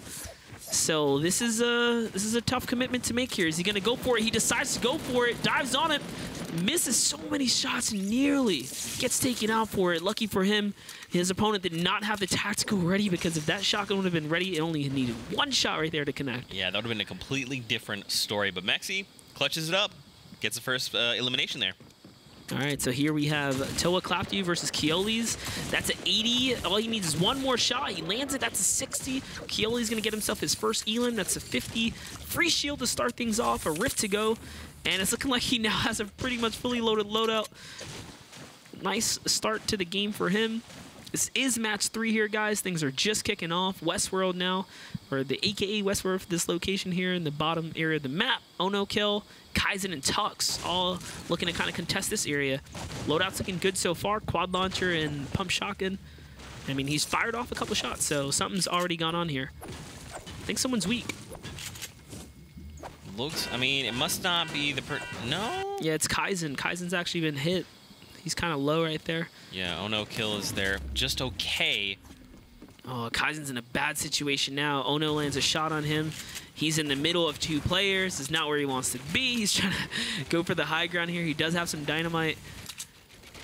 If he peeks one player wrong, it's only going to take one headshot and he's going to go down. He does have those the dynamites. You could just start chucking them and start leveling this entire area if he needs to. So Tux is actually looking to kind of find where that third player was, because he knows obviously where Kaizen's at. And him being so sneaky like this, if Ono pays just enough attention, he might be able to get him on this rotation here. Actually, Ono decides that, hey, Porta Fortress is a little too strong for me right here. It's a lot of high ground. I'm not going to, use these mats, and he backs out. Just disengages completely. Yeah, surprisingly, and Tux feels the same way. I guess he's like, you know what, just a little too much going on here. He's not comfortable. He wants to live to see another day, so Tux is going to keep going and get his loadout right. The hand cannon in the inventory. I wonder if this is going to change his mind. I'm actually surprised he doesn't pick up balloons here. Balloons are pretty effective when used to rotate properly. Axe had 2 elims and then gets taken out. Axe is so aggressive. Sucks to see him kind of go with just one more point, or one more elim needed for a point here. These stinks are great so far. This is a double barrel. He's looking to dive in here. This is what we want to see. Let's see what Army Diego has. Nikov down below, just trying to keep Diego out as best as he can. But I mean, he's just keeping up the pressure. He wants to take this fight. Yeah, I mean, I like what he's doing outside of the fact he wasn't protecting himself. I mean, he's just making his player burn through materials. Notice that he only has 6 builds now after that little spree right there. And he's already taking control of the roof panel above him. He dives for the loot there. One shot's going to land and put him in super critical condition. I mean, it wasn't even that much Oh, no, he doesn't have the double barrel loaded, so he gets chunked. This is anyone's game. Oh, the tables have turned. Both players are now one shot. He's got to make this edit right here. I'm sure he owns that. His medal. Oh, he's choking. Oh, he's going to go ahead and heal. Wait a second. Nikov, I think...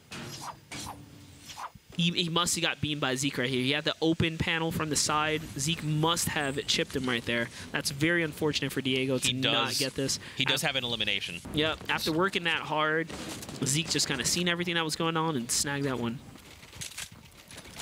J1 Nasta here. He's got Mark against the wall here. Now, the circle's just north of these guys. They don't have that too far to go. I mean, look at the loadout, though. He's got the Rift to go and a grappler to disengage. Oh, gosh. I mean, even despite being pinned down right there, Mark still turns the game around. Oh, no, but J1 manages to connect his shots where Mark misses after taking the high ground. He got a little too confident, dived in. Prisionero, TQ here. Let's see what's going to happen. Low ground warrior skills. Pump connects right there. Very nicely done. Feather is down there. Now over to Kerr, who just got beamed. Loadout's not looking great right now. Just a few mags in the AR, a few slugs as well. Oh, wow. Drops onto Beehive. Lands on Beehive. Beehive makes him eat it right there, really. And that brings Beehive to 97. So, mind you, Beehive was in a pretty rough situation prior to that. But just connecting with that purple, right, that epic pump shotgun, you have the damage. Beehive making to look a rotation now. He's like, I'm good. I'd like to not fight anymore. Nosk actually connected with the legendary AR right there, so he's going to go for that one. Beehive's probably not going to make it out of here. Ploto takes down Caxi there. And the kill feed. Wikisi goes down. Kaizen goes down. And Ace finds Sensi Gaming. Oh, Sensi Gaming had a good last round, too. And someone just eliminated It was Beehive, yeah. Yep. The same player that landed that legendary shot on him. Kind of follows up. First we've seen of Gomru today as well. Let's see what Gomru's got. Pushing in on Pepper. He's going to go ahead and take control of that plank right there, but this dude's just bandaging right behind this wall right here. He knows he's in there. He's going to make the quick edit. I don't think he realizes that he doesn't own the panel above him. The roof panel is not his. This is the worst weapon to have for pressuring, but he does have arguably the best weapon now for stuffing someone down, which is this pump shotgun. I mean, all Gomer has to do here is just let this play out, right? He's just trying to apply pressure. At worst, if he trades, he does have the slurp and the half. He's got the mats to go for it, and I think he is. He wants this all the way. Look at this. Look at this double ramp build right here. Ooh, oh no! Wow. Pepper showcasing why he deserves to be here right here. That was a fantastic shot. And not only that, he just went from, you know, a really bad situation to, hey, my high ground. Yeah, I mean, Gomer only lost 25. It's not the end of the world. Yeah, Gomer's thinking of bring this down right here. Oh, he hears him right above him. They trade shot for shot. Pepper now legit one shot away from being taken out. Gomru has so much heals here, though. This is still in Gomru's favor. Although he's burning a lot of materials, there it is. Pepper gets shot in the back here. It's even more of a reason for Gomru to really turn up right now. That's what he's trying to do. Don't let this metal replenish. He's got to break it down. Gomer's just taking up, man. He's taking the slurp, so the longer this goes on, the more he's going to be topped off. I think Gomer's going to bring it down. I mean, that's what I would do. It's probably what he should do. It's not really fortified by that much. I mean, it's just like a wooden ramp over here and, you know, a little stone ramp over there. There it is. He kind of waits for the bait. Takes him out. Now, that player didn't have too much, so, you know, at best he's going to get a little bit of ammo, maybe a few weapons, but... I mean, he gets replenished, right? HP-wise, then he gets, like, that 150 or so metal that was left over. Yeah, and that's a big factor, man. Not that too extra bad. 50. And I think he did have, you know, a relatively close zone for his rotation, being that it's just shy of Wailing Woods. Claymore up top, Scram down below. There's a lot of loot sitting out in the open. And Claymore is hunting this elimination right now. Oh boy, he's got an RPG. It's only one shot, but one shot is all you need to really reset things. He knows exactly where he's at. I like what he does there. He backs him down, gets the loot. That's all his, secured now. Wow, he's not even punished for it. Yeah, he is now. That was a shot that he takes right there. Still manages to way outbuild his opponent here. I mean, now he's definitely got the materials to do so. Scram's going for the play here, and he makes the shot. That's a point for Scram on Claymore. And now look, dude, Scram is now topped off now. His mats now. All the upgrade. That was we'd consider that a loot transfer at that point, you know. Definitely. Thanks for picking that up, bro. Thanks for picking that up, Scram. The top leaderboard as we speak currently. Is still left alive. He's got 3 eliminations. Tux with 2. Robs and Apostle as well have 2. That one elim right there puts Scram in the lead right now for eliminations. Now they do have to travel a little far here. Yeah, Scram's actually at the furthest point right now. His rotation is going to be really, really hard to make right here. But I think most players have already kind of gone out. But you can see here, just chilling over by the Dusty, players are already choosing their park spots, right? They're just setting up their forts. Converting these little shacks into their own. Apostle's in another battle here, looking to be top elimmer for this game again. He's going to be able to make it. He is in the lead right now by far. He just destroyed this player's shield. All he's got to do is get in there and land one shot. I mean, I'd pay him to pickaxe this guy right now. Just go for it. He just bullies Racklet there. There it is. We've seen Apostle fighting in a storm. He's no stranger to taking players on now. And it's going to pay off. And he's got the grappler to make the rotations out. Yeah, worth to use a couple grapple shots there. Harry with the high ground here. He's sitting super high up. Someone going for the Hail Mary snipe. Doesn't quite land it, though. And Harry just lit 0 elims, so although he was looking to contest that player, now he's looking to get a little bit more materials replenished for what he wasted, or I guess invested into that base, and then potentially get center zone here. He looks like he's playing for the long game for placement. And that's a smart thing to do, right? I mean, there's no way this player would have seen him drop down unless they were in a position to do so. So, I mean, he gets out pretty cleanly here. And now we've got another 50 seconds before the storm starts to, we get a new safe zone, rather. Yeah, look at the metal factory, the metal container area here, currently being held down by just about 6 or 7 players. So if anyone engages on someone, the other players are going to be like, it's time to go. It's time to go. They're making noise. That's when you get dived on, yeah. Ego here with that gold pump shotgun right now. I mean, he's got high ground. He's just kind of surveying the land right now, just getting a sense of what's going on. Boyer trying to build his way out. And this is just kind of what you talked about. You just destroy a wall, get the mats, and then you replace that wall. And you are getting an increase, and you're keeping yourself safe at the same time, right? Yeah, normally players would do this regardless of what patch we were in, because it's the safest way to kind of harvest things and you know, get your materials at least moving in a positive direction while you're stalemating, right? But now with the 40% buff, you know, it's even better than that. So a practice people already used, just, you know, basically got a little bit better, a little bit more payout for your time invested. That's what you want to do. You never want to be really stalemate when you could be farming to get your materials right. Every plank matters. Yeah. And I mean, if you take a look at your top right minimap, we got a new safe zone. It's over by Gus.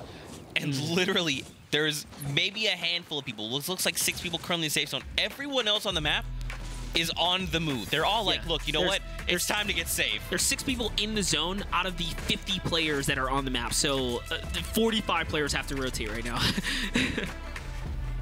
And most of them are northwest. They're all coming down in the same exact trajectory right here. Just look at the mini map, guys.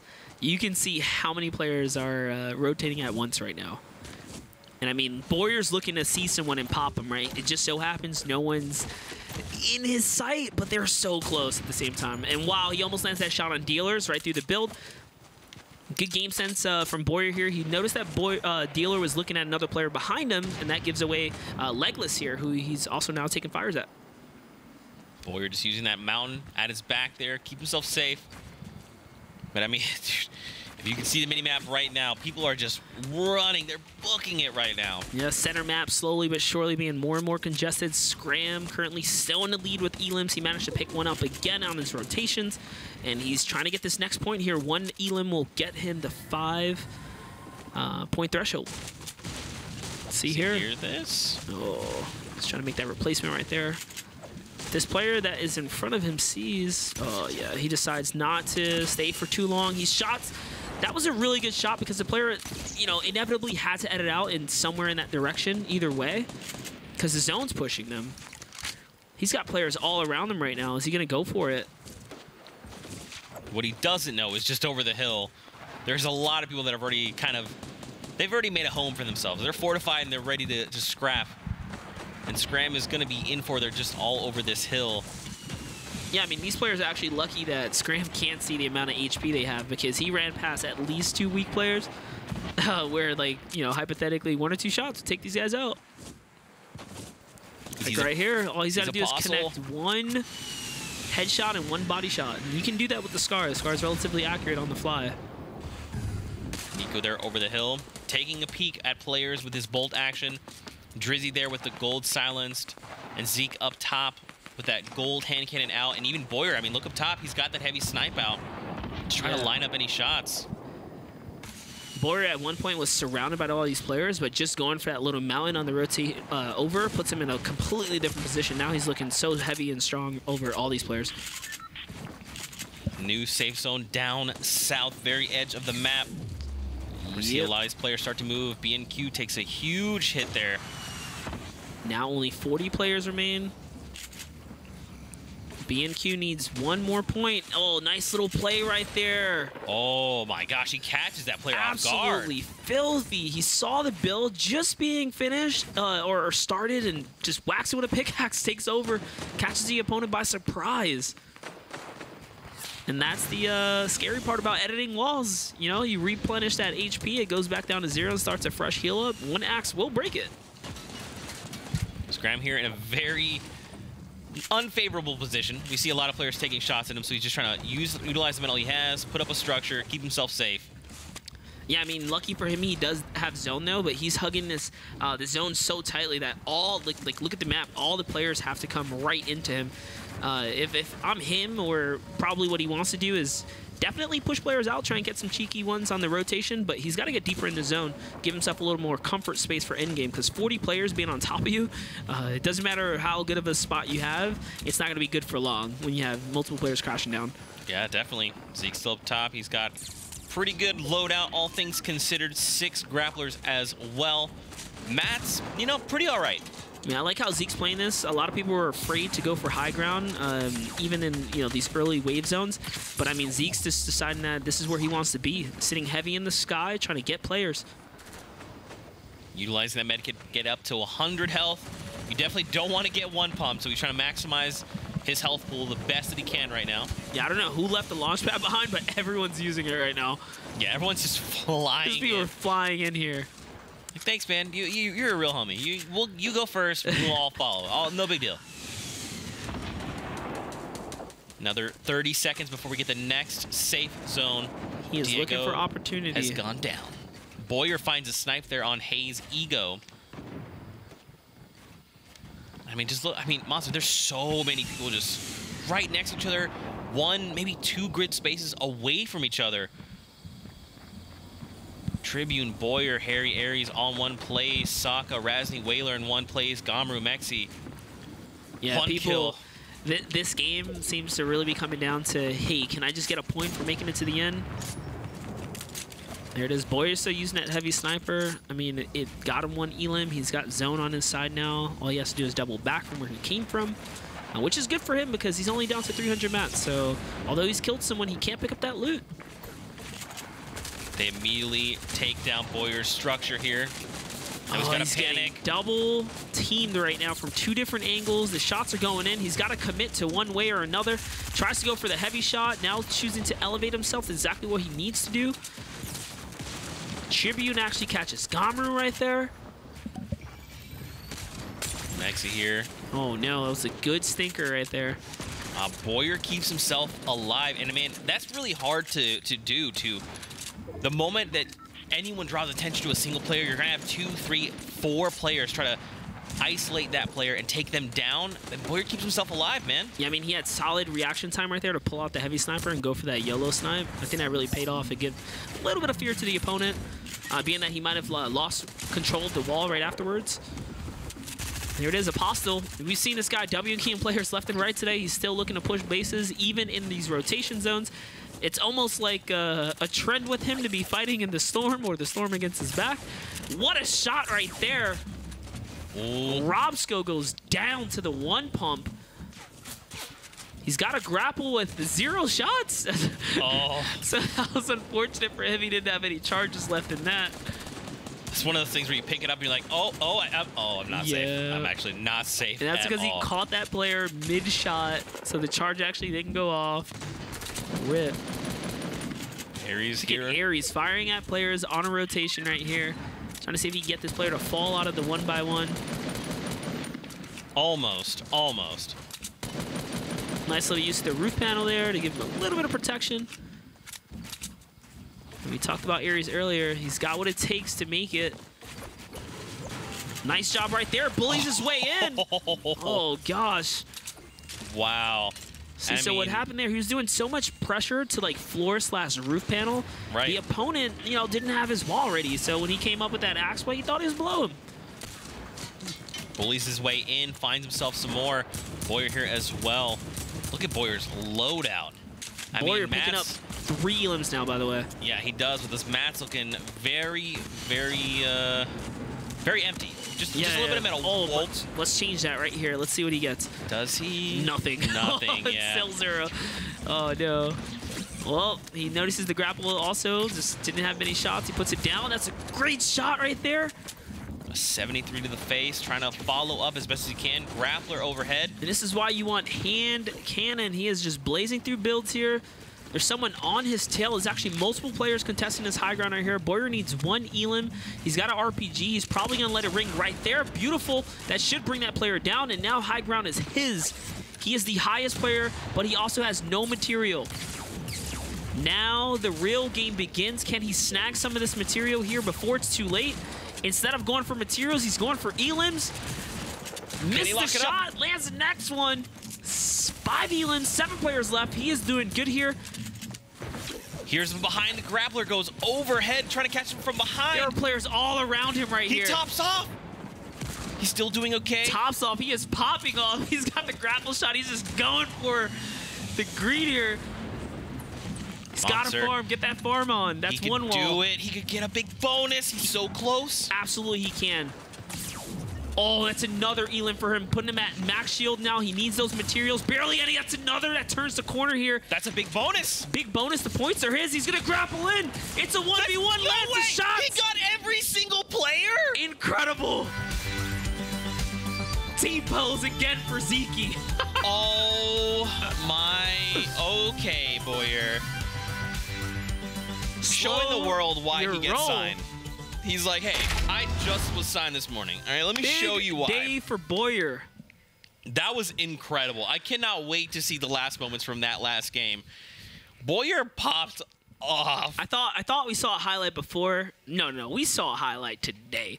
That was an absolutely nutty highlight. I want to say he picked up 1, 2, 3, 4 of them things at the very end right there. That was crazy. He started at 6. And then just one after another. Actually, and he finds every single player because there's only 5. Every single player. All right, I can't wait to watch that highlight. And grabs a grapple, like makes a split decision, says, "Oh, hey, no materials, grapple." Bat checks real quick. Like he was doing all this on the fly, just aggression without stopping. I think that was like a good 30, 40 seconds of him just going. And you saw immediately he listening into the players around him. The moment they're making sounds, he's very quickly zeroing in on them. Oh, gosh. I think the most incredible shot right there was the hand cannon, which we're about to get a quick replay of. I'll let you guys feel this right here. Check it. In comes the grapple play. 1, 2. That shot right there changes the game for him. Landing the hand cannon on the fly to follow up with like the 105 body from the epic pump. That's what he needed. Man, Boyer securing himself a victory royale. So keep in mind, he had 10 points. So he gets victory royale, that's 3. He gets 3 from elimination threshold, and he has 3 additional points. It's going to be 9 points total hitting the board for Boyer here on our 3rd game of Heat number 2. Yeah. Boyer's probably like, look, look. Yeah, he's feeling good. He's got himself a nice highlight reel to take home. That one's probably going to be immortalized forever. That was a good one. Like, that was a really good highlight. Shout-outs to Boyer. Wow. We'll take a look at the highlights coming out from game number 3. What an action-packed game. This was definitely the most action we've seen coming out of Heat number 2. Yeah. I mean, even down to those final few circles, man, it was nuts. Yeah, it definitely got crazy. I mean, we saw some questionable zones for a second there, but, I mean, they made it work. Whoever left that launch pad up that everyone was just kind of, like, recycling was pretty crazy. dude. And I really enjoyed seeing how many players were just like, look, I'm going to run forward. I'm going to pull the shotgun out, and I'm just going to try and bully you and get these shots. I mean, look at this. He had someone like a little bit of a Cinderella story, right? Like at one point, he was nearly taken out, and he managed to avoid the pinch from 2 different players with the heavy sniper because he just put fear in his opponent for a little bit of time, and that was all you needed to just get on out of that sticky spot he was in. And here we go. We'll relive some of these moments. I mean, just clean. Just look at the precision comes out. He knows exactly where he needs to go. Pow. You know, I'm curious to see like what his accuracy ratio for every shot fired at the end there was, because he killed multiple players in such a short period of time. It was impressive. Man, he's probably feeling really good. We'll take a look at the standings. Boyer, after that game, cements his lead with 10 points. The next point value is 5. That's coming out from Saka. And again, guys, don't forget, top 50 are moving on to tomorrow's finals. We are halfway through heat number 2. And with 2 games left, we'll find out who our finalists are. Man, I mean, we talk about how one game can really change things. I mean, that game right there not only put, obviously, him from 0 points to 10, but look at how many players went from having no points to 1 now as well, right? All the way up until 44th rank. So 50th now being just, you know, back and forth between Gamarun and Prisonera. This next point's going to matter. I think this threshold might hit. We might see it need to be 2 points. Yeah, man. We'll be gearing up for those games. Nice spread. Nice spread on points right there. Yeah, for sure. Guys, at home, use that hashtag, Winter Royale. Let us know your thoughts. How you enjoyed these games so far. We got 2 games left coming out from heat number 2. And that's it. We know our finalists going into finals tomorrow. We've got 6 games lined up. But with that, we're going to take a short break. So just get up, find yourself a drink, get some stretching going on, and we'll see you guys in 5.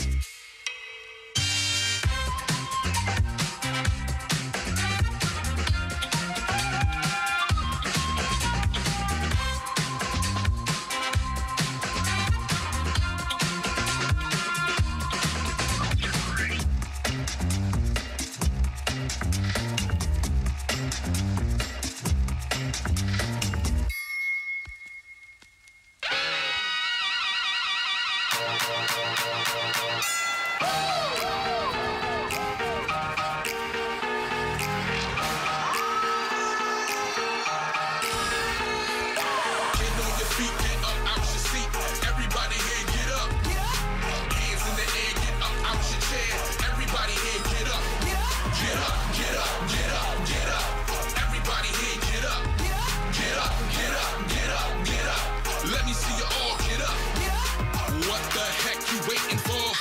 Ain't nobody out there hating more. It's a shame, but you came, so stop acting lame. Everybody up, get on the floor. Come catch the feeling, run like you're stealing. Look around, now you got nothing to fear in. Take a second, catch your breath to see if it's safe and stop. We got some haters over here, we got some haters over there. We got us people in the middle acting like we just don't care. Get on your feet, get up out your seat. Everybody here, get up. Hands in the air, get up out your chair. Everybody here, get up. Get up, get up, get up, get up. Everybody here, get up. Get up, get up, get up, get up. Let me see you all get up. Don't make me come over there. So you do the ropes just like Ric Flair. I'll be forced to erase that look on your face. I'm gonna get you out your seat, I swear. Come catch the feeling, run like you're stealing. Look around, now you got nothing to fear in. Take a second, catch your breath to see if it's safe and stop. We got some haters over here, we got some haters over there. We got us people in the middle acting like we just don't care. Get on your feet, get up out your seat. Everybody here, get up. Hands in the air, get up out your chair. Everybody here, get up. Get up, get up, get up, get up. Everybody here, get up. Get up, get up, get up, get up. Let me see you all get up. Everybody in the building, put your hands up. Let's go, y'all. All people, yeah, yeah, yeah. Come on, come on, come on. Get on your feet, get up out your seat. Everybody here, get up. Hands up, hands in the air, get up out your chair. Everybody here, get up. Get up, get up, get up, get up. Everybody here, get up. Get up, get up, get up, get up. Let me see you all get up. Get up, get up, get up, get up. Everybody here, get up. Get up, get up, get up, get up. Let me see you all get up.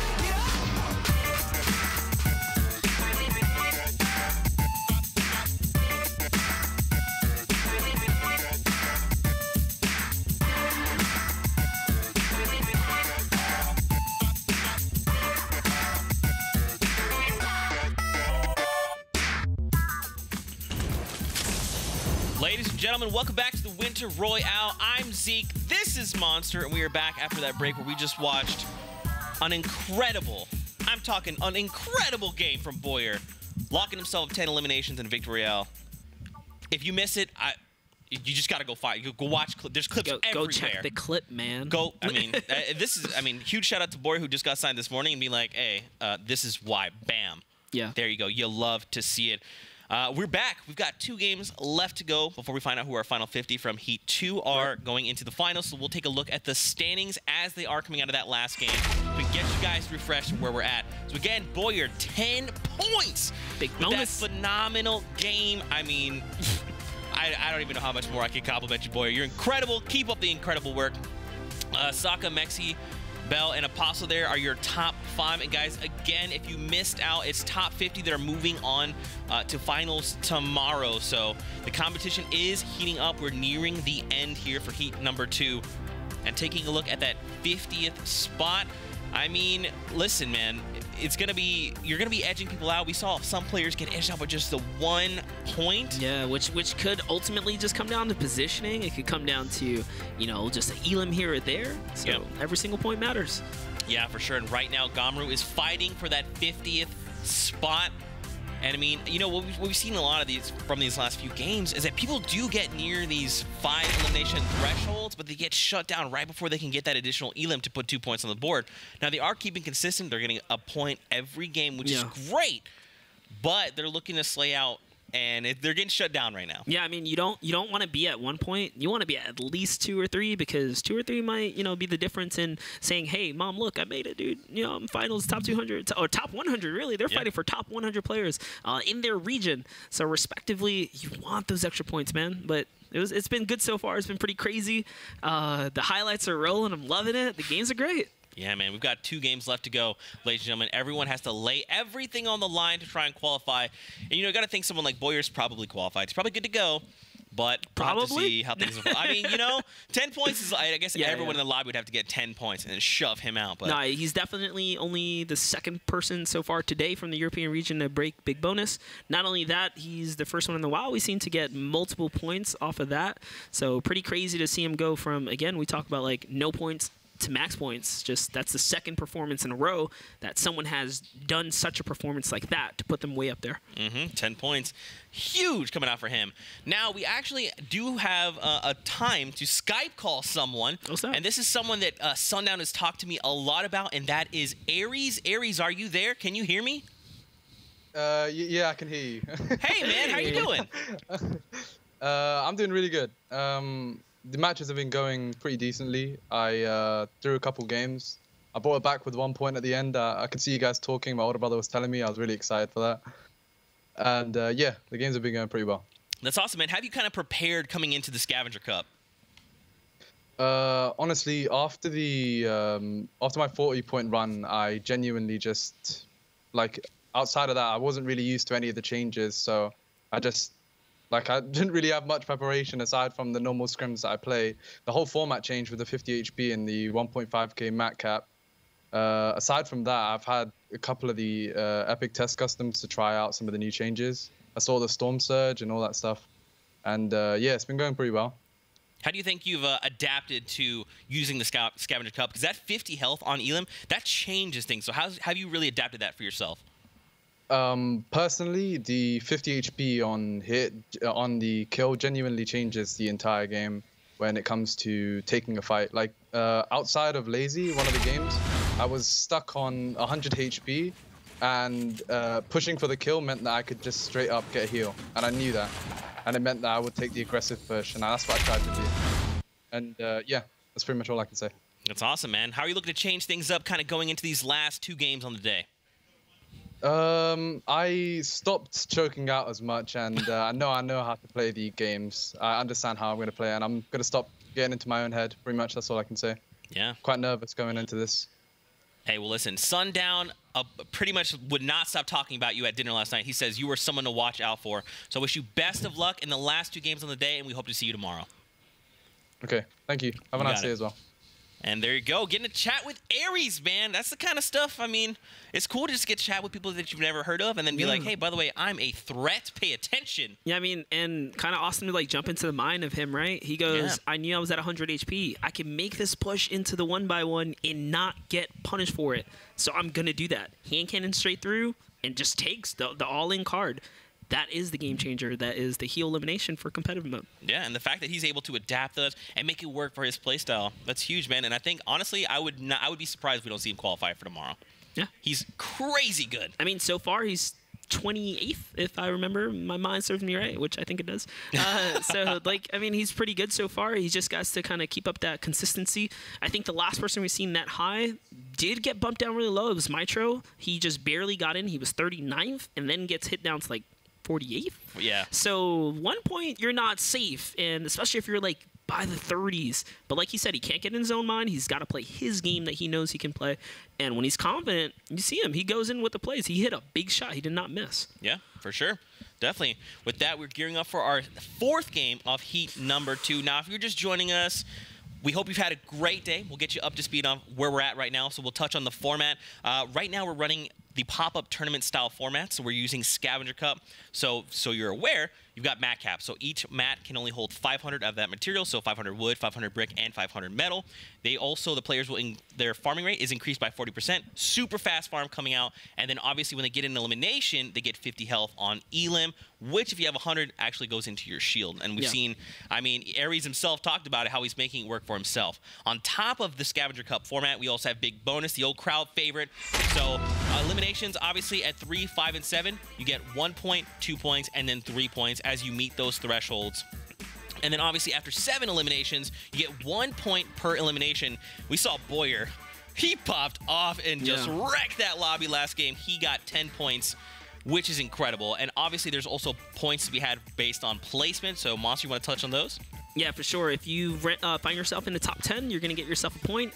Second and third is going to get you that second point, and then Victory Royale is worth a whopping 3 points. And again, you see playstyles kind of shift up as the end game approaches, because when you're just outside that 10-point range, you want to go for it. And most eliminations in a single match during stage 3 is going to be worth a bonus 20k in prize. So it's going to be pretty crazy for tomorrow. It's like the finals we're approaching. And there's also a prize pool to be divvied out, 500,000 per region. And this is the current prize breakdown. And something to note is if players qualify and they make it to grand finals, just for making it, they get a piece of that prize pool. Yeah, you're automatically a winner for hitting top 50. We have our first 50 winners, our first contestants really to make it on through. These guys are battling their hearts out right now. We're approaching what might be like our final games pretty much. And that's going to be it. See who can rank for tomorrow, which is going to be a big day for everyone. So get your sleep. Make sure you rest. We have to do the same thing, but we have to be up pretty early. Of course, we want to thank you guys all for tuning in and watching the games with us. And of course, we always appreciate your patience and all this. So don't forget to use that hashtag Winter Royale. Let us know your thoughts. Let us know how you're enjoying all the action. I mean, obviously, talk about Boyer. That guy he just clapped that entire lobby. I just want to say my phone blew up when like all the chaos happened. I'm sorry if I was screaming in anyone's ear, but that was hype, dude. Yeah. I want more of that. And with this, we are getting ready to head into match number 4. Again, these are the last 2 games here in Heat number 2. And once we wrap up these matches, we will know who our final 50 are, and we will know who our whole 100 are for tomorrow's grand finals. But here we go. The battle bus is launching. It is cutting right down the center, down from Lucky Landing straight up. I mean, this is a pretty good bus, right? Because you have kind of open field to wherever it is you want to go. This is a 50-50 pie right here. Half and half, 50, dude. 50 pie. Yeah, that's what's happening, man. You got half the map being split up. So everyone kind of gets to just take their fair share, man. What we've seen so far, players are sticking to their guns. No one wants to change up the game plan, which for me is surprising. I typically, like to learn from my mistakes. These guys are like, nope. Just that mistake wasn't on me. I was unlucky. I'm doing it again. Yeah. So these guys are just going for it here. Actually, you might see a little bit of difference. Actually, Lucky Landing, super contested, and Flush Factory, now players landing on top of each other. So more players looking for action. Greasy Grove, highly contested. And look at even Pleasant Park, man. I mean, it's funny because even in Heat 1, it was like 1-2 people game 1. It was like 3 people, and then by the end, it was like 10 people in Pleasant. We're seeing this like same trend here. It seems like these places are just getting more and more contested by multiple opponents because they want elims. They're seeing how much you can get for getting these points, how high, they place you up. Every elimination is just worth so much. And we watched Oh No Kill here earlier today as well. This is the same spot. So we talked about players sticking to their guns. These guys have been fighting here since the beginning. So Oh No Kill still going against the same opponents. Is just who has the better loadout, who has more confidence in these early games. I would assume some kind of explodes just went off in a large capacity because a lot of these buildings have been leveled here in Pueblo. I mean, that's just being held up by 2 little branches there. Yeah, we call that welcome to Dynamite Patch because Dynamite just blows everything up. You may not eliminate a player or damage them, but hey man, you're gonna expose everything. You're gonna see what's there. So on the kill feed there, Navy was eliminated down to 96 players in the lobby. Over to Ferens, who's in a close engagement. Finds the elimination, man. Something else I didn't really think about. You can use Dynamite to just deny material or like resource your opponent, right? You can even use it to like blow up chests, ammo ammo blow boxes. Up all the chests on him. What is he gonna farm? You can see everything he can grab, right? Especially if you're running toward a weapon and like the whole building goes down, you're like, well, do I keep running for like the tack in front of me, or what do I do now? So Oh No Kill managed to push that player straight off of his porta-fort, and he actually gets the elim. I'm assuming he just beamed him and followed up with that epic shotgun. Very well played right there. He's going to take the minis and heal up. And we have more players being traded out here. You can see the kill feed pretty much lighting up, and as GZ getting taken out. Now down to 80-something players, 89 players. Back over to Tilted. We've seen a little bit of action. And again, another building completely leveled and torn out. Mel side is up top, looking to isolate some players. Now, Mel does have the Rift to Go, so if he needs to rotate, he very easily could. But you really just don't want to use those too early. They're just so useful going in later game. No, yeah, like Rift to Go for endgame is arguably one of the best items you can have. Here's one of the replays from Cry TV. Kind of breaks the wall here. He does have a trap. He's going to make that play. That's the first one right there, and doesn't even need it. He follows up with 2 AR. actually to the dome. Puts that player down. And over to Greece, you see Farron's there at the very edge. Kurt is there, and Bella EU as well. Yeah, like Kurtko and Bell just definitely had somewhat of a standoff here before. You're seeing that he's dominating that middle area. Kurtko used a lot of resources to be up there. And we talk about micromanaging your resources and your time. Sitting there, he's not gaining anything. But Bell and all these other players in this area, this vicinity, they're gaining materials every second. So they're slowly but surely getting the advantage. Not sure enough you saw it there, but in the kill feed, Apostle is down. The Titan, the Menace. Oh, no. His reign of terror has been temporarily shut down. We're going to call him the Storm God because every highlight he's fighting in the storm. Yeah. He's taking it to players, man. He's been doing it today. So I like that. That was good. That made me laugh. Musni here, sorry, taking on Takeoffs. I can't do this. I was trying to come up with really fun back-to-back puns. I'll just stop myself. But, man, he's just putting a lot of this pressure up, keeping him back, and he is utilizing that heavy sniper rifle, just punch through these structures very quickly. Yeah. And basically one-shots player builds and any build really in the game. I think what he's trying to do is just distract him from the top half and then dive to the side, and he's probably going to just bully heavy sniper through the wall with the pump follow-up. So, yeah, there it is. He's just going to go ahead and actually just take control of all this area. Now he's going to go for the dive bomb because he landed the shot. Only needed one. That's a grenade. Great, calm reaction speed right there. Realizes he has enough time to block it, jumps on a ramp, and just lets it blow up. Played. Over to Kurt here in Greasy Grove. Farron's is here as well. Ooh, minigun, the first that we see of it. Minigun is actually still a really great weapon. You charge it up, and it does incredible DPS, has no cooldown. So, you know, if you can get it going, you get it spinning, you deserve to kind of get paid off a little bit. Here it is. Farron's so making this is the what work. we call the AKA the map burner. That guy's going to go ahead and disengage there. He knows not to build against it. It's not worth it. All these builds are his, though. He's gone. There it is. Yeah, All he's got to already do is kind of edited. sneak out. There it is. He's around the side. Oh, he's just playing mind games right now. Oh, missed the shot right there. So Farron's. 150 materials on Farron's. We know Yeah. Kurt Cole wasn't farming for very long, so he's got to be really low here. Notice he's not building. Oh, he's trying to bait him out. That was good bait. He gets cracked, though. He doesn't trade back with Kurt. Trading positions, left hand peek. Oh, is it enough? He lands. He lands 57. Makes the edit. Makes the jump. He's just trying to close this in. This is really tricky to play. Kurt finds an angle, but it's not, Oh, he or it does. is enough, rather. Yeah, I'm he sorry. does. He connects right there. Actually takes out Farron's. And he gets rewarded. That means he was at just about 93 health versus Farron's about 57.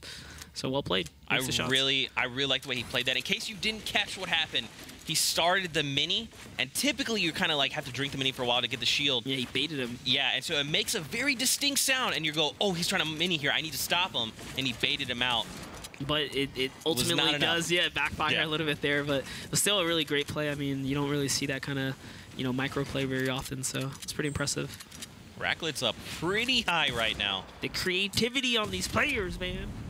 Oh, he's like, look, I'm super comfortable, man. I'm just going to use this high ground to just bail back into tilted. I'll see you guys later. Yeah, it's those 30 mats. What's he going to do with 30 metal, right? You only have 3 builds. It's really not worth it. And he's got the zone ahead of him. Might as well get some farming. Yep, just goes right back to farming. Now, near Leaky Lake. We're here with Ares. We just spoke to him. Ares is probably feeling really confident. He got to, get some words off his chest and talk to, the entire community. Maybe this makes him feel pretty good. He's already got 2 elims, I think more than we've seen up until this point. And he told us he's not going to let, the game gets him. He's going to play his game. So far, so good. Let's see what he's got. Could not agree with you more. This is someone that Sundown has told me, look, the community needs to look out for this guy. He is a god. But now we'll take a look at a replay from Sokka from not too long ago. Ooh, grappler and just a clean pump to the face there. Nice shot right there. Riska coming in with that one. That's going to get him a double barrel elim. Going ahead and heal him right up. Is he going to leave those minis behind? Maybe, Oh, maybe he's not. got He's probably, damage. there you go. He picks him up. He's going to use them, yep. Stompy right now, keeping Mel, just gatekeeping Mel right now. Now, he does have the grappler. He can get a little crazy if he wants to. No, and I think he will, but because he heard like a shotgun go off, someone's shield just got chunked away just really close by him. So he's looking around. He's probably trying to go for it, and there it is. Oh, he just barely misses. So what happens when you miss, you give up the play, surprise element is gone. Wow, that was actually really stylish. Grapples up, roof to make sure he doesn't get cracked back at, and then really very quickly builds a 1x1 encasing himself, keeping him from falling. Yeah, this thing is barely held up, though. If he's really thinking, Melside just brings it all down. I mean, at worst, Melside could just pop his Rift to go if he sees the structure starting to go down, but that's not the way he wants to use it. Now See here, Stompy just hanging out right now. Yeah, I'm surprised Stompy is just kind of turtling it again. I mean, after you use your grapple play, you know, it's kind of a one-trick pony. Really good players know how to block it. It's just, you know, you saw the elevation quickly happen. You get right over your opponent. There it is, Stompy now. Taking his time. Decision. Now, he doesn't have that far to go as far as the storm is concerned. See, look, he's deciding to try and bring it down now. I think it's a little too late for that play. He probably should have did that initially. You see Melside checking out his Rift to go right here. He knows that if he has to, he's going to pop it, but yeah, there it is. And he tries to block it right there. Actually, he saw the roof panel overhead, then uses the Rift to go to try and hide the effect so that Stompy actually doesn't take it. And you can see it wasn't reopened, so Stompy's probably having a tough time now figuring out where it was. Over to the Dusty Diner. We got Pusher up top in that high ground. Rasmusny down low with 2 elims. It's actually the second time I've seen someone use a roof panel to like block something. We've seen it in the previous skirmish with the launch pad. Right. And now people are using it to hide Rift to go. So the game's forever changing in ways that you would think wouldn't, but people are creative. Oh boy. Oh boy. Wait, did he? Oh, he almost lands the shot. It was Almost very lands close. that. Oh, check it out. A replay coming out from Aries. He does have 2 eliminations. Want to see. Let's see what he's got. Oh boy. Beamed. No! Oh. You guys brought up his elimination. I thought he was going to get the point. Oh, no. But hey, man, 2 elims is nothing to, you know, nothing to be mad about. He's already somewhat in the top 50 qualifications. So those 2 elims are going to carry a long way. Yeah. Unfortunately, though, it does get just destroyed right there. Yeah. That was white react. That was savage for the production team. I've ever seen it. It's not every day, you know, production team gets savage, but that was savage. Oh my god. Over to BNQ here, who is looking pretty all right. All things considered, Matt's pretty good. 400 brick, 500 metal, and Axe is here guarding the way. We've seen quite a bit coming out from Axe today. Hey, Axe has already shown that he's a good builder. He's got a good shot. He actually just, you know, hit BNQ here for some good damage. The burst, 3 shots, 1 penetrates, and yeah, it's happy time. So we've seen that happen right here. I mean, Axe is like, look, I'd like, oh, this is that double eddy. You saw instead of doing the classic monster, we just do the door. Yeah. Oh, these are really good explodes right here. 2 of them underneath the fortress. Is going to bring him down a layer. Goes for the hip fire jump shot. I think he's just feeling it, man. This guy's being a little too passive, so he's going to go all in right here. That was a surprise play. Makes the edit. He's getting pressure from 2 sides. And I like what he did there. He just held off on the pressure, so the opponent inside the box says, hey, I'm going to focus north. And when he does that, Axe says, all right, now I'm going to take the clean shot and get the elim. Instead of letting Ono Kill snag it away. Shoutouts to Axe, doing really well. Now we're over near Gomru and Lodo. Again, Gomru is in that 51 spot, man. He's trying to fight his way into that top 50 to qualify. Yeah, Gomru is rank 51 right now. He needs as many elims as possible, / just points for placement or something. And also with that elim we just saw before, that puts Axe, again, just leading in eliminations. He's done it a few times today where at some point or another he kind of takes the lead. He's having a great game. Here we have CLR Lodo. Does have a point as well. 48 players remain. This zone is looking pretty good. A lot of players have already made it in. Just a few players now migrating from the south side through Pleasant Park. Boyer, the previous champ, sitting at 2 as well. He's probably fired up. You know, big boost of confidence from the previous one. We saw him getting late game elims. Now he's got a couple early game ones. I like what was done there. Axe, again, just showcasing why he's incredible as an aggressor. He damages the wall just shy of the hand cannon destruction mark.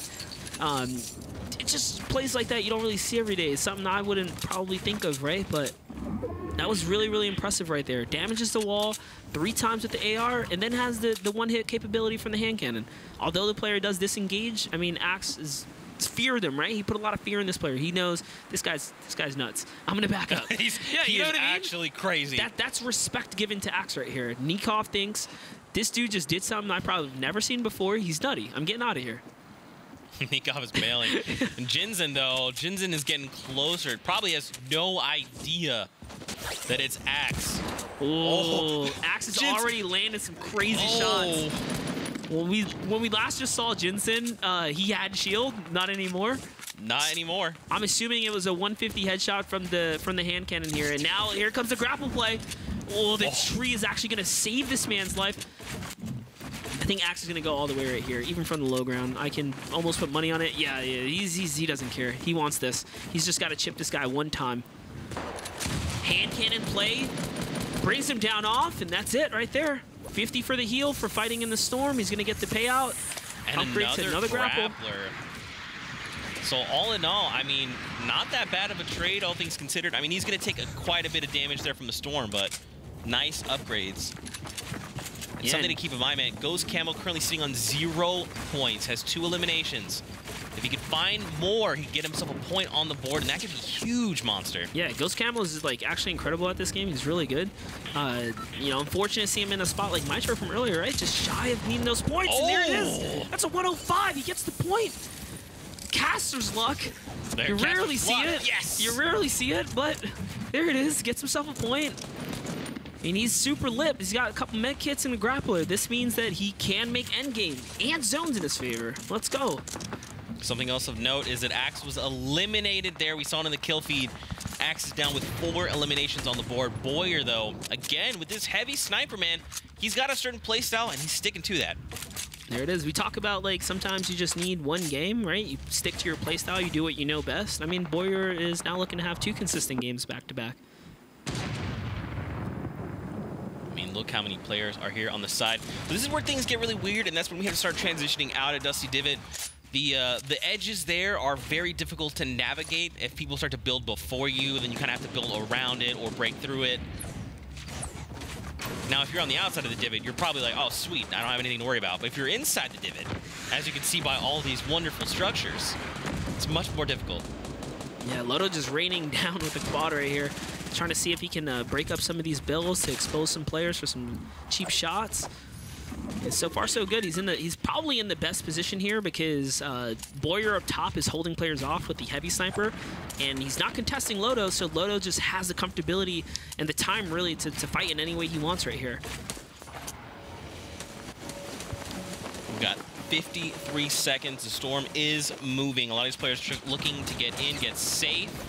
There it is, using them door plays right there. He's opening up another box. He's looking for opportunity. I believe Ghost Camo just found another elimination in the kill feed. Pusher goes down there. Ghost Camo actually now leading in eliminations as far as players alive because Axe is gone already. 4 eliminations. This is huge, man. He's got a point. If he can find one more, that's going to be 2. Yeah. And that's where he wants to be right now. I mean, he actually found that point on the rotation, right? He just had to go just a little bit more further. So he must have pushed someone's 1x1 or something like that. And that gets him an elim, and he's in zone. He's sitting on top of like 20 players, though.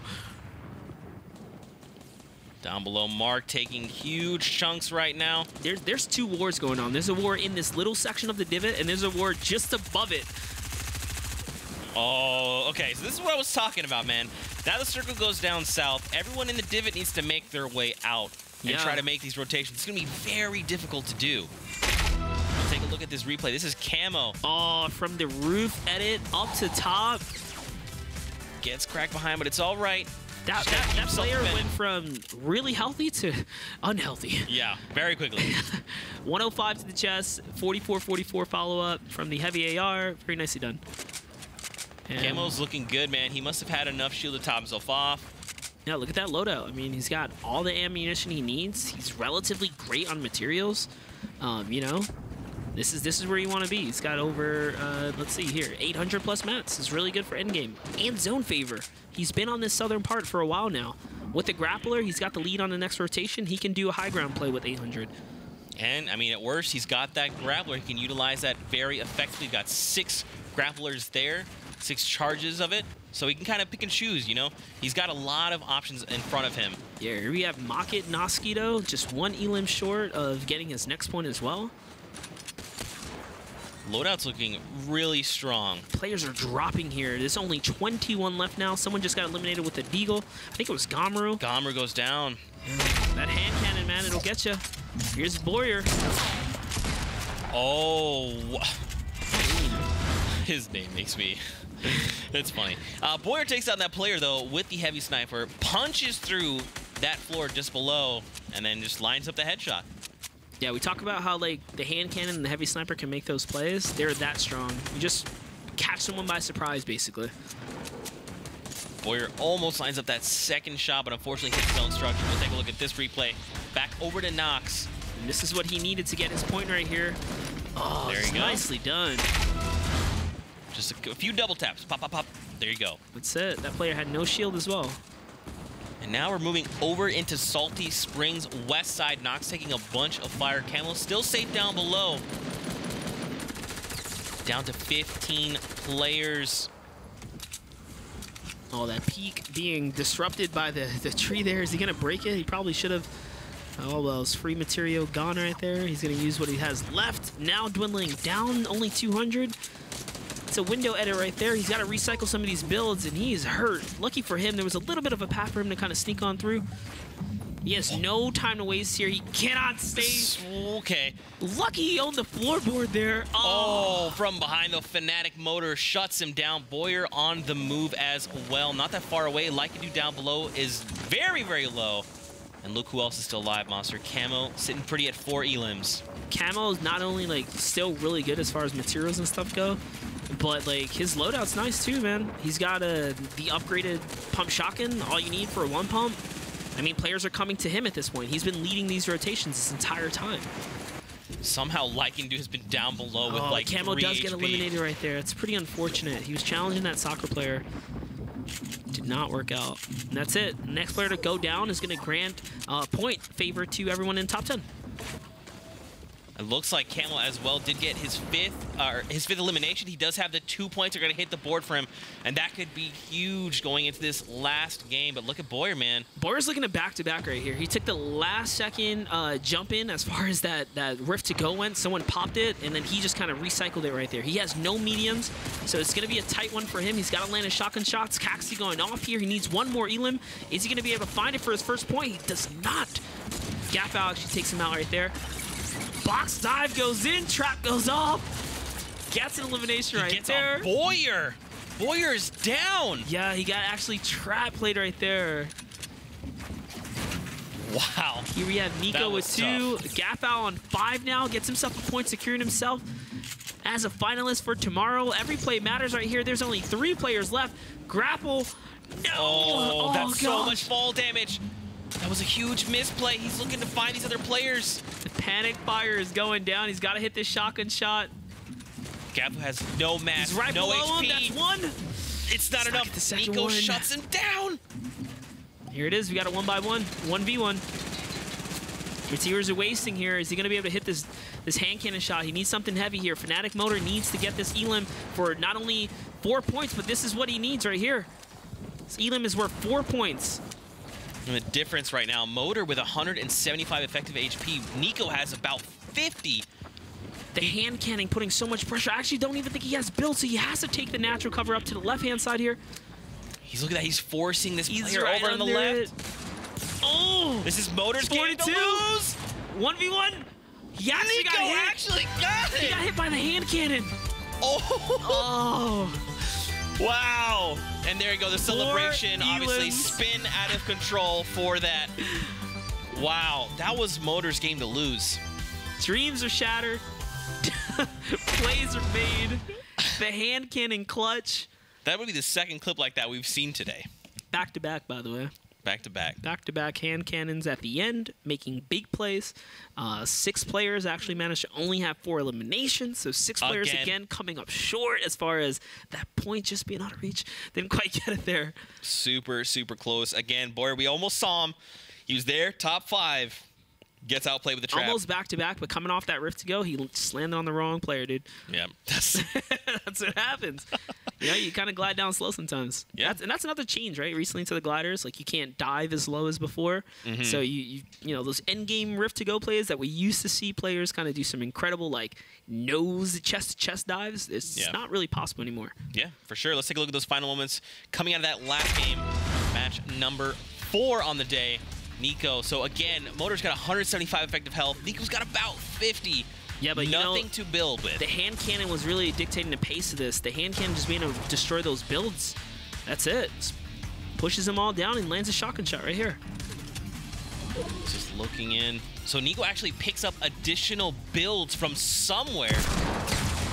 Oh. See? Oh. Wow. So exactly the way you called it. Just utilizing that hand cannon to punch through those structures, and he sent that other player kind of just on the back foot just for a moment. Nico capitalized. One of the things, like when a player gets shot at and they're in a close quarter situation, most people by muscle memory jump and ramp. So what you saw there, the hand cannon blows out the ramp, he falls down, but he lands on a cone. You can't jump ramp, so he eats a fresh pump to the chest. Yep. That is, hand cannon power.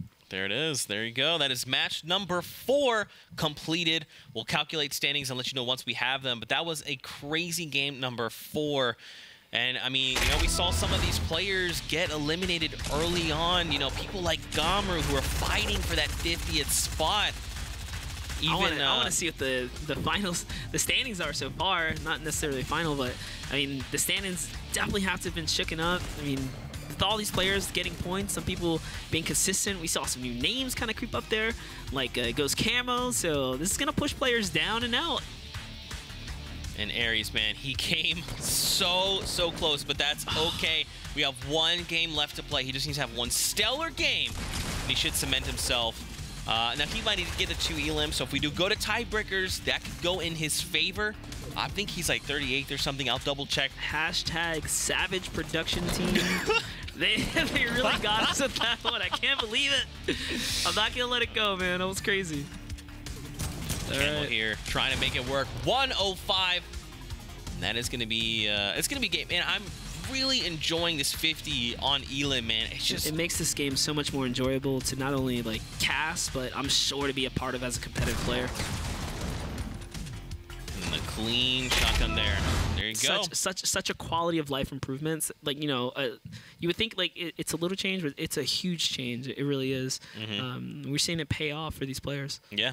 I mean, in case you're just tuning in, you're not sure what's going on, so we are playing on that Scavenger Cup format where every elim grants a player 50 health, and if they have 100 health, that goes to 50 shield. And I mean, like you're talking about, man, it just changes things, because now, typically, before, you'd see 2 players go at it, right? One goes down, you go, all right, that guy's probably weak. Yep. Now you have to think, okay, he got 50 health of some kind. Was it to his health? Was it shield? If it's shield, that's not good for me. And it's definitely shaking things up. I mean, another cool thing maybe to implement one day is when the elim happens, if they glow, maybe blue, maybe white. Give a little more information. Okay. It'll change up how people push. We want to see continued fights, so not knowing is the scare factor. Yeah, but see, then if we let you know, then you might not do it. Or Boom. you might really do it. Or you might. With that, we do have final standings coming out of that last game, so let's take a look where our players are stacked up currently. And right now at the top is still Boyer. No surprise. 2 Pops more points off. earned for him. Yeah, man. Mexi here. I think we talked about Mexi for a little bit here. One of the younger players making a name for himself. 16 years old. A god. Yeah. And here's showing why he's in 3rd place. Now, again, ladies and gentlemen, don't forget it's top 50 that in the standings that move on to tomorrow's finals. Oh, look at that. And actually, Fnatic Motor finds himself in, like, near top 5 right there. That was just for the couple, for the performance he basically put in the previous game for not only placement, but elims. Goes Camo now, 19th. 2 points earned for him. So it looks like, and look, Aries right now, 34th. Hey, he's still got a point. He's still in there. He's still We're in there. still good. Everything's still okay, at least for now. We still have 1 game left to go. Oh, look at all the 1 points. So now here's the thing. Gamru goes from 51 to 62. So right now, Gamru is fighting. 1 points may not even be good enough right now. Yep. He may need to actually go for those 2. We saw Stompy out there fighting. We saw Pusher. We've seen a lot of Pusher today. We've seen some Jensen. So these are guys that have had some airtime, had some moments. Like Tribune has had some moments. But, you know, moments aren't enough. You got to really go all the way through. You have to find that level of consistency. At the very least, try and get that placement point. Yeah, that's right. We've got one game left to go. For you guys watching at home, have you enjoyed all that action? Hit us with that hashtag Winter Royale. We want to hear from you. Have you been enjoying these games? They're nuts. Boyer popping off. I mean, Motor losing that game, unfortunately, things didn't quite go his way. I mean, he had high ground. He had a lot of stuff going in his favor, but his own floor panel roof was like his, you know, a little bit of his demise, right? Yeah, Nico clutches it up. We've got one game left to go, so also make predictions. Let us know what you think, and of course, send us your favorite clips. But with that, game time. Game number 5, last game of Heat number 2. Here we go. What a long day of games it has been. It's crazy to think we've casted 10 games. 10 whole games, all of them fantastic. Like, the action's been great. I'm ready for 10 more. It's like, this is it. Whoa, Monster, calm down. Whoa, Monster, just kidding. Tomorrow we get 6 more, so don't you worry. Tomorrow's going to be the top 100 contestants of the European region going head-to-head. So if you thought today's games were crazy, thought today's highlights are crazy because the talent is insane, tomorrow we're in for it. Someone's going to get clipped. That's for sure. Here we go, ladies and gentlemen. The battle bus has launched. Now, this is one of those tougher battle buses. You know, it doesn't quite cut across the entire map, cuts across a little slice of it. So if you're trying to make your way to Paradise, Pueblo, Lucky Landing, the likes, it's going to be a little bit of a farther fly. Yeah. Last game was the most fair bus we've seen up until this point. This one definitely favoring the northern half. People have a long rotation down south. I'm curious to see if Ono Kill goes back to Westworld with the player he's been battling there consistently. A lot of players are just having a long float here. And I mean, that matters too, right? Those are seconds wasted on farming and then rotations if you don't have that southern zone. So if it's a north zone with such a north rotation coming from this this long flight down south, it's probably going to be tough for these players. Yeah, for sure. We'll get our new safe circle in 20 seconds. Grove. 5 players in town, 2 outside of it, and 2 on the Viking village up top. That's a lot. That's the most action we've seen in Greasy. Typically, it's 3 people. I think that's the most congested POI of the day. Skyfield being the first person we jump over onto, and he's looking to find himself some goods in the chest. Before even going for a weapon, though, he's straight aired out all of the materials in the house. That way he doesn't have to double back, and he's making the most of his time, which is very important, being efficient with your time. So he's going to get the first drop on this loot right here, and a little bit of an upgrade. I mean, he has another AR, he still has dynamite, and I'm actually surprised he's holding on to this shield. Little does he know there is a ton of players here. Yeah. And take a look at the new safe zone. It's actually dead center of the map, so a lot of these players won't have to rotate that far, which is really, really good. See a nice even spread, but Flush Factory seeing some action. We touched on it before. Flush is, it's not really got a lot of loot for 2 players, and there being 3 there. Yeah, it's hard to make it work for one guy. There's 3 dudes here, so either someone's got to get out now, or you got to turn on the gas right here. Nara right now making it work. Poppy down low. So this is not the place you want to be right now. Yeah, I mean, he's in the best position. Pump SMG and Dynamite to reset everything. 200 materials, maxed out shield. This is his, POI to win right now. Whoever's on the coast is probably in the worst situation. That guy probably only got 1 chest, if that, and maybe materials. Goes to farm. Maybe a little bit more. Comes back. Upgrades to that green tack. Again, take a look at this mini-map. It's pretty even. You really don't have to rotate that far. Yeah, I like it. I mean, with this zone right here, people that have kind of been, stressed out for having long rotations game after game, so it's not bad. Everyone gets kind of a favorable, take at the map, a stab at where you want to be. Yeah, we're just jumping right back here. Just kind of a little bit of a stalemate here. I know both players hear each other farming, so it's a one big mind game. One big mind game. That's what's happening here. There it is. Now he has 2 more shields. Oh, man. So Pappy, strike a little bit of luck here, or, you know what I mean? He's going to go ahead and take the best of the goods from this area. I'm assuming he's got the best goods. He's got the blue pump. He's got an SMG, max shield, and shield for the road. Even if he doesn't want to take advantage of this situation he's in, maybe because he wants a little bit more of a favorable start, it's that. Here's one of our early game elims, Skyfield, the player that we kind of jumped in to start things off with. Does find himself one. Now we're back with him. I mean, look at the loadouts. There was quite a bit of loot left behind when he found that elim. Yeah, I mean, he's clearly used all of his dynamite, and now he's going against Aries here. Aries looking to hunt him down. I'm sure he heard the commotion. He doesn't quite know where he is, so Aries is back on the rotation here. There is a player over in the dining room area, and wow, barely misses that trap. Aries' heart must be pumping right now. It was almost all of his shield gone. His loadout is great, by the way. Although it's only a gray tactical. Look, now he's looking up.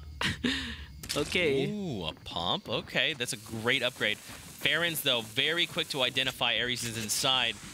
And very interesting. He drops the blue burst instead of the tactical first. So he's looking to hold both of these shotguns. And now Farron's above him, but he doesn't have shield. So if Aries can just kind of make that track to the pump. Oh, yeah, it looks like he has the pump now. And this loadout's really nice here. Don't forget, guys, Aries is 39th right now. He's looking to just keep himself in so he can make it through to finals tomorrow with only 1 point. He's gotten close to hitting that next threshold twice. He gets shut down. Quad launcher coming in. Talked about the quad launcher. You have to be super precise with the quad launcher. You have to land it relatively close to your opponent. Aries is doing great here, though. Farron's might have found himself a slurp juice. Yeah, his HP is now ticking up, so this is what he needed. He's actually going to get shot in the back. Couldn't identify that soon enough. And that's going to cost him pretty much all of his HP advantage that he was starting to gain here.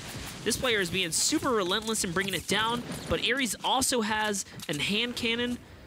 Oh, this guy, Claymore, has landed so many good shots. He's actually pressuring both of these players. Aries and Farron is now in not a good position. That's a shot that was a miss there. Had to be closer. Aries owns the walls. Quick peek baits. Now he has some shield to go with it. And now he's going to fight down Claymore right now, who's looking to third-party this. Yeah, Aries would have been in the bad situation, but not. Now he just isn't. He's in a really sweet spot here. Ooh, you saw him very quickly place down his own roof piece there, that floor. And you got to identify the weak points, so he knew right there that was one of them. Oh, he goes for the edit? That was so fast. See, Claymore picks up on it. He's like, no, this guy's going to go for an edit play. I need to back up for a moment. Aries, make him come in, put the trap down. You got this. Think about it. Actually, yeah, he had jumped up too. If he just edited the floor down and looked down and trap. If this guy walks over, he's going to eat it. Like right now, watch this. Oh, you see? He's almost. I think Claymore's baiting him. You got to think he probably knows, like, why is he sitting in this box for so long? He just edited his way back out and just tried to build Aries battle has me. so many materials. I like what Claymore's doing here, though. He's actually very smart with how he's damaging the walls, making them one shot each, and then trying to, you know, just bait and switch him for the right one. So makes a quick edit there, but Claymore realizes, oh, he's not going for the high ground push. So we're getting both perspective here. And I mean, there's a couple of nifty tricks to get into people's 1x1s, but Claymore is just not trying to do that right now. He's being super cautious, and I mean, for good reason too, right? You don't know if your opponent has a trap, and Aries does have one. This is quite a standoff here. That's a shot traded. He baits the wall down, so now it's fair ground. And he actually comes out for another one. He wants more of this. They're just trading shots here. He's going to hear that campfire. Oh, this is going to be a little rough for Aries now because, keep in mind, the enemies fighting Claymore is regaining his health with that campfire. Someone's grenade launcher this. That's 80. Oh, no. He needs to get this kill here. He knows it. There it is. That's it right there. That's going to heal him back up. He's at 70 HP now. Or 70 shield with HP to stack with it. And heals to go. There's a play from Apostle. I mean, take a look at this guy. He's been a menace this entire game. This entire heat, rather. Yeah. Finds himself another elim over to Nox here in retail row. Player getting away with barely any HP, but Nox is quick to clean it up. Over at Tilted Towers, Mel's side here as well. That's Stompy, by the way. 100 to the face. And locks up. That's a trap behind him. Yeah, it was really nicely done. So Aries now manages to get himself out of the zone, or the storm zone, and he's got the corrupted Aries himself to make a nice, healthy rotation in any direction he wants to go. But being that, you know, maybe he doesn't have too much of a run here, he's going to opt out of not using any of the corrupt stones. There is a risk in that as well. And Aries, again, he finds himself with 2 eliminations. He's one more for that extra point just to cement him into the finals. Yeah, I like what he's doing right now too. Since we have a look at the world map, he's just checking his surrounding areas, being very cautious with his rotation out. There's a player in Shifty and a player to his left. Obviously, he doesn't know that, but he's being super cautious with this play. Here's Chundis. At the diner. Again. Man, look at those materials. Yeah, I mean, he's about to cap back out again. It's actually curious to why he replaced the floor there. I don't know what that was all about. Maybe he's being habit, extra you know, just care. habit. Yeah, habit. Melside leading the pack with 3 elims. Axe takes a gigantic chunk out of his health bar. Hopefully he's okay. We've seen a dominant performance coming out of him in heat number 2. He's had a really good day. And now we get the new safe circle as well. 5-5. B&Q is just so happen to be right next door to him. Did he hear the edit though? How is Axe pressing W key right now? I want to know. 6 HP, no problem, dude. He doesn't plan on getting hit here. Looking at the peaks. He's just lining up the shot, trying to find the angle. He's got 3 shotgun shots. I guess in his mind, he's thinking, hey, it's all or nothing right now. He probably already qualified. He's looking to take Atlanta Swag out of this game. There it is. He's just going to chill and see if he can find himself a moment. Hear the quad crash or someone close by.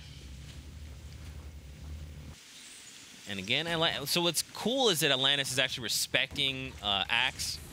And not just like going full send, he's just taking his time, kind of assessing. He doesn't probably know that Axe is only on 6 HP. He's probably seen the white numbers and gone, okay, he's down pretty low. I haven't heard any sounds of minis. I haven't really heard anything bandage or medkit If I had to guess, they traded some really respectable shots against one another. And now they're just chilling.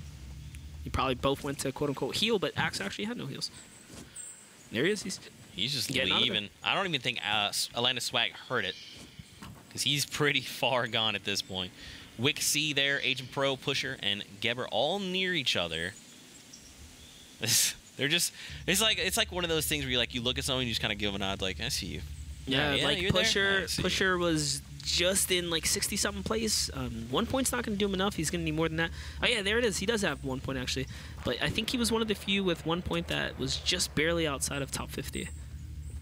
So that's probably why he's playing for placement here instead of being risky, knowing that he only needs 1 point, unlike some of these other guys that need 2 points. There's quite a bit happening here outside the divot. Ronnikov. This is Storm Wave 2 here. We're definitely seeing some old, habits or trends, right? Where, there's a lot riding on it. You're just kind of taking your time here, regardless of, the payouts and whatnot. You just don't want to be the guy to get eliminated. You want to find a favorable situation for you that you feel extremely confident. That way you can minimize your risk on your fights. So everyone's kind of hanging out here, probably done made their rotations to the zone. They're just looking to see where they have to go next and then make that decision. So this is going to be not too bad. It's perfectly centered. Everyone kind of has to make a move unless you made it to the complete middle. I think this is a fair zone for everyone. Tribune taking a little time, farm up on the mats. He's got the 500 brick, no metal though. But the wood is going to keep him topped off there as well. We've seen a lot of Tribune today. I mean, he's been around, right? It's just needs to secure them elims or make it to like top 3 this game to make it to finals tomorrow. I mean, if he did find the 3 eliminations and placing top 10, that would be 2 points. That could be enough to push him through. Axe is over here eating mushrooms. He's got himself a little bit more shield now. You gotta think. He's in a, oh gosh, he's in such a tough spot. You probably think like at this point, he's been aggressive up until this point. Now he's kind of like scavenging. He's like, please, regrets. I just need anything. The regrets. There's a little bit of a bell action here, so going to break in. That's a shot. Just connects with the AR hipfire. Nico takes down that player over to Gaffo. Currently finding himself in the safe zone. That sounds okay. Yeah, all right, it's definitely dynamite. Yeah. Wick C here trying to apply some pressure. They're going head to head. The thing is, you can hear it when someone's charging it, so you kind of know something's coming, but you don't know when. That's the thing about dynamite. That's the thing about dynamite. You don't know when. You don't know when. Taking a look at the kill feed. Nico goes down and Scram goes down as well. It looked like with a trap. Now Pusher is above Wixie. Gaffo's down below on his right. Oops. All right. Hey, just wanted to say hey, everybody. Now taking a look at the current safe zone. We still have about a minute before we get a new safe circle. Everyone's kind of collapsing in now. And again, I mean, the way you kind of touched on it, it's like a perfect circle, so it's fair for everyone. Everyone kind of has a way into this circle. Yeah. The middle zones are the most fair for the most part. It gives everyone, an opportunity to make it there, and it also rewards players to say, hey, I'm going to make it to the middle, this game because I want the most odds of being in the next zone. So when it goes middle, when you're there, and then the middle kind of collapses in there, it also gives you favor to the next zone as well, because now you're dead center. And take a look at the current circle, seeing how players are kind of stacking out. Gomaru is dead center of this current safe zone. He's the little green triangle there by that little tree. Just to give you some perspective. He is in the absolute middle of this zone. This player, Wick, is just chilling on top of the vending machine, which is also a good thing. If you hug up on the vending machines, you can actually use it, especially when if for some special reason you get hit by a turret. Yeah. The turret's going to be one of those things where, it's indestructible. Can't get taken out. Got 48 players left remaining in the current lobby. We're about to get a new circle over by Leaky Lake. I like this. Aries, 2 elims. He's got zone close to him. I think he's gonna make it. Look, Aries has got this. He's probably feeling the pressure a little bit, but Give him that. He just needs to lock it up. That caster luck. There it is. Is he sitting up top, by the way? I couldn't tell. I'm sorry it happened so fast. It seemed like he was just glancing out through the roof panel, but at the very tip top of it, which is a risky spot to be in. Drizzy down below with that gold heavy assault rifle, looking to put down shots. See, now, I like what Drizzy's doing. Like, hey, he's moving to the middle of the zone or whatever. But honestly, if it goes back up, he's giving up some good positioning and opportunity to fight players out from the storm here. So he's opting to go for, he might be safe this one, but I don't know if he's going to be safe for the next one. And KFL takes a chunky hit in the back. It's not the worst thing because he does have the chug jug, but that player is now looking to close in and secure this elimination. Right. So now KFL is kind of on the back foot. Again, he's got the chug jug. He's probably going to be okay, but over to Mel side in the replay. Got 3 eliminations. 180 flat. Secures that elimination. That is his 4th. And he is 1 point away from hitting his 2nd threshold there. Take a look at the scoreboard. Taka up top. Knocks behind him. Keolis there as well. I mean, right now, Mel's leading with 4 eliminations. Looks like a player was just gone down. Camel bumping his way up there with 2 eliminations. Yeah, if Camel can get 1 more elim, he solidifies himself to finals tomorrow, where everyone's a winner, guys. 1,500 prize bracket just for making it to the final day. Mel side looking to get his next point here. All he needs is 1 more elim. He's got a grapple. Man, this loadout is great. Heavy materials. He's got zone, and he's got the loadout to win this game right here with 3 traps for comfortability. I mean, even the 10 grapplers, he's just ready to go. He's ready to make these rotations. Words are so hard sometimes. But here we go, man. Circle's moving in 20 seconds. We get a new circle. We get to see where these players have to start making rotations to. Yeah, the grappler really makes this loadout right here. Here we have Beehive. We saw a little bit of him earlier today. He's looking to get someone that's fighting in the storm here, but he doesn't want to get chunked down by it either. He's got 2 campfires, so he's got a little bit of room to play with. And, it was actually Aries. Let's go. He's going to get himself the point he needs. Aries still alive. He's trucking on through. So Aries, that's a 2nd, right? So that's a qualification right there, I'm pretty sure. Now I just got to finish out a little stronger. Let's see if he can give himself some cushion as far as points go. See it from his perspective. That's 90, and there you go. He secures that elimination. Hits him with the 1-2 pack-a-punch right there. That hand cannon pump follow-up, or really the pump hand cannon follow-up. Even harder to do, really. He's running no SMG, straight-up hand cannon for secondary. Look at this, just applying pressure, making it difficult for these players. Gomaru's still there alive. We got 30 left alive. Remember, guys, Gomaru's trying to fight. Bullies his way in. He finds it. So see, now that he got that point, now it's like he's an air of relief, and he's like, look, why don't I just slay out? Yeah, what am I doing? Let's just take down everyone. He's been trying to get this guy in the stone wall for a while now. Lucky him, he does have favor as far as the storm goes for this next rotation as well. And he's, I think, natural high ground here, so players are going to have a tough time fighting their way uphill. Now we start making our way down. He lands another shot there. This is it. 24 players remain in the current lobby. Hand cannon wars.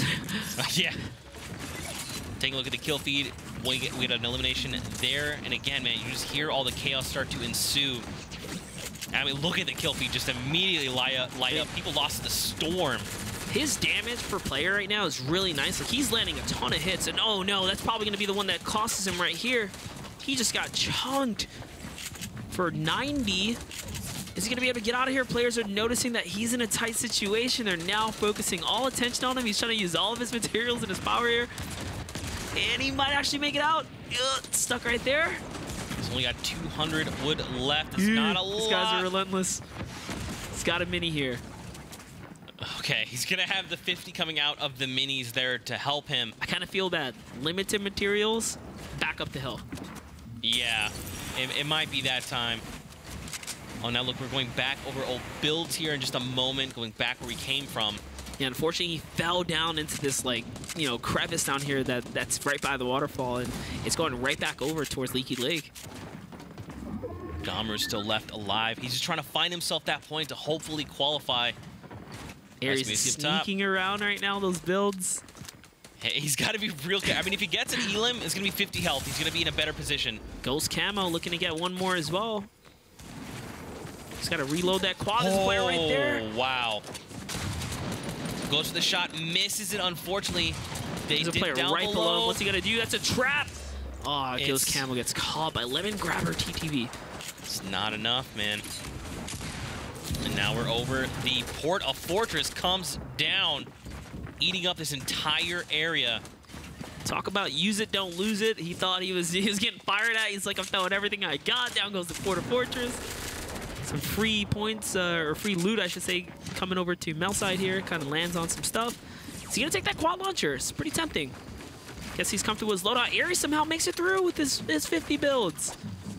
Again, man, he's 1 point away from that second threshold. I mean, he already made it to top 10, so this is another point. He's made it through.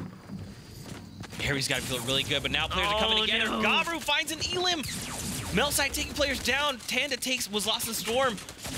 Gavru also gets a point, though. I think he's top 3 right there. That might be 2 points for him. We'll see if he qualifies. Now it's a 1v1 Melside with 7 eliminations going head-to-head. It's a build battle, which you don't see every day. 2 competitive players going off as a build-off.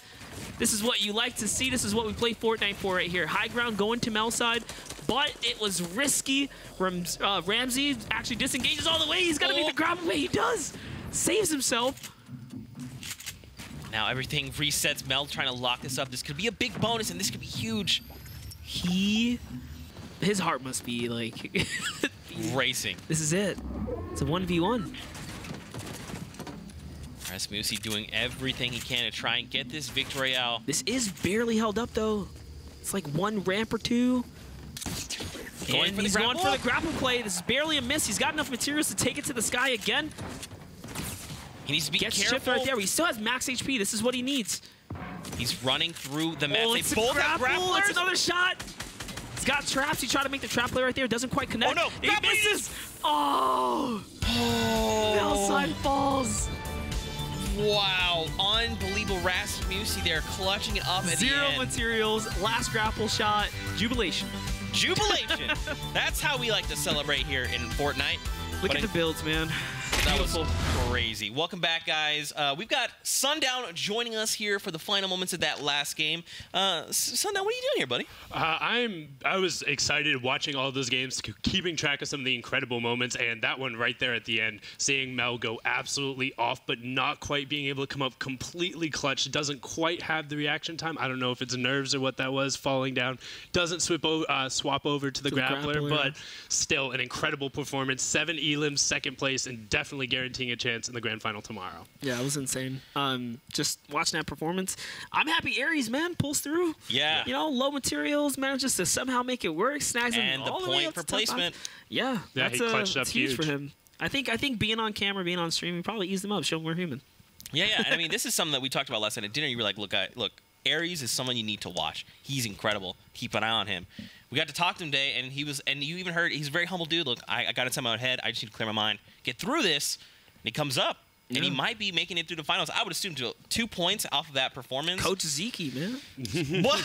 Yeah, cool, calm, collect, nice, able to kind of play his gameplay. We saw that he was making it into that mid and late game consistently, and he got there with enough materials, making it happen, and has the plays. So we'll definitely be seeing him tomorrow. Absolutely. Great way to end heat number 2. The last game was action-packed all the way through, and things just kept kind of progressing, right? Started a little slow, picked up as we kind of went on along. Really, really great stuff all in all.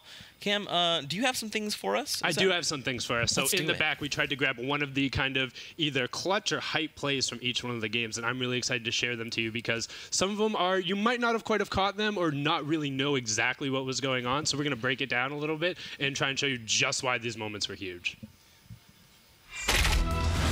So the first one here is actually you're going to see one of the players opt to disengage, get into that situation, and Axe comes in on the hot third party on Affect, uses the hand cannon to drop right in and catch the pump. So just watch how quickly and confidently he goes through this. So he knows he has this floated in, and drops it to the side, still putting pressure down on the pump, and then boom, hand cannon right through, and that was incredible. But Stock had got out of that situation right beforehand. So Axe then turned this into a 4 elim performance first game, basically put himself through, and that set the tone for the rest of his heat. He was able to basically W key super effectively. I saw you guys calling it out a lot. Yeah.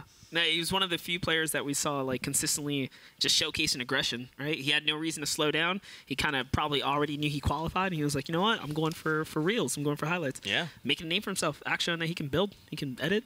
Yeah, he showed he was able to play at basically every stage of the game. And speaking of every stage of the game, our second person who you referred to as Storm God, I was calling him Captain Stormfight or Stormpush, was Apostle. He was able, game 2, we saw just an incredible chaining of eliminations together to get out of a situation where in the Scavenger Cup or in any other place, this wouldn't have been possible. So you see him opt to take this fight so low, 11 HP, that tick would have ended up going through, puts him to 58, and then he's like, you know what? I'm going to go take another fight. No problem, knows he needs to push back again, low health, and boom, legless, goes down to him, and then all of a sudden he's able to pick up a slurp, he's able to get those elims, he gets back into the circle, and he changes that into a grand final qualifying performance. You love Team, man. We've seen a lot of Apostle over the skirmish series as a whole, and for him to clutch up and do that, exactly like you're talking about, in the Scavenger Cup, specifically that 50 health on Elim, clutches it up there for him. Yeah, otherwise, in normal circumstances, you would see somebody taking an extended fight in the storm like that, just end up going down. But he's rewarded for that aggression, rewarded for deciding to go for the other players, and he turns it into something incredible. Speaking of rewarding aggression for going to other players, I think everyone knows the highlight we're going to see. I think everyone knows what we're going to see from Game 3. E11 Boyer going from 4 elims to 10 elims and just making the lobby disappear. Just absolutely just gone, and it was incredible. So we're going to see the last ones picking up right here. Oh no, there's the first one going off. So Kick Rascal goes through, and that was number 5. Picks up 6 right here, able to get that, and then immediately swapping over between the hand cannon and the pump and just putting shots down over and over. Idrakil ends up going down. That's 7, and from here on out, it's big bonus. Finds Motor rotating through the storm, and now all of a sudden he has some explodes, challenging with the grappler, and he's just cleaning it up. Did he miss? He did. Like, I don't think he missed. He just, he stopped thinking and just shot. I think it's one of the most surprising things is watch him pull out the grappler, and it's like, go. That was insane. Without skipping a beat. And the thing is, we kind of touched on it in that moment, is he eliminated every single player that remained in that lobby. There was 2 people fighting at the end, and he said, no. I would like both of you, please. Yeah, crazy. It was absolutely incredible, and that's something we've talked about with Boyer, is when he ends up going off, he can be one of the best players in the game. He just has to keep that level of consistency and keep translating it, because you see what he's capable when he just stops thinking and just plays the game. It's incredible. Instinct. And now, speaking of an absolutely clutch moment, Ghost Camo coming through on that. Just, you had seen he was struggling. He was right on that barrier of having no points, right on that bubble, and then all of a sudden, he's able to pull up with something crazy. So on 2 elims here, he has the med kits, but not the time to heal with the 5-6 storm. So instead, he goes aggro, drops in 105 to the teeth, and then he's able to use the grappler to rotate back out of the zone, has the med kits. That gets him the points and transitions him into a qualification for the grand finals. Yeah, and I think that was also a confidence boost for him, because next game he goes on to continue to make points. Yeah. and that was just absolutely incredible. And then for that last game, I mean, I don't know, the entire ending was just crazy because we saw a kind of carryover from the first heat where that 5th game, everyone's kind of playing like they just feel they need that point. They either need that 3 elims or they need that 10th place, and it was hard to pick a moment for me, honestly. I'm not sure. Yeah, there was quite a bit of action to be had there. Thank you, Cam, so much for joining us and delivering that incredible insight. Sundad, a.k.a. Sundown, guys. Give it up for him. Use that hashtag, Winter Royale. Let us know what you think of the day, what you think about Sundown, what you think about Monster, because they are incredible. We hope you've enjoyed all the action. But, guys, with that, it's time to find out. Standings time. Let's do this. My heart. All right, And so of course, Boyer, of course, 12 points leading the pack. And again, ladies and gentlemen, it's top 50 here that will move on to finals tomorrow. So as we go on, keep an eye out for that person you've been, keeping your eye on. Let's see, Aries bumps all the way up to 16th place with those 2 points coming out of that last game. That's enough to solidify him. Is there anyone, look, you talked about a Camel there in 24th as well, Wixie in 25th. I mean, even someone like Legolas, who we saw was taken down by Apostle, makes it in at 32. We saw Janasta, who's another new name, just kind of coming up and making a name for himself. Garu gets the 2 points, remember, for placement. Yes. So that was pretty clutch. He was against the fence all day long, so managing to pull out some placement points. Oh, and right on the barrier. There you go. Kaizen is pushed out there. So as you can see, the 1 point at the very end just wasn't quite enough. This probably came down to tiebreakers, and he's edged out at the very slightest there. By KFL, who had a pretty solid performance, able to sneak out that 1 point. Atlanta Swag also sneaking right under the barrier. And overall, with a lot of these guys, I'm impressed. It was a big performance. The Mocket guys came up pretty big, a lot of them representing. Unfortunately, a few just outside. But overall, with their performances, I was impressed. And the level of EU performance today was incredible. We saw so many plays, whether it was mid-game, early game, end game. People were just going at each other, both between the build fights.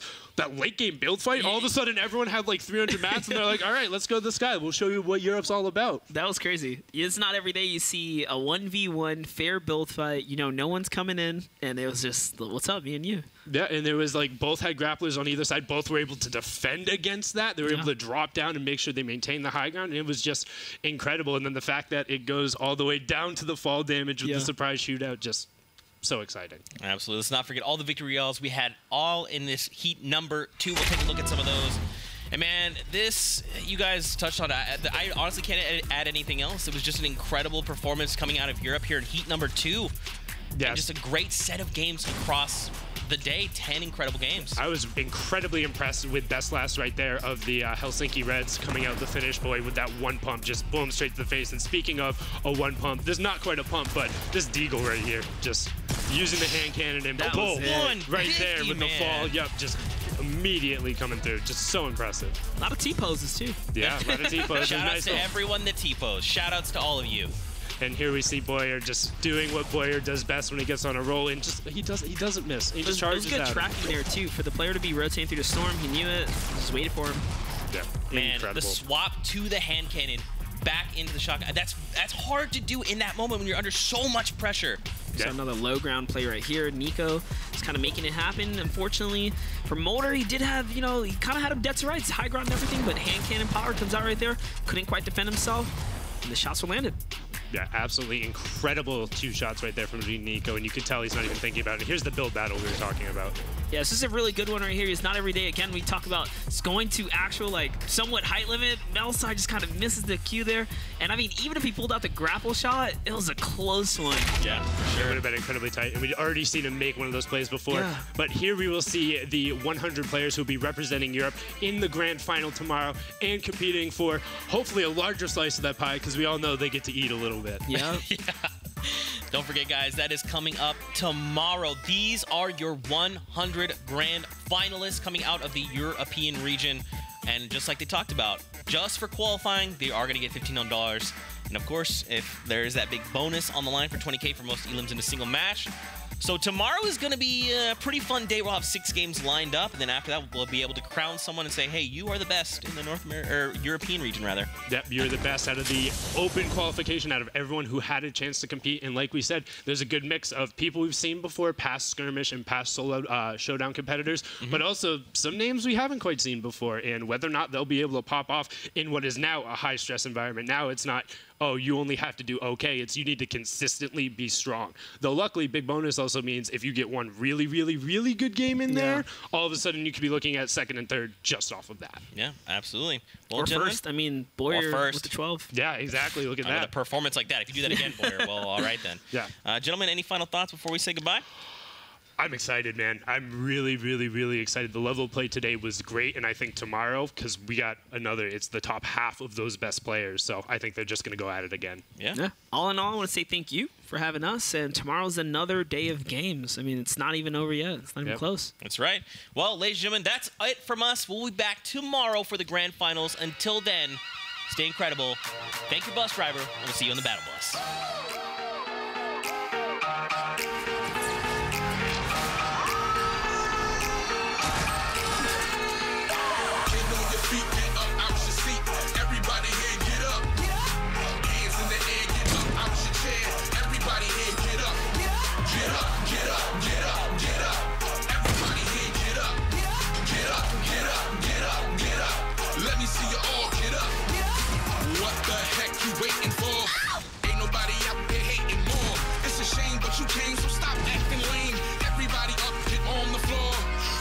Feeling, run like you're stealing. Look around and you got nothing to fear in. Take a second, catch your breath to see if it's safe and stop. We got some haters over here. We got some haters over there. We got us people in the middle acting like we just don't care. Get on your feet, get up out your seat. Everybody here, get up. Hands in the air, get up out your chair. Everybody here, get up. Get up, get up, get up, get up. Everybody here, get up. Get up, get up, get up, get up. Let me see you all get up. Don't make me come over there. Throw you through the ropes just like Ric Flair. I'll be forced to erase that look on your face. I'm gonna get you out your seat, I swear. Come catch the feeling, run like you're stealing. Look around now, you got nothing to fear in. Take a second, catch your breath to see if it's safe and stop. We got some haters over here. We got some haters over there. We got us people in the middle acting like we just don't care. Get on your feet, get up out your seat. Everybody here, get up. Hands in the air, get up out your chair. Everybody here, get up. Get up, get up, get up, get up. Everybody here, get up. Get up, get up, get up, get up. Let me see you all get up. Everybody in the building, put your hands up. Let's go, y'all. All people, yeah, yeah, yeah. Come on, come on, come on. Get on your feet, get up out your seat. Everybody here, get up. Hands up, hands in the air, get up out your chair. Everybody here, get up. Get up, get up, get up, get up.